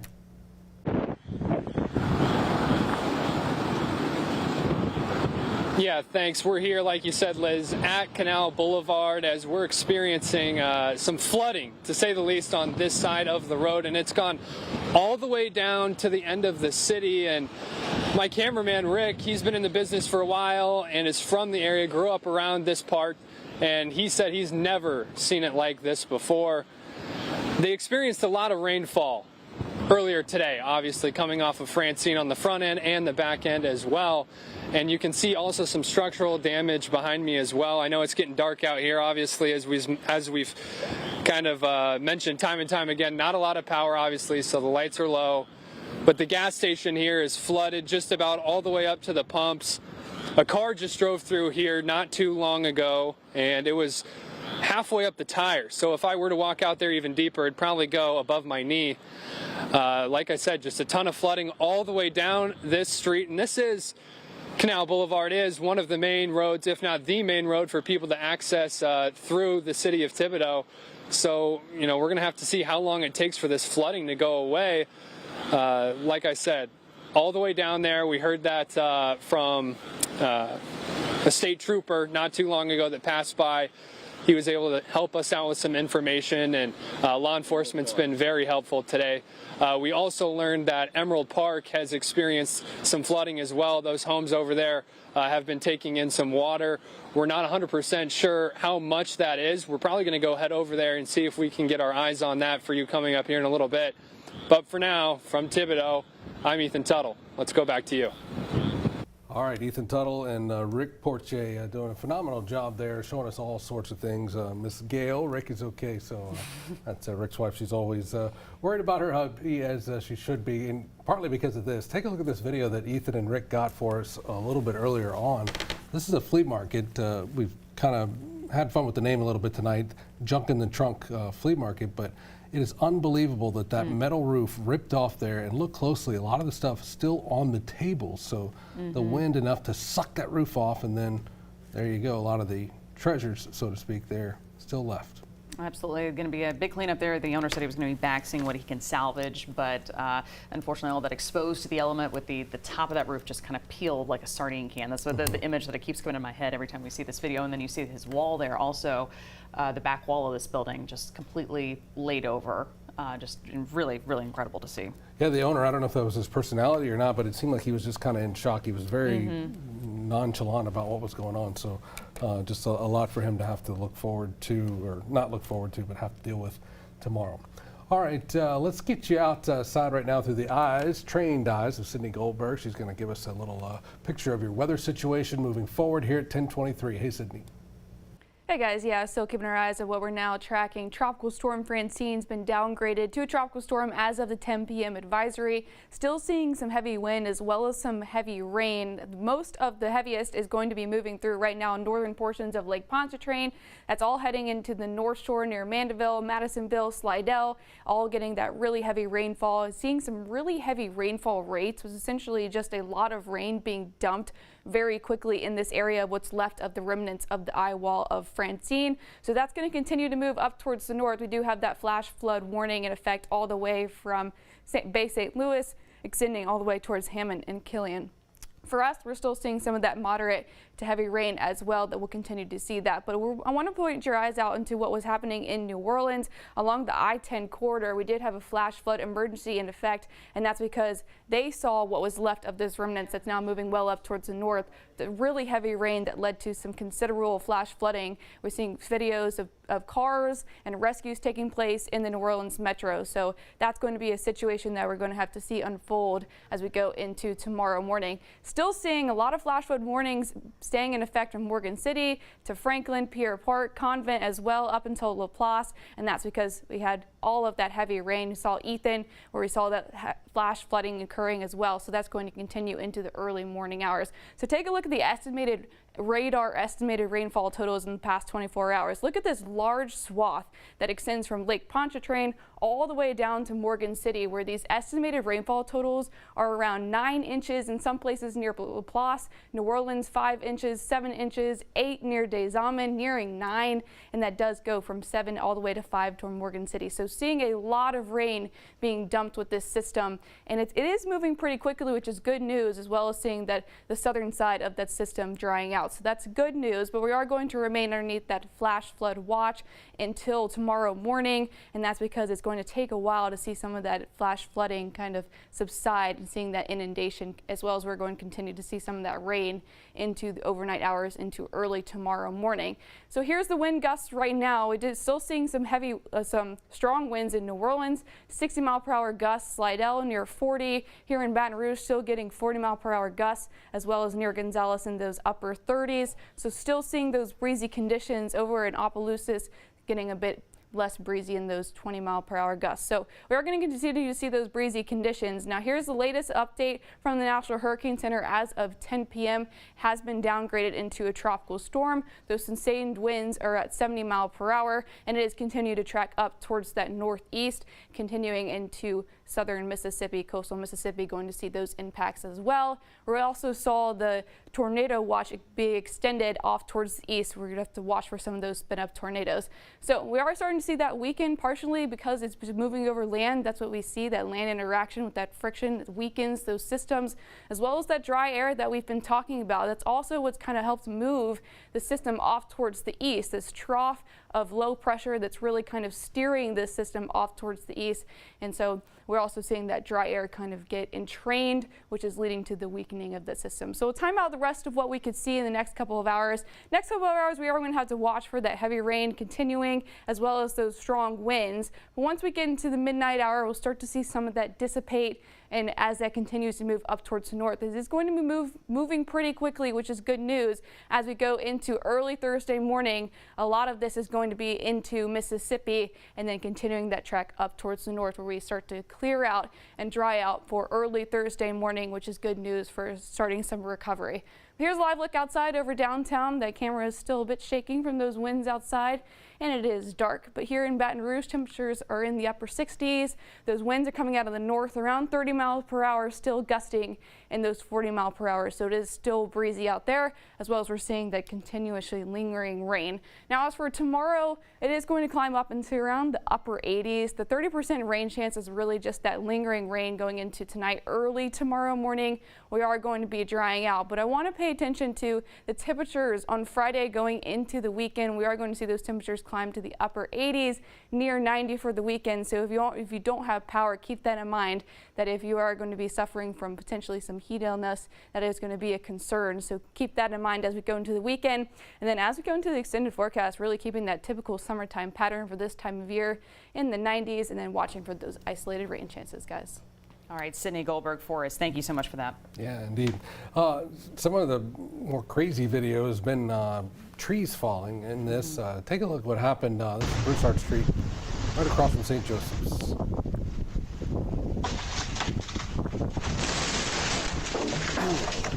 It's that last part there where it looks like it kind of affected the house a little bit. Right there. Ooh. Right, yeah. Right on the, this one of the Ring cameras you can see there on Broussard. Man. Yeah, and you hear that, just that snap. It almost sounds like a gunshot when it, but you know that's it's going to be bad. Then it's going to be a big branch.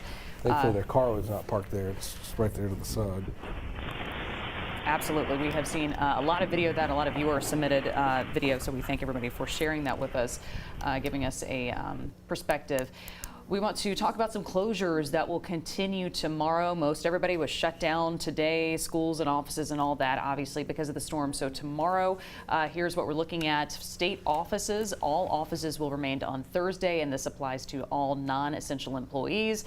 Stay home tomorrow. That will continue. We also have an update from CATS. And their service, what will be running, they will resume on tomorrow at 8 a.m. But some services will be slightly delayed to ensure safe operations, just again to make sure roads are clear, that no buses are damaged, that everything can run smoothly. And if you need some real-time updates, if you're not sure, this is the website to check it out, brcats.com. They'll have that very latest information for you on any changes. Also, if you just join in like normal, Johnny Asian and the rest of our traffic team will be up early in the morning with any updates and changes that could happen overnight. And just a reminder, the garbage service in East Baton Rouge recycling, it will start again tomorrow. It'll just be delayed, but it will start tomorrow. So if your normal day is Thursday, that's our day. We take it out tonight. So leave your stuff out there if you can. It should be pretty good with the wind now. So if you're still up watching this now, your garbage and recycling will be picked up. It'll just be delayed. And if you want to take a bunch of stuff to the landfill, the North landfill, it will be open as well. So we have a pretty massive team working both here and behind the scenes. Our producer with us right now is Jasmine. So Jasmine, where are we heading from here? I think I have the answer to you. Janet Shamlin is in Gulfport, Mississippi with a look at what's going on there. We're getting deep right here. Heavy storm surge pounded parts of southern Louisiana as Francine came roaring ashore Wednesday night as a Category 2 hurricane. Restaurant manager Melinda Burton was among those preparing for the powerful storm. We made sure we had all the flaps up in the front of the building because anytime a storm comes, it blows really hard and we're scared it's going to break them. As Francine inched closer to landfall, its outer bands reached New Orleans. Stay inside, hunker down, now is the time. State officials have been working with FEMA for days. At least 2,300 Louisiana National Guardsmen standing by. St. Mary Parish is keeping high water vehicles and boats at the ready. We just want everybody to be safe. We've been prepping for the storm, getting different things together, chainsaws so that we can clear off roads because if they're closed, we can't get to people that need help. Hurricane Francine has just come ashore here. There is a continuing threat over the next few hours. Those are an elevated risk of tornadoes, strong rip currents, flooding, and storm surge. Don't take a storm for granted because we've seen them spin up from nothing to monsters in a very quick period of time. In Mississippi, Gulfport's mayor is expecting a storm surge of 4 to 6 feet, warning residents not to get complacent. Janet Shamlian, CBS News, Gulfport, Mississippi. So a good look there kind of around the region, not just here in Louisiana, but also in our neighbors in Mississippi, also feeling some impacts from Francine. Yeah, earlier John Asian had showed us the Bay St. Louis area right there where a lot of you spent some time. A lot of you got camps there. So they took a little bit of the wind and have a little bit of the power outages, but it looks like they were pretty much spared for the most part. All right, I think we're going to take a break here. Is that what we're doing? Yeah, we'll be right back with more. Stay with us.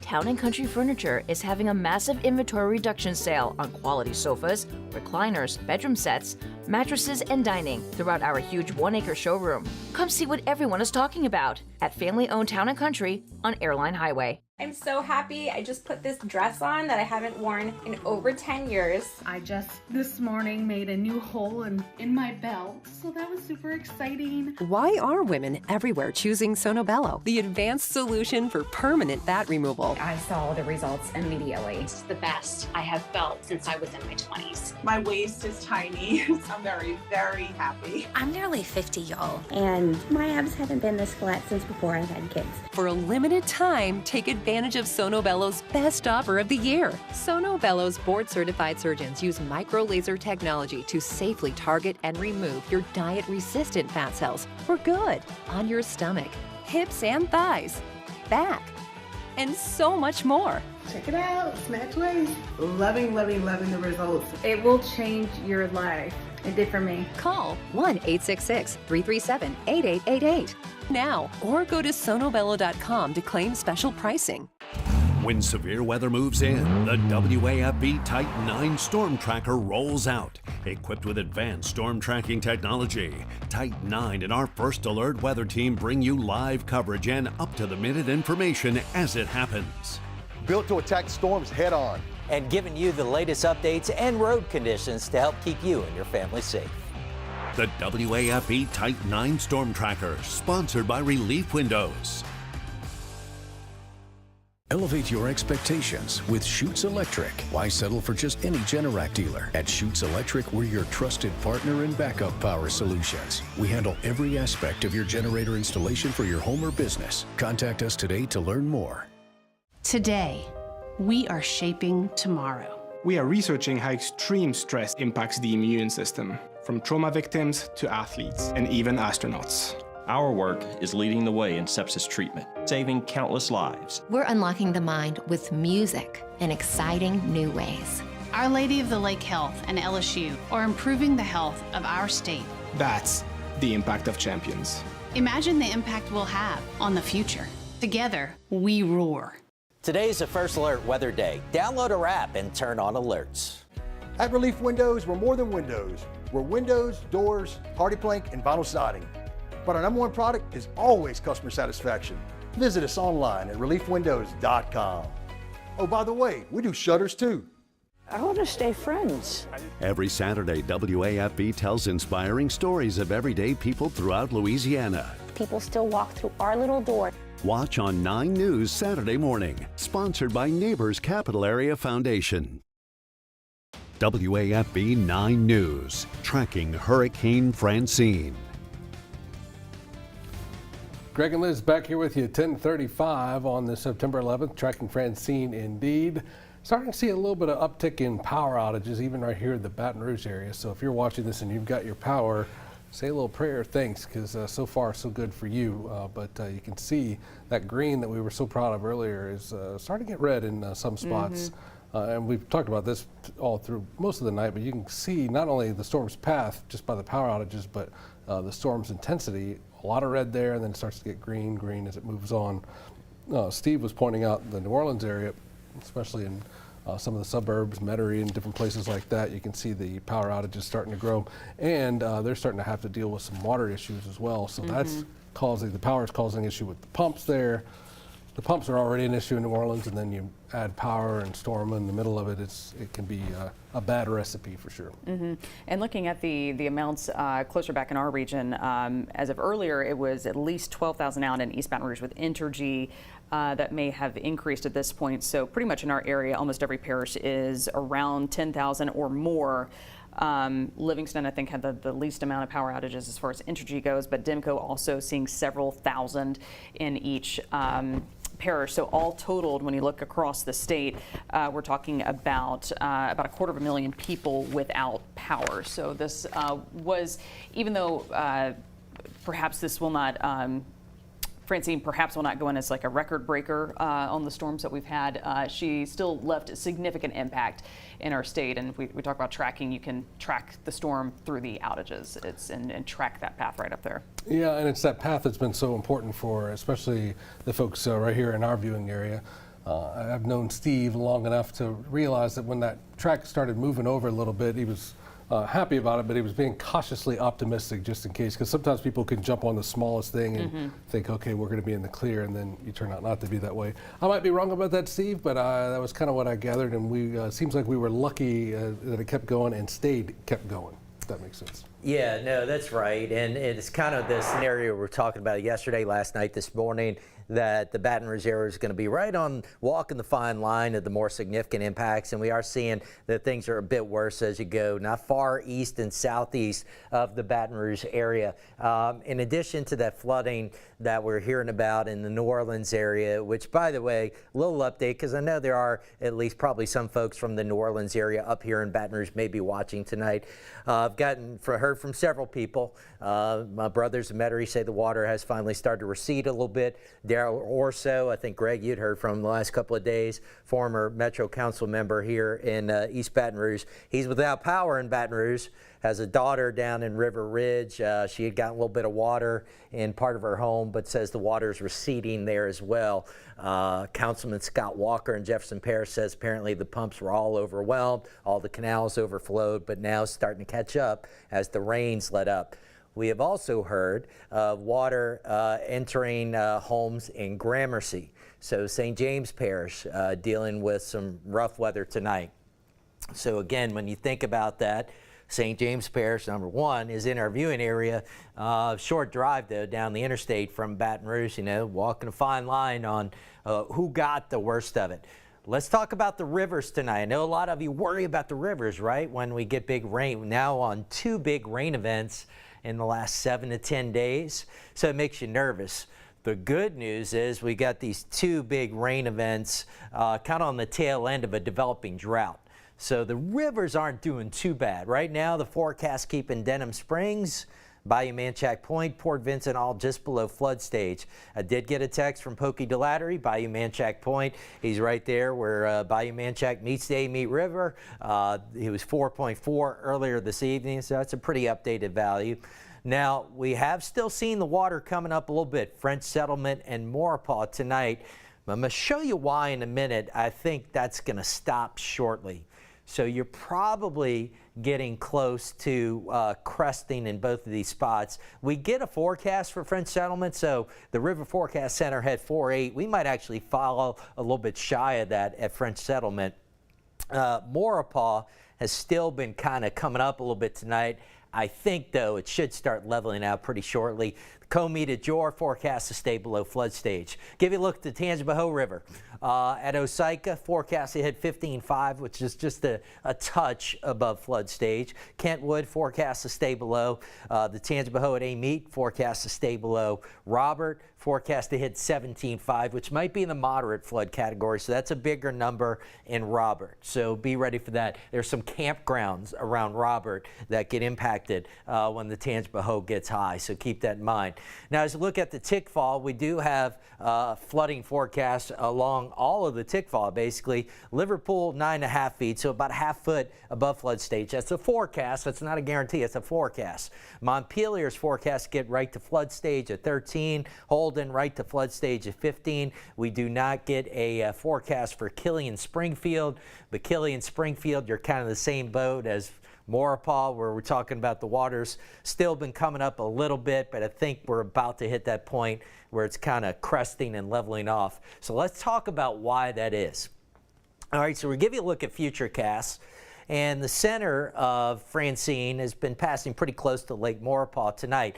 What we've seen the last couple of days, if you can make out the streamlines in our graphic, is we've had mostly easterly and southeasterly winds. And so what that does is pile water up through Lake Bourne, into Pontchartrain, and eventually into Maurepas.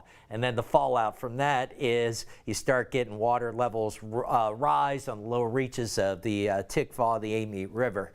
So winds are still kind of east and southeast tonight, but watch this. As the center lifts north, here we are at midnight, and note that we start to see the moderate to heavy rains lifting closer to the state line by midnight. Still some showers showing up here on the backside. But as we get beyond midnight, can you make out the wind direction now? Starting to switch around to the west, as you would expect on the backside, the south side of a tropical system like this. So with that in mind, as now we get those winds in the opposite direction blowing across the lakes, that should allow those water levels to kind of peak on the rivers, assuming we don't get too much heavy rain over the Tickfaw and Amite basins.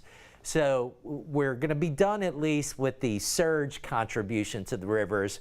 And I think the more westerly and northwesterly winds will start to get moving in over the next 12, 18, 24 hours, should start to help lowering some of those levels. All right, here's a look at our First Alert Radar network tonight and what we are tracking. Still dealing with some rain. I was just looking at my home weather station, southeast Baton Rouge, approaching 3 inches of rain for the day. So we've still gotten a pretty big soaking in parts of the city, but not nearly as bad as some of our neighbors, as we've talked about east and southeast of the capital city. Getting some pretty good rains, Killian, Springfield, near Maurepas, up through Ponchatoula, Hammond, near Albany, Holden, Natalbany, Independence, up to Amite, starting to see it pick up. Heavier rains on the North Shore, kind of along I-12 right now as you head over towards Mandeville, Covington, Lacombe, Slidell. But you see the back edge moving across the lakes at this hour.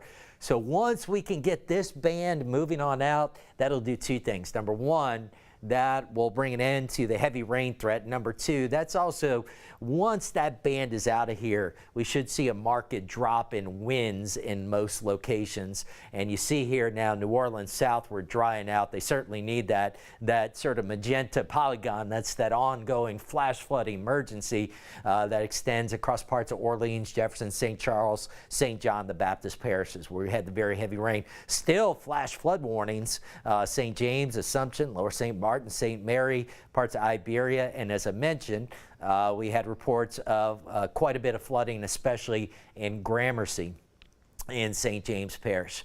All right, still some drops on the lens. Our Sky 9 camera in Port Allen, LlVE brought to you by Our Lady of the Lake. 76 degrees, winds north at 22, gusting at 41. And so you guys, Greg and Liz, mentioned before you came to me that we're still seeing those power outage numbers, kind of an upward tick here in EBR. And I kind of mentioned this before. We started getting tropical storm force gusts roughly around 5 o'clock, which also kind of coincided with landfall along the coast. So we're now on 5+ hours of tropical storm force gusts. So, you know, the limbs, they start to wiggle loose, and, you know, you keep hitting them 5, 6 hours, and they eventually give down on the line. There you go. Now, one thing, I'm not an electrical restoration expert, but I would imagine at least closer to the metro area. Now, down along the coast would be a little different story. And I think we did see out of White Castle where we saw a couple of down poles. But I would think a lot of the damage that we're seeing right now would be limbs on lines, blown transformers, and not the major electrical infrastructure, the poles, the towers, right? We haven't had that sort of wind. So it's speculation, you know, an educated guess, but I would think that helps speed up the power restoration process where we have to deal with that in the next several days, that we're not replacing as many poles, towers, things like that. Here's what we have with those gusts right now, still gusting to 51 in Gonzales. You had a gust up to 61. We're going to look at that. Kenner still gusting to 60, so it's been rough over that way. All right, here are the peak wind gusts I've been able to compile so far for the day. So peak gust, Baton Rouge 54, Donaldsonville 68. We heard from John Eads earlier in the evening, talk about some of the damage down that way. Gonzales 61, Thibodaux 63, Patterson 62, Houma 70, Dulac 96, and then this 105 is just offshore Eugene Island. Big time winds there. Kenner on the lakefront there at the International Airport, 78-mile-per-hour gusts. The numbers on the North Shore are lower. Probably won't get as high as what you see here, but we will probably see these go up a bit over the next couple of hours as that rain band moves across the lakes.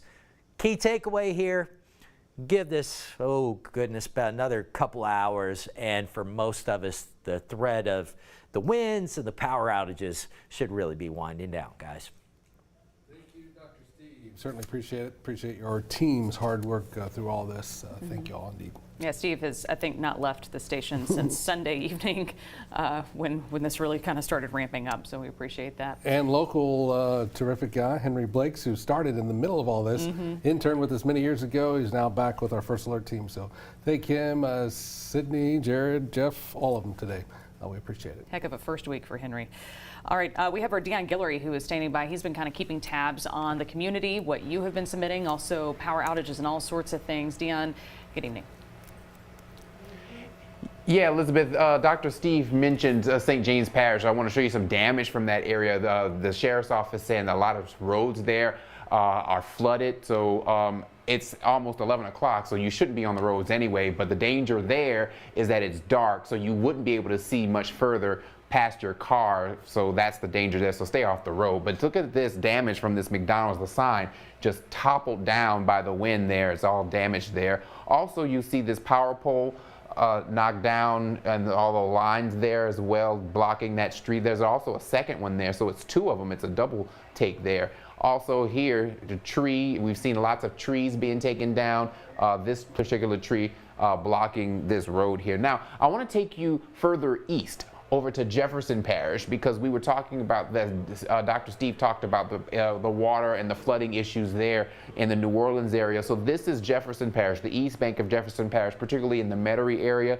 Lots of flooding there. This is courtesy of the parish president there, Cynthia Lee Sheng, posting these pictures showing the massive flooding there, and you can see just some of the water just standing there and within the roads there.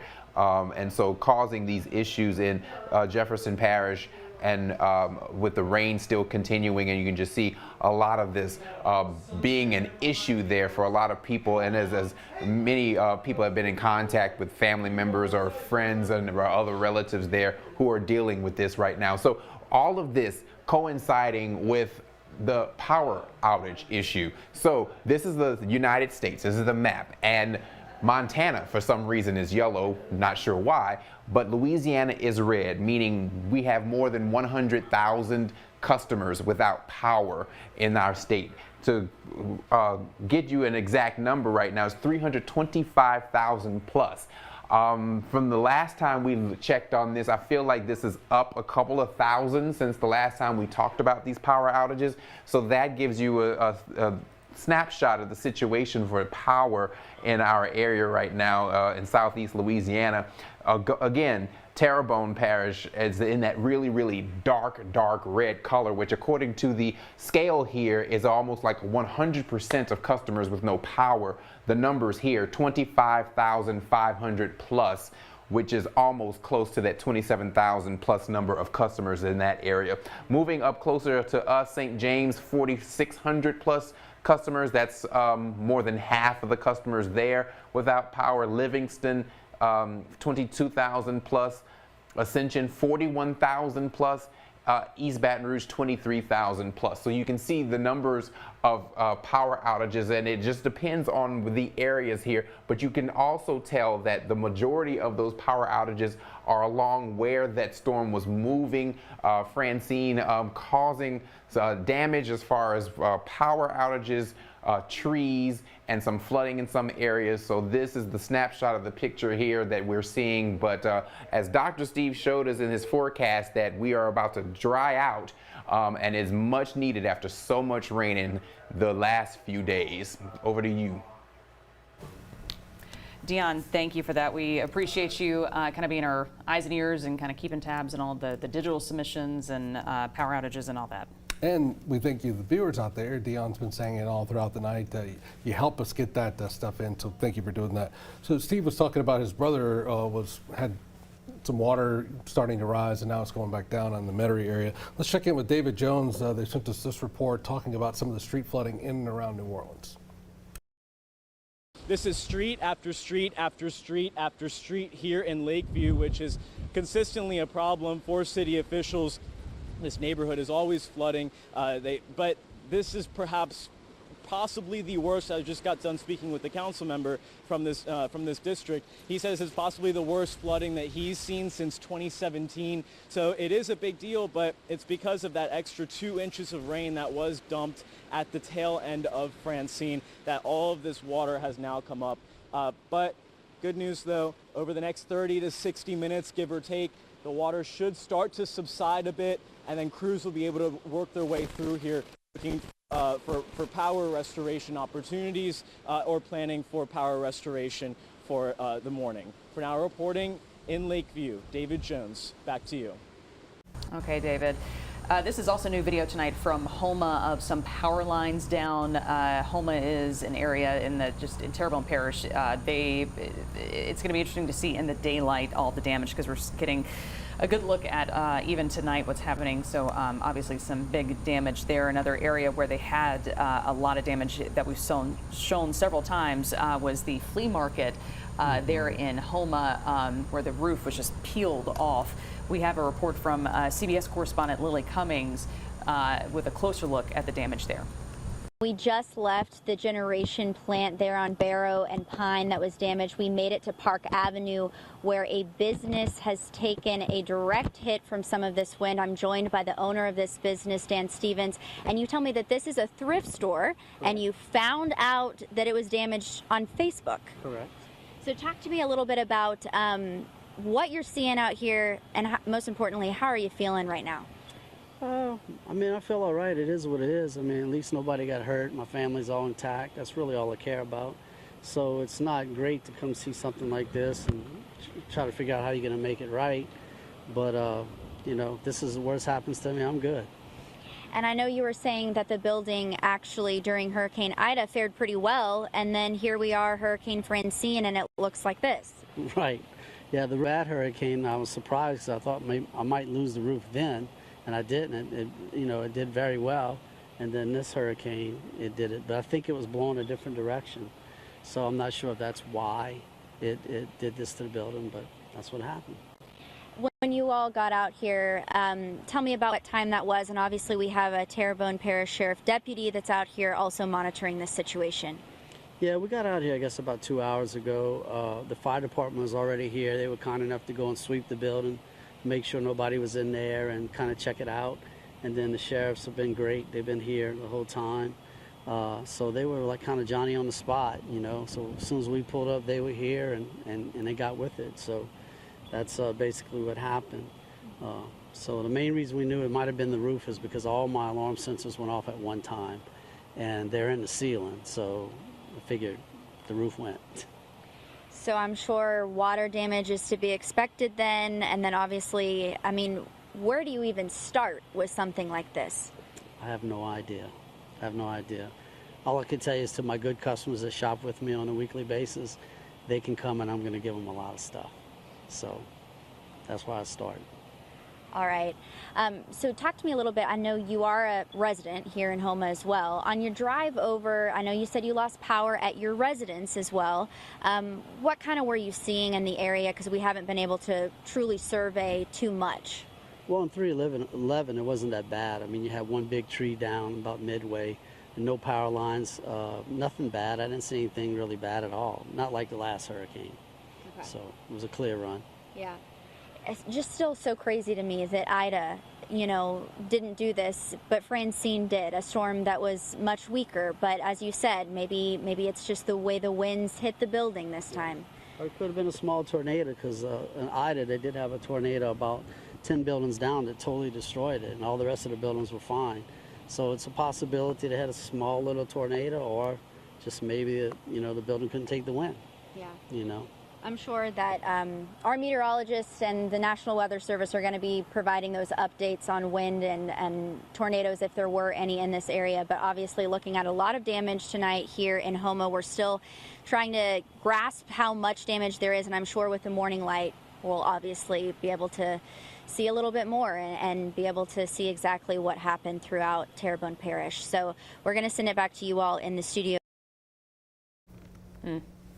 That it gets me every time just to see that roof went off and a lot of the stuff there, and the flea market is still intact. The flea market's a lot of random things, but there's some valuables kind of hidden. And it's his livelihood. Yeah, absolutely.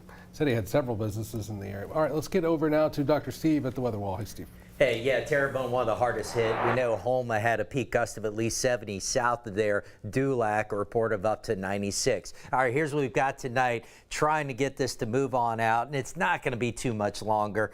We've got the heaviest band right now moving across Lakes Pontchartrain and Maurepas, right across I-12 from Hammond across the North Shore. This is the worst of it, rain and probably wind-wise at this point in time. We're starting to see a bit of a band reform near and west of Baton Rouge, so still some rain to come. Not expecting a major flood threat out of that. Still, though, a number of flash flood warnings near and south of I-10 this evening. That's been the worst from Assumption, St. James, on into Metro New Orleans in terms of the flooding, down in St. Mary Parish as well. All right, in terms of the wind gusts, a little bit of an uptick at the airport in Baton Rouge. 47 is a little higher than the last one. 51 in Gonzales. We're still getting winds. You know, sometimes when you mix dry air into the equation, you can get transport some momentum down to the ground from aloft, and that may be what's happening here on the west side as well. All right, let's take a look at what's ahead. Most of the rain should be out of here if you're getting up at kind of a normal time Thursday morning, you know, daybreak or so. The rain will probably largely be gone.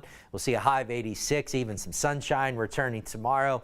The weekend not looking bad, other than the fact that we'll be back up around 90, if not above, for those that are still without power, and it's going to be dry. And then on into next week, looks kind of like normal stuff. You're looking at highs near a little bit above 90 and a few showers each day, guys.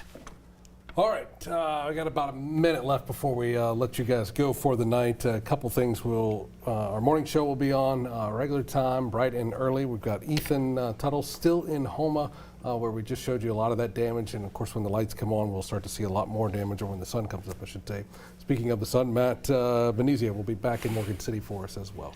We also have our Gabriela Mercurio. She's going to be heading to St. James in the morning to check out the damage there. And Steve, even though we're going to sign off on the air here, your work isn't done. You and Sydney and the rest of the First Alert Weather team going to stay in place, keep an eye on things. Yeah, just until we have that all clear, until the threats out of our area, we'll be tracking it. 13th hurricane to hit Louisiana since the year 2000. The fatigue is real. That's not the type of frequency we had before 2000, so it's been a heck of a stretch. And there's just an entire generation that this is normal. That's right, and for people of my age, this was not the norm growing up. All right, Steve, thank you. And if there's some point. Yeah, absolutely. And if there's something you need to know before morning, Steve will cut into programming and let you know. But friends, we thank you so much for being here with us throughout the day. It's our privilege to be here. Breathe in, breathe out, move on. Good night. Congratulations, East Baton Rouge. You did it. You topped every big city in the country.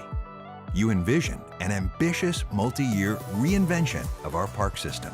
And we, as a community, embarked on a multi-year effort to reimagine our parks and facilities. And all that work didn't go unnoticed. You imagined, we delivered. Gold. Breck, your parks, our purpose. After I was injured by a truck driver, I had high medical bills and a ton of worries. I want to make a difference in people's lives. After a serious accident, I fight